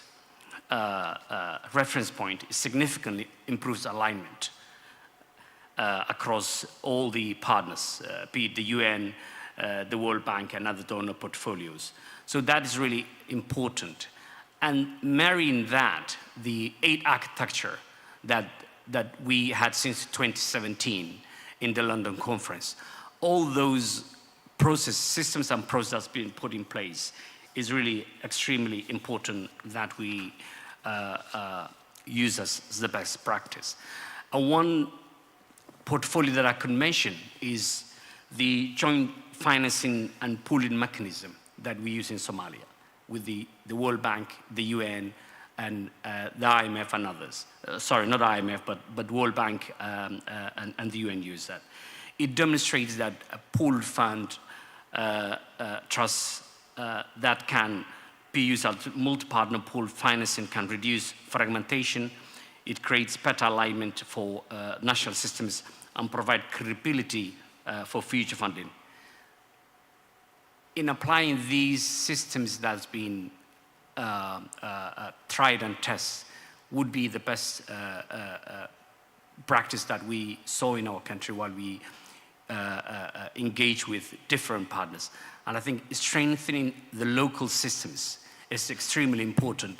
But I think it's been mentioned in earlier discussions that also the local system need to reflect the international policies and standards, which I agree with. So it's all important that we use the local process and local systems that have been established with given a bit of ownership, but also aligning that with international standards as well. Thank you. Yeah, thank you so much. Let me now invite Mr. Guzman also to make some reflections on this. Yeah, I think I'm speaking in the different side of the corner, I would say that, like in the philanthropy sectors, representing wings, and in which we see that with the Sustainable Development Goals came from the failure of the Millennium Development Goals, put us in the positions that all of us needs to contribute towards the society. And having this, including the philanthropy sectors, in which is very, at this point, is very sort of like a hybrid when people see that philanthropy is in the side of the private sector or in the other side of the civil society sectors. in which it's a hybrid model that is actually beneficial to us, having a flexible organization, flexible entity that can support all angles. With the flexibility that we have, we can invest in whatever it is that we would like to, based on our priorities. And even we can partner with any kind of organizations, as well as to be able to implement work effectively by ourselves. And this is an opportunity where if we can see philanthropy sector as a sector that can contribute to the development and working together with the other sectors, including the government as well as the non-government, can be a very powerful engine to support, accelerate development. We understand that the ODA has been shrinking, including in the case of Indonesia. It's been shrinking for 15 years after we increased our level of economy. And that's where these alternative sort of development workers contribute to the society. And again, we agree that we cannot do it by ourselves in the philanthropy sector. We have to work with others. Like the example we have with Bings has been developing a number of case studies in the Latin America, in the Asia Pacific, as well as in the Africa, with case of how philanthropy, civil society, and the government works. We see that the Colombia Heritage Program, where we bring lots of philanthropy, national or international, working together with the civil society. The Indian Bengaluru projects, where we bring multi-talent and not only financing, but also volunteer to work together. And like Indonesia now, we just signed our agreement with the philanthropy in Asia, signing with the Ministry of National Planning to support SDGs, where we try to converge all the members that we have doing SDGs work and put it as part of our achievements to support the SDGs. And those things could only happen if we try to build the trust between the organizations. So I think it has to come from two sides of the coin, in which government can accept us as well as us accepting the government, which is also, again, we're talking about trust. Trust is very important, transparencies, equal opportunity, equal partnership, and this can be a very powerful move that we can work together to address the development issues that we're facing right now. And I compliment the government of Indonesia, actually, that are willing to stand up and connect with all the stakeholders in Indonesia, including us, including the chambers of commerce, and try to develop initiatives that address lots of national agendas in development. And it has to start from the first step in how we build communications among sectors. Maybe that's from me.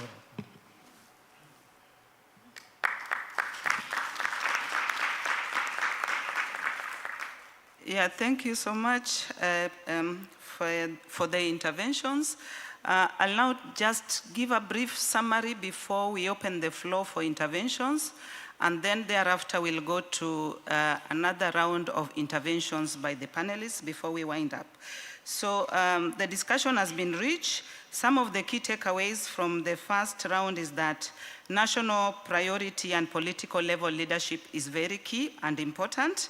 Coordination is also important, and this has to be institutionalized. There's need for policy updates, which drives policy coherence and also inclusiveness in terms of bringing all stakeholders together. We need to have monitoring and evaluations and evidence, which now also speaks to the action areas that governments need to work on, and that process needs to be inclusive.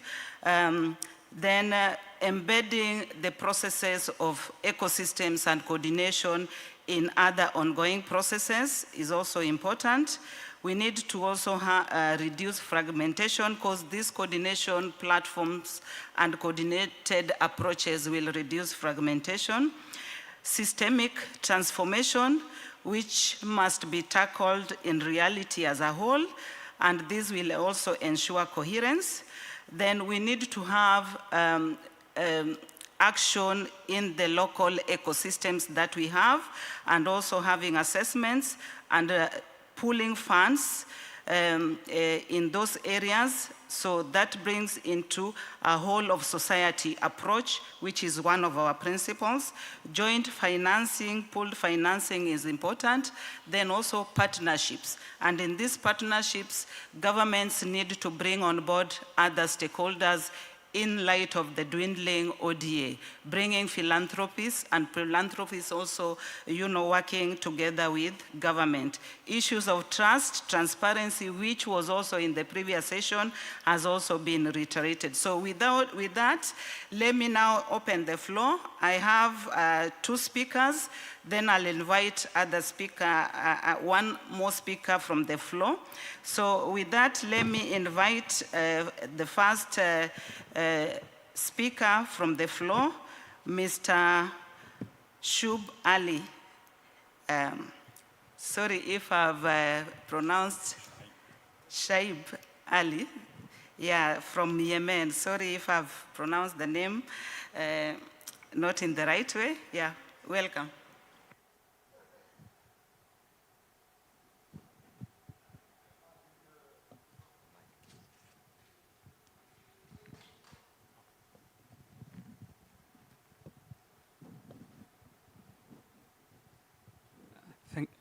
Thank you. Okay. Thank you, Madam Moderator. Even my mother struggles with the name sometimes. Following my earlier intervention, let me demonstrate how Yemen has, with its partners, have provided revolution for the coordination across humanitarian and development streams. But before that, we have carried out a comparative analysis. We have different approaches for interventions. We have humanitarian approach, we have development approach, and in the 2nd or 3rd year of intervention, there was the introduction of the Nexus approach in 2016 after the humanitarian summit. We have carried out comparative analysis through 6 dimensions. We managed to find out that the integrated HDB Nexus approach emerged as the most effective. This is following the results of the GBDC and some research work. Pure humanitarian approach excels in response speed and crisis sensitivity, but is poor in sustainability and local capacity building. The traditional development approaches achieved high sustainability and capacity outcomes, but it struggles with the response speed and crisis adaptation. However, the Nexus has achieved optimal balance across all dimensions and achieving superior cross-sector impact through integrated programming. This validates that the systemic shift towards integrated programming documented in Yemen's experience. So, following this, a comprehensive architecture coordination has been initiated. After the sharing the GBDC round results, as I mentioned, and 2 years plans for the government. Partners fundamentally restructured their approaches as well. The Yemen Partner Group, chaired by the UK Ambassador and the World Bank Director, which include also the UN Special Envoy, the Resident Coordinator, and all UN agencies and ambassadors, now actively integrating government leadership, are working together to do the strategic, to adapt the strategic government planning. We structured the Yemen partner technical groups into 3 priority working, as I mentioned before. These groups are now actively developing implementation plans, aligning with partner interventions, identifying gaps, and requesting new support to sustain government functions, and compensating for withdrawn assistance due to the geopolitical shift. On the humanitarian make it brief, because of time. On the humanitarian side, there is a divide, big divide. Critically, we have connected with the UN humanitarian coordinator through the humanitarian country team and the UN country team for development, and we have established a joint planning that ensures when OCHA responds to crisis, it aligns with our development plan. The key message, Yemen proves that even fragmented states can lead if given real authority. We are not just coordinating, we are actively directing our recovery through systemic engagement across humanitarian and development streams. Thank you. Okay, thank you. I'll request that the interventions be 1 to 2 minutes from the floor. Yeah, so next let me invite Ms. Abby Elizabeth from Sierra Leone to make some intervention. Thank you very much, moderator. Sierra Leone has an established coordination platform, which is the DPAC Development Partner.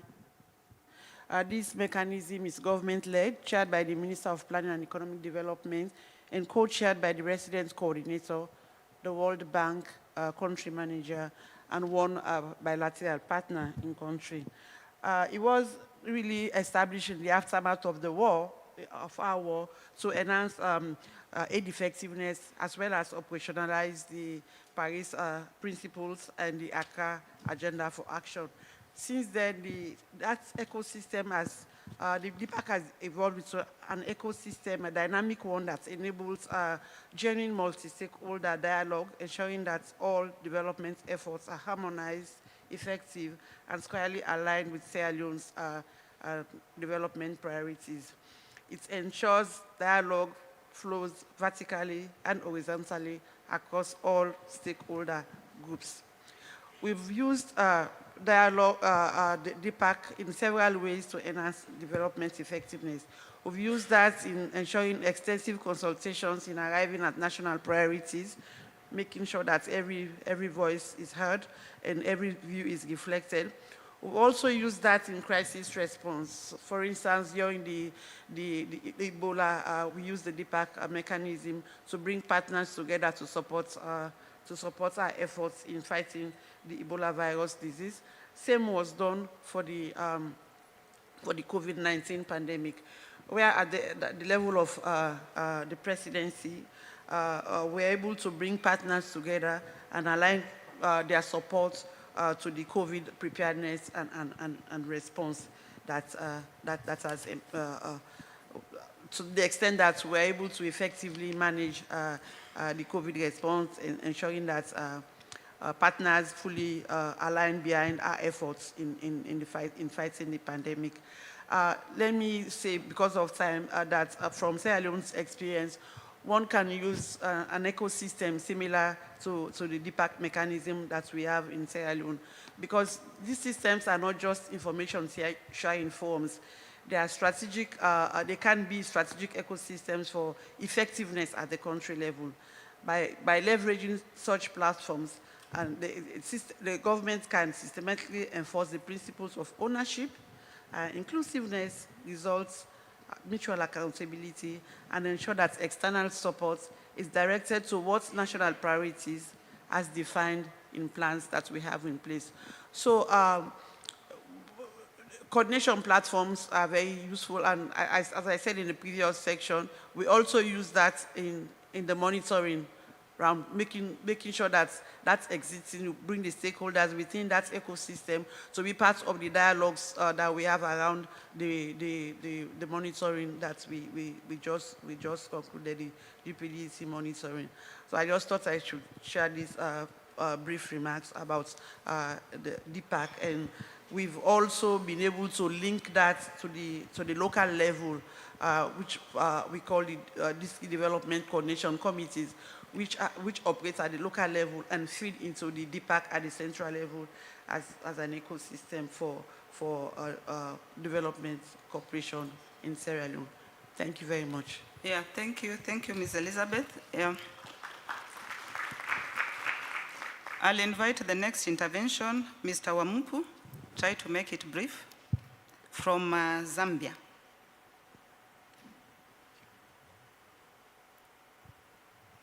Thank you very much, moderator. I'll be very brief. As I indicated earlier when I was speaking on the panel, I indicated that Zambia has been very active in trying out a number of development cooperation initiatives. In the early 90s, we started with sector-wide approaches. We went all the way to budget support and many others. So I can see that we have evolved over time. So what I'm seeing as a challenge for, if I go to Zambia's case and maybe for other countries, is really just to respond to the changed environment. Because when we were investing in all these coordination approaches, we were doing this because it was in anticipation of receiving more resources. That was the approach then. You do well in cooperation, in effectiveness, you attract more resources. Now the situation has changed. You are becoming more effective because the resources have reduced. So the situation has more or less changed. So that is just the dimension I would like to bring. Thank you very much, moderator. Thank you so much for the interventions, and apology if I've locked you out. There'll be another round after this intervention where we'll open the floor again. So I just seek your indulgence. We will now move to the next round, where we are going to our next question, which is, what are the main challenges in making development cooperation more inclusive and collectively owned? How can meaningful engagement across a diversity of partners be strengthened? And our first speaker to intervene is Mr. Major, Reality of Aid. Welcome. I thank you very much, moderator, and I'd like to pick up from where my good friend Omupu has left. We've worked with him for very many years, so he'll share some of the views that I will speak to here. I mean, the first challenge is that ODA levels are low. And the context under which we developed this agenda was that ODA levels were to be doubled by 2010. So we need to ask ourselves, is this agenda still relevant when ODA levels are shrinking? And that is what ministers are asking the Wamupus, are asking the Monicas of this world. Why should we spend your staff hours to work on this agenda? That's the major challenge. And remember, you as an officer being asked this question by a minister, how do you justify your work hours on an agenda that does not bring resources to the country? So that's the first challenge that we are faced with at the national level. The second challenge is dwindling political leadership at the country level. And this is not just from, because I don't want us to look at this as a problem of partner countries, because it's also, I believe, a problem of director generals in the headquarter level, the development partners. Because how do you justify your budget being cut continuously and being asked to show results? That's the same problem that I believe they also faced. But fundamentally, the political interest in this agenda has waned. And I think probably it will come back because now we are saying resources are not enough, and therefore how can you make use of the little one? So they're going to put pressure back on the director generals to make sure this works and this becomes a sexy agenda. But the fundamental question is the political interest in this is next to zero. Remember during the aid effectiveness, you had a whole complete unit in the Ministry of Foreign Affairs or Development Cooperation. 5, 6 staff dealing with this. Right now, go there and see how many staff members are there. Come to partner countries level is the same problem. So there's that problem that we need to address. The third problem is the shrinking CSO enabling environment. Governments are becoming more right-wing. Resources towards civil society are dwindling all over the place or being shrunk. And so getting a credible partner to work with is becoming very problematic because you are not supporting, you are not investing in civil society to engage on this agenda. The final point is the lack of results, tangible results. We are very technical on how we present the results.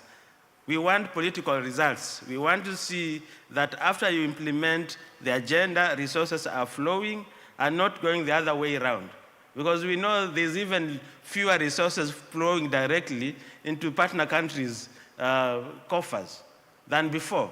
So people want to see results, that this agenda is actually leading to practical behavior change that eventually is translating into more resources flowing into the coffers. I stop there, Madam Chair. Yeah, thank you so much. Thank you so much. You were really right on point. Let me now invite Mr. Guzman also to make some reflections.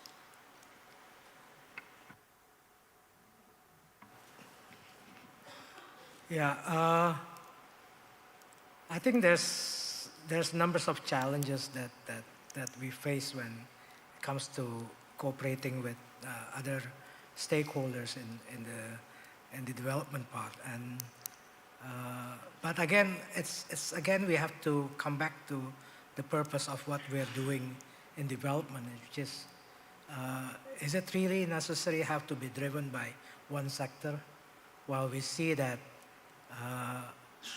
everyone needs to contribute to the development in whatever it is the size that they're doing. So even if there's no resource in one country, we do still have resources in whatever our knowledge, whatever our time, as well as volunteering to support development. That's something that we need to put the spirit up in doing development work.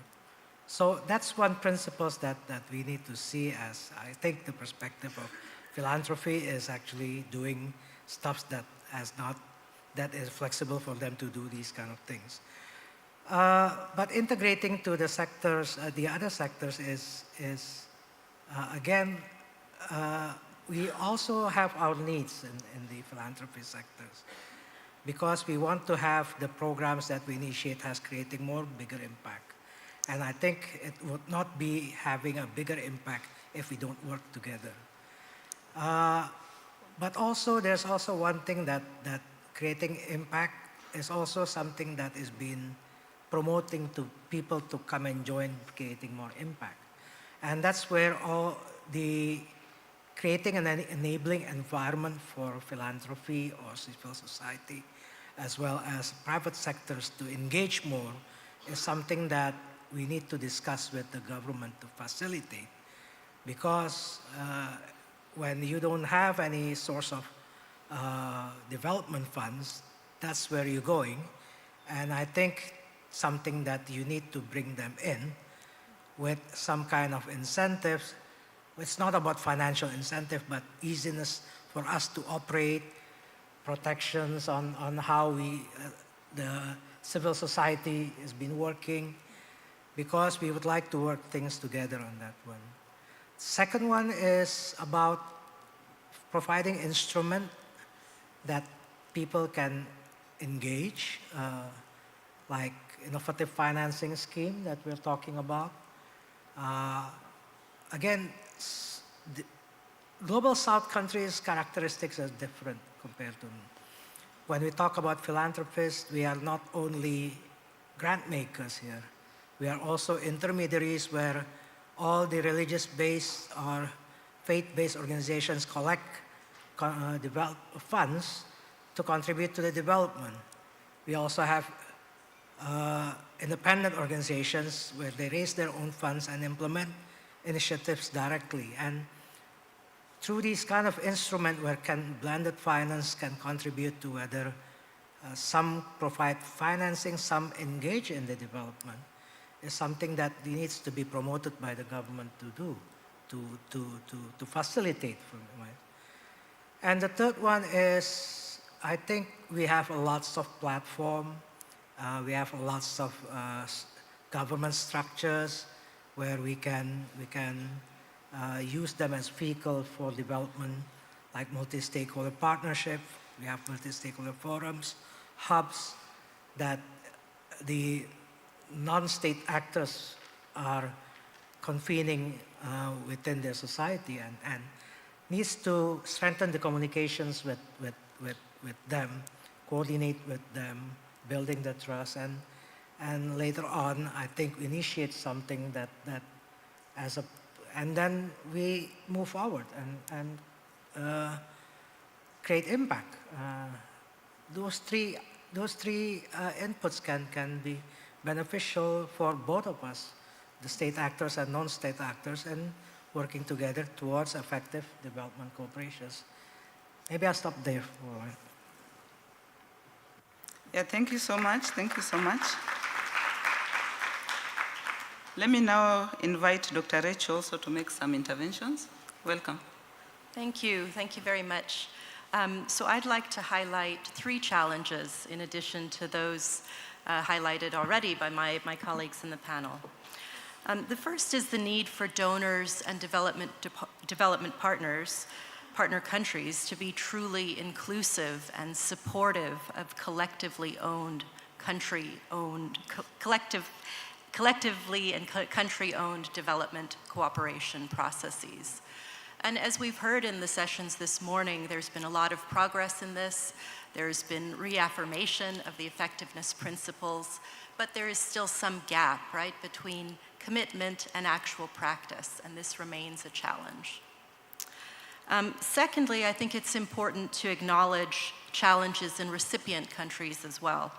So in particular, in countries that lack domestic political institutions that are genuinely inclusive and representative of diverse groups and interests in society, or at least are perceived as not genuinely inclusive and representative.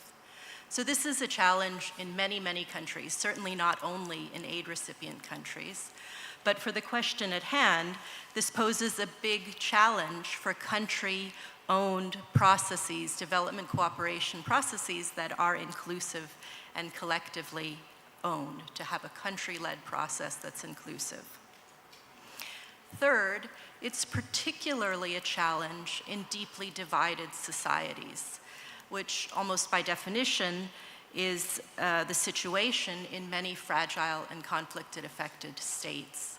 And we know that development cooperation increasingly will be paying attention, needs to be paying attention to fragile and conflict-affected states, because this is where the world's poorest people live and where the vast majority of the world's poorest people will continue to live. So these are huge challenges. There aren't any clear, easy, cookie-cutter answers to them, but we have a lot of evidence upon which to build, and you have a lot of evidence as policymakers upon which to craft ways forward.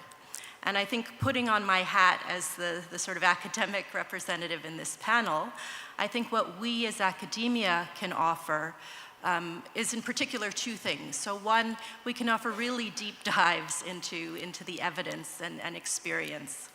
And secondly, we can offer some ways, some systematic tools for thinking about how we learn in a systematic way from one experience to draw lessons for other experiences in a way that's contextually relevant and rigorous. So the lessons from one experience don't always apply everywhere. They apply some places better than others. And I think this is something that we in academia can offer. And so I would invite you to use us as a resource to the extent that it can be helpful in doing that. Thank you very much for the invitation to be here. It's really a pleasure for me, and I've been taking copious notes, learning from your interventions. Thank you.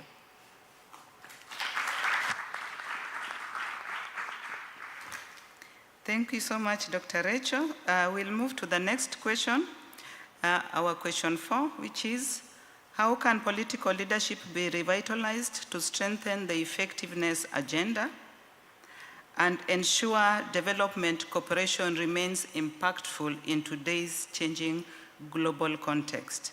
And with that, I'll invite Ms. Christina from Sweden to make the first intervention. Thank you. Thank you very much. Just a few reflections. As a co-chair of GPDC, of course, we're very pleased that the GPDC and the effectiveness agenda is part and recognized of the outcome document from Sevilla. But at the same time, as mentioned so many times during the course of the day and also during yesterday, there is a need to revitalize the agenda and ensure that it's applicable to or relevant for all the challenges that we are facing today and the new types of partnerships that are emerging. And how do we do this? That's sort of the big question. One example of adapting to new realities is the monitoring for the first time. It includes an assessment of the so-called Kampala principles for how to work with the private sector, how to engage with the private sector, as highlighted, for example, by our Ugandan delegate earlier today. And this will, I believe, provide relevant insights for how to enhance partnerships with the private sector, which is really a key at this moment when the catalytic role of ODA to mobilize more resources is increasingly the focus of our efforts. It has been for a long time, but we have to step up in this area. Regarding the pact, which is also something that has mentioned several times during the course of the day, one of the things that we propose is to organize development effectiveness dialogues and regional learning hubs, labs on issues of common concern. And we aim to host one such dialogue in the follow-up to the Busan Forum before the end of the year, and we welcome you all to join. And finally, may I also just mention, when speaking about political leadership, the GPDC co-chairs also invite you all to engage in the preparation of the next GPDC high-level forum to take place next year, and later in the next year, or the beginning of 2027. And this will, of course, provide a platform for a stepping stone in the political sort of roadmap to drive the future agenda. Thank you. Thank you so much. Thank you. Let me now invite Ms. Celeste to also make some intervention. Thank you.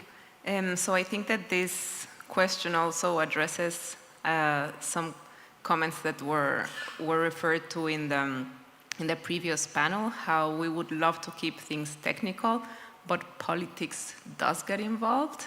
And so I think that something that is very important is conviction. So political leadership must be the driving force behind effective, inclusive, and transformative development cooperation.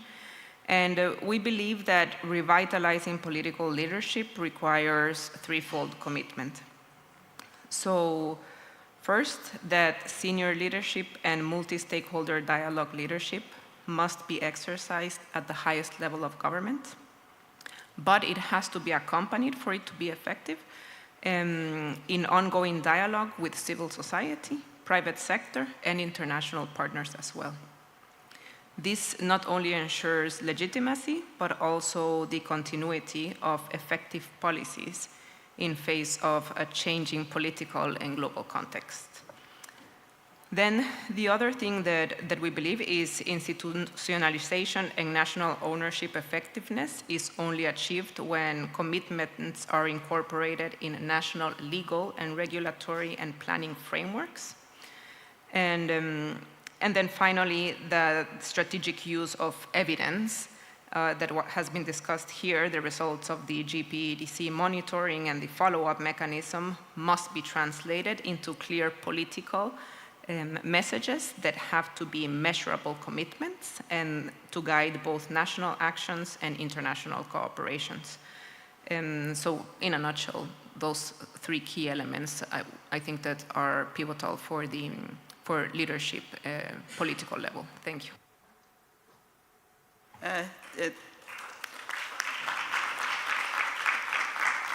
Thank you so much. Let me now invite Mr. Major. After that, we'll open the floor for interventions. Mr. Major, welcome.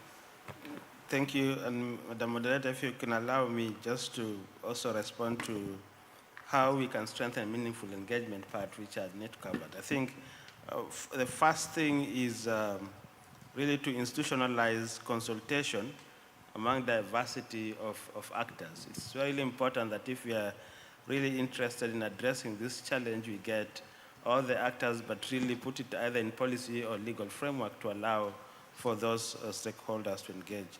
But the second and last part is political prioritization. I think, like my colleague just said here, politicizing this agenda should be the norm going forward, because that's the only way you attract politicians, you attract resources, but also you attract behavior change. Now, coming back to the question, I think what is important for a politician, you need to think like a politician. That's a very complex animal.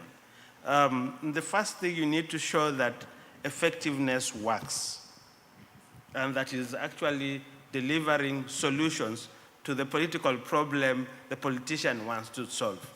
So we need to move away from being too technical on how we approach these things. Certainly we need targets, we need commitments on a certain level, but show that this addresses their political problem. Otherwise, this becomes a talk show. And that should be our next approach. The second thing is really aligning this agenda to the country interests. And here, I give an example usually of one of the ministers I had a meeting with, and he was telling me, Major, stop speaking too many English words. What is this agenda serving for my country? How is it helping me construct a road or a bridge somewhere? So making sure that this agenda really speaks to the country priorities development agenda is very, very important. Otherwise, that's why they keep saying, you people talk too much, I'll go to the other side and I'll get money within 6 months. Within less than 6 months, and you 6 months will still be prioritizing. So really, if we really want to make this work for us and get ministers, both in the partners countries and development partners, we need to show that this agenda is addressing their immediate, not only political, but also development agenda. Otherwise, we'll be dismissed as just talkers. I stop there, Madam Chair. Thank you so much. We'll now open the floor for interventions, and I'll call on Henry. After that, then be ready with the mics. Henry from Nigeria. Mr. Henry Aso, Nigeria. And make it brief, 1 to 2 minutes, to give time for others also to intervene. Thank you. Thank you, Madam Moderator. In Nigeria, the Federal Ministry of Budget and Economic Planning has the mandate to coordinate development cooperation. This means the ministry can convene development partners and stakeholders to the table, thereby creating an inclusive space where the government, bilateral and multilateral partners, civil society, and the private sector engage together.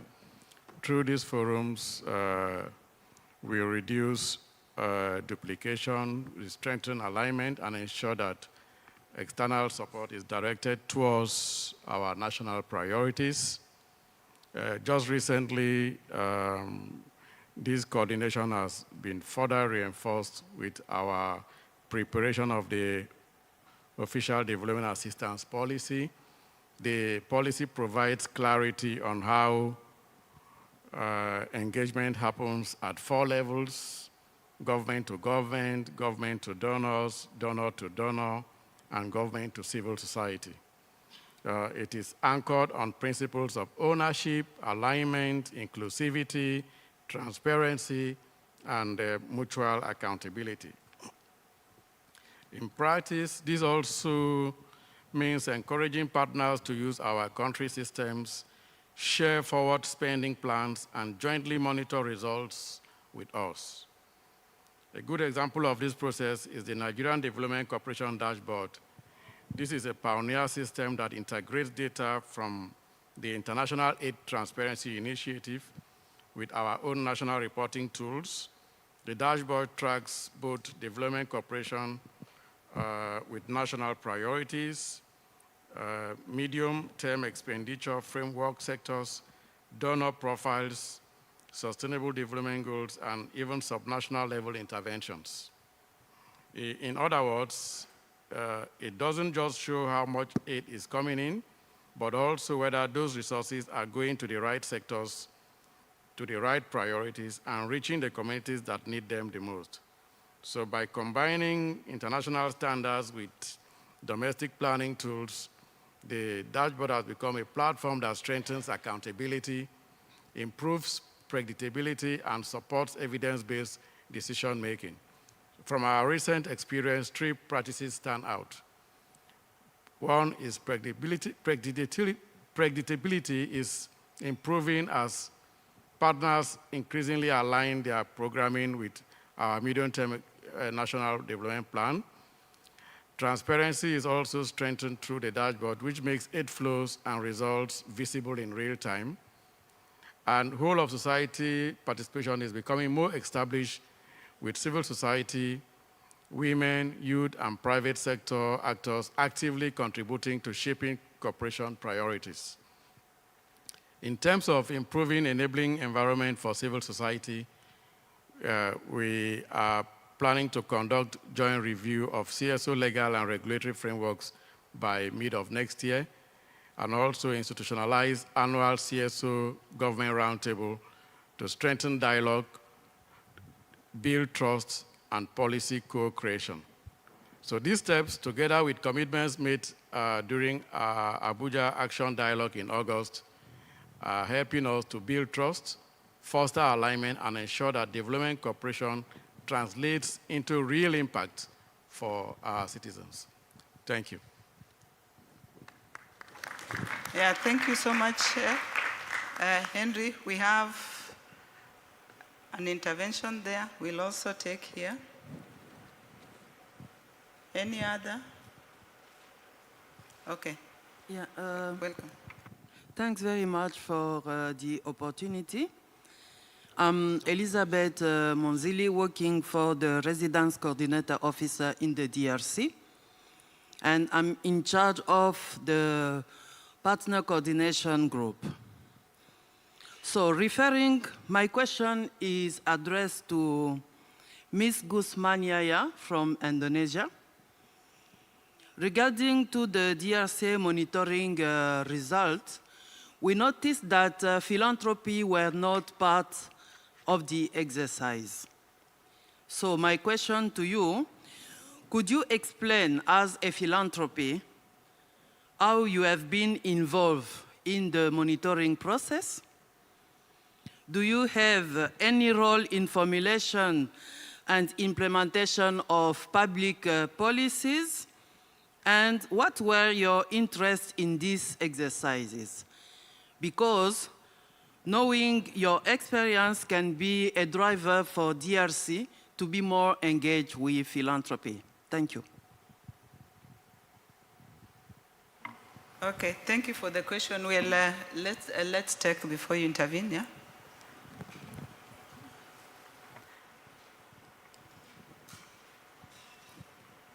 Good afternoon. Many thanks. My name is Michelle Winthrop. I am the Irish ambassador to the Republic of Korea, but I have many years of experience working in this field. I wanted to ask a question on the issue of political will. In our experience in Ireland, a helpful way to maintain political will has been to invest in a sustained way in global citizenship education over decades, and that builds a cohort of taxpayers who are committed to international development. But of course now we face a new threat in the form of countering disinformation. Disinformation is eroding a lot of trust, a lot of political will, and indeed sometimes the credibility of the aid system.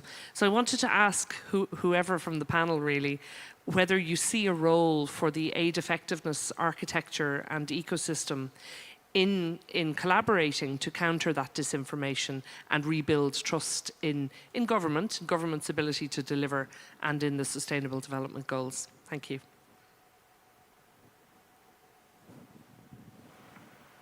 Okay, thank you. Maybe Mr. Guzman will respond, then any panelist may also respond to the second question on political will. Yeah, Guzman. Okay. She asked on the philanthropy. You got it? Yes, yes. Okay. I think for the question about why philanthropy in Indonesia was not in the monitoring is because we missed that session. And it was 2 years ago when we were invited by, I'm active in the Wings, as part of Wings, and not as Indonesia representative at that point. So from this context of Wings, then we found that Indonesia is not filled by was not involved in the monitoring session that time.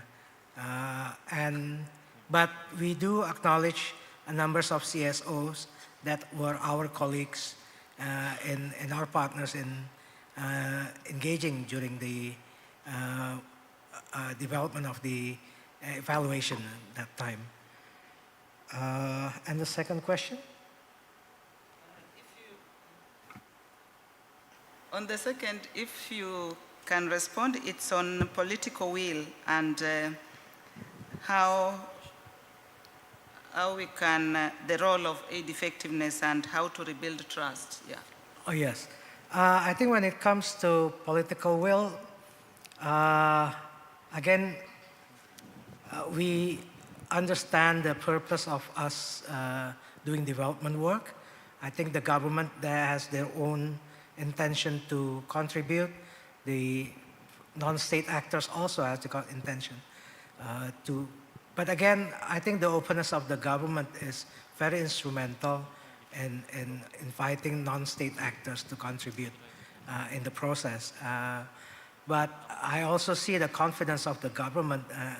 I would say in the Indonesian part of the government where we see that development cannot be done only by the government. I think we have lots of statutes about the SDGs that it has to happen with multi-stakeholders partnership with involved in the development, especially when it comes to accelerating the achievement of the goal in the sustainable development. And that's a good entry point for us to start discussing with the government, which we already discussing with the government. We already work towards convergence in all these philanthropy sectors, including the private sectors, to contribute to the SDGs as part of the National Action Plan of SDGs in the Republic of Indonesia. Maybe that would answer. Okay, Javier? Yeah. Thank you very much, Monica. Yeah, regarding the second question, I think that's critical. Yeah, because this information is not something random. It's strategically directed to precisely erode the agenda, multilateral agenda, rights-based approach agenda. So, yeah, again, on that regard, I think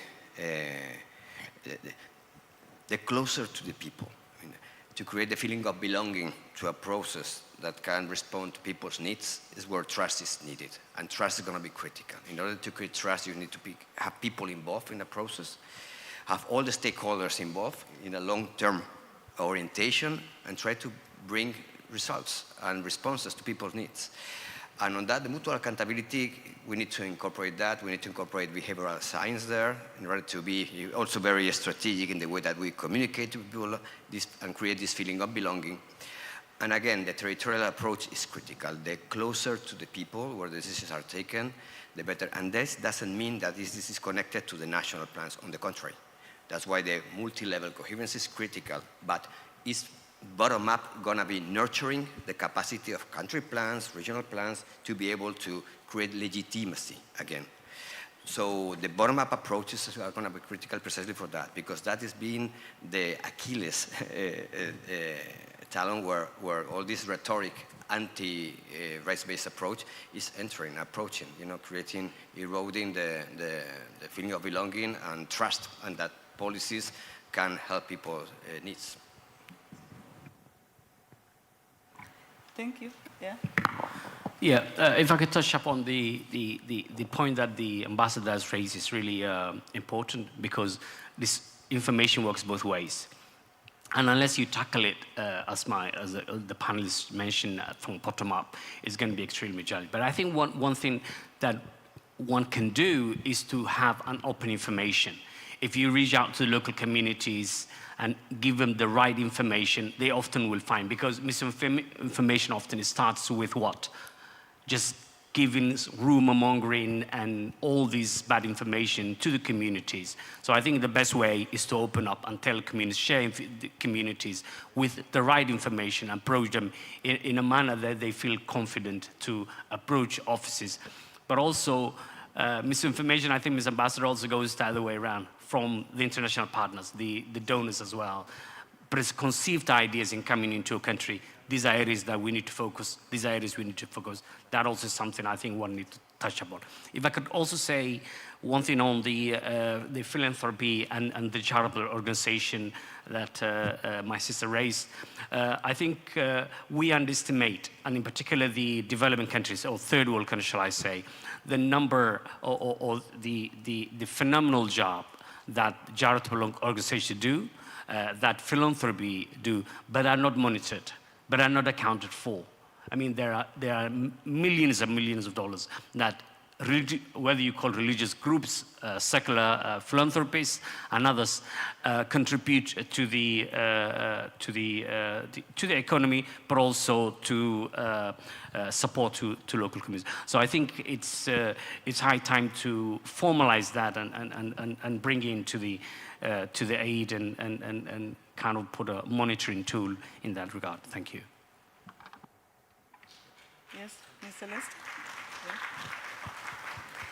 Thank you so much. And also to address the question of the ambassador with regards to disinformation, something that we are undergoing right now with the update of the international cooperation policy is engaging with local actors, with local communities, with civil society, and with private sector, which is something that we hadn't done before.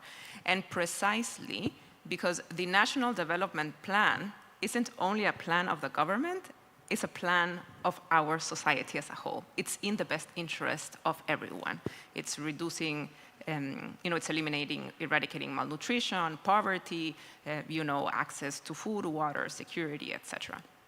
So, and what has been mentioned here as well, the private sector already does and contributes so much. So how can we bring them into the table as well, not only to help us navigate and achieve the National Development Plan objectives that we have, but also how can we account for the work that civil society and private sector already does in contribution to this, and how can we also, give the rightful, the merit of the work that they have been doing as well. So I think that open dialogue and inclusive dialogue is a key element as to tackling misinformation as well. Yeah, sorry, we are running a bit late, but it's getting interesting towards the end. Yes, Major, you are... Yeah, two things, Madam Chair. The first one, with regard to the question from the DRC lady, I think the process recognizes that civil society focal point should collaborate with the philanthropy in filling in the data. The challenge we have is you have local philanthropies who are not well engaged with this process. So the question will be how you plan to mobilize and raise the awareness for them to see the relevance on this. And that's some of the work that I hope the Phase 5 will do to support country process, where we bring on board all stakeholders to take this forward.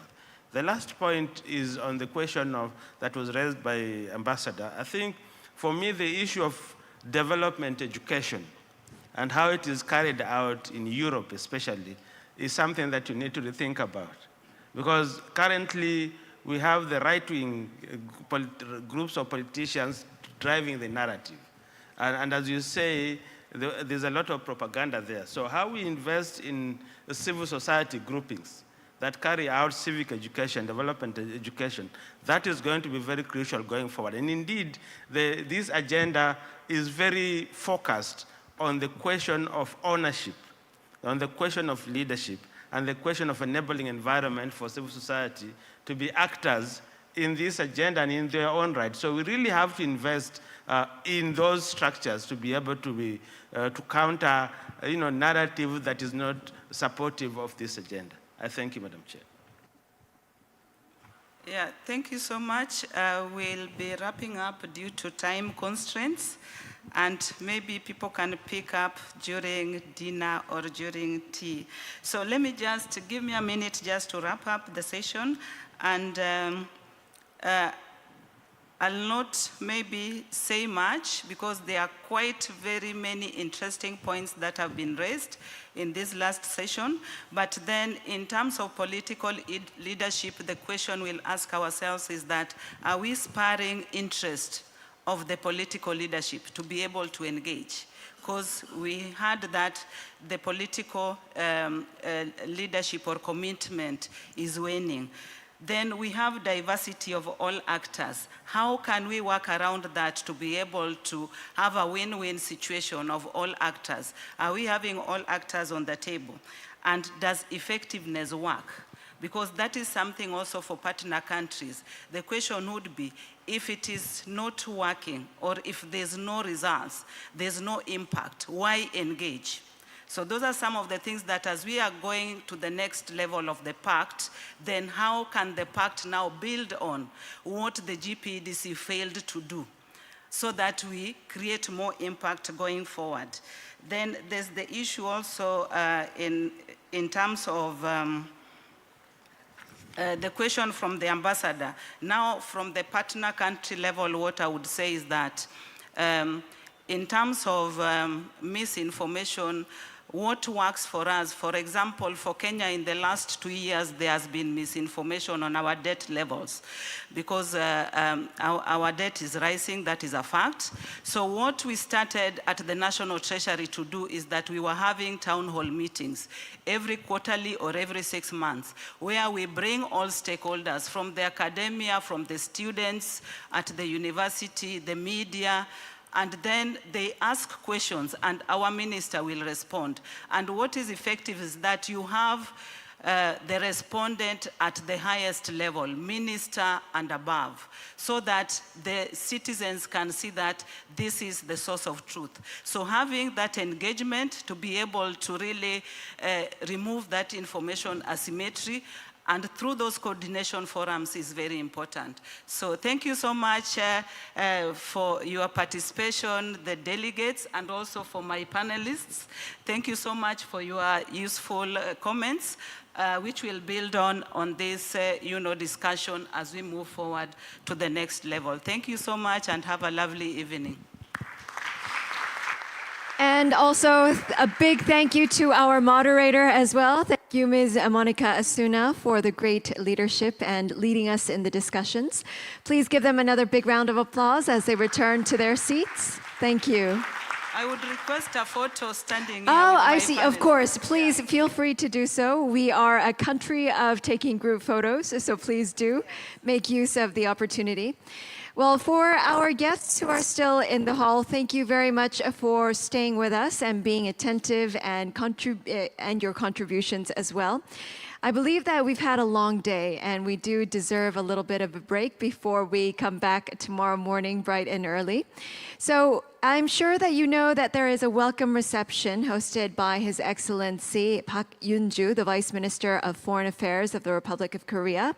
I think it is open to all of our guests who have attended today. So please do feel free to come and visit and continue on with the discussions that you may not have been able to do during the limited time of the sessions. So our welcome reception will start at 6:30, so in about 30 minutes, at the 3rd floor Sapphire Ballroom, so where you had your lunch. So please do join us, and we hope to see you again soon. Thank you very much. And before you come back tomorrow, please make sure that you do have your name tag with you. It is also mandatory that you have it with you tomorrow. Thank you very much, and have a lovely evening. Thank you.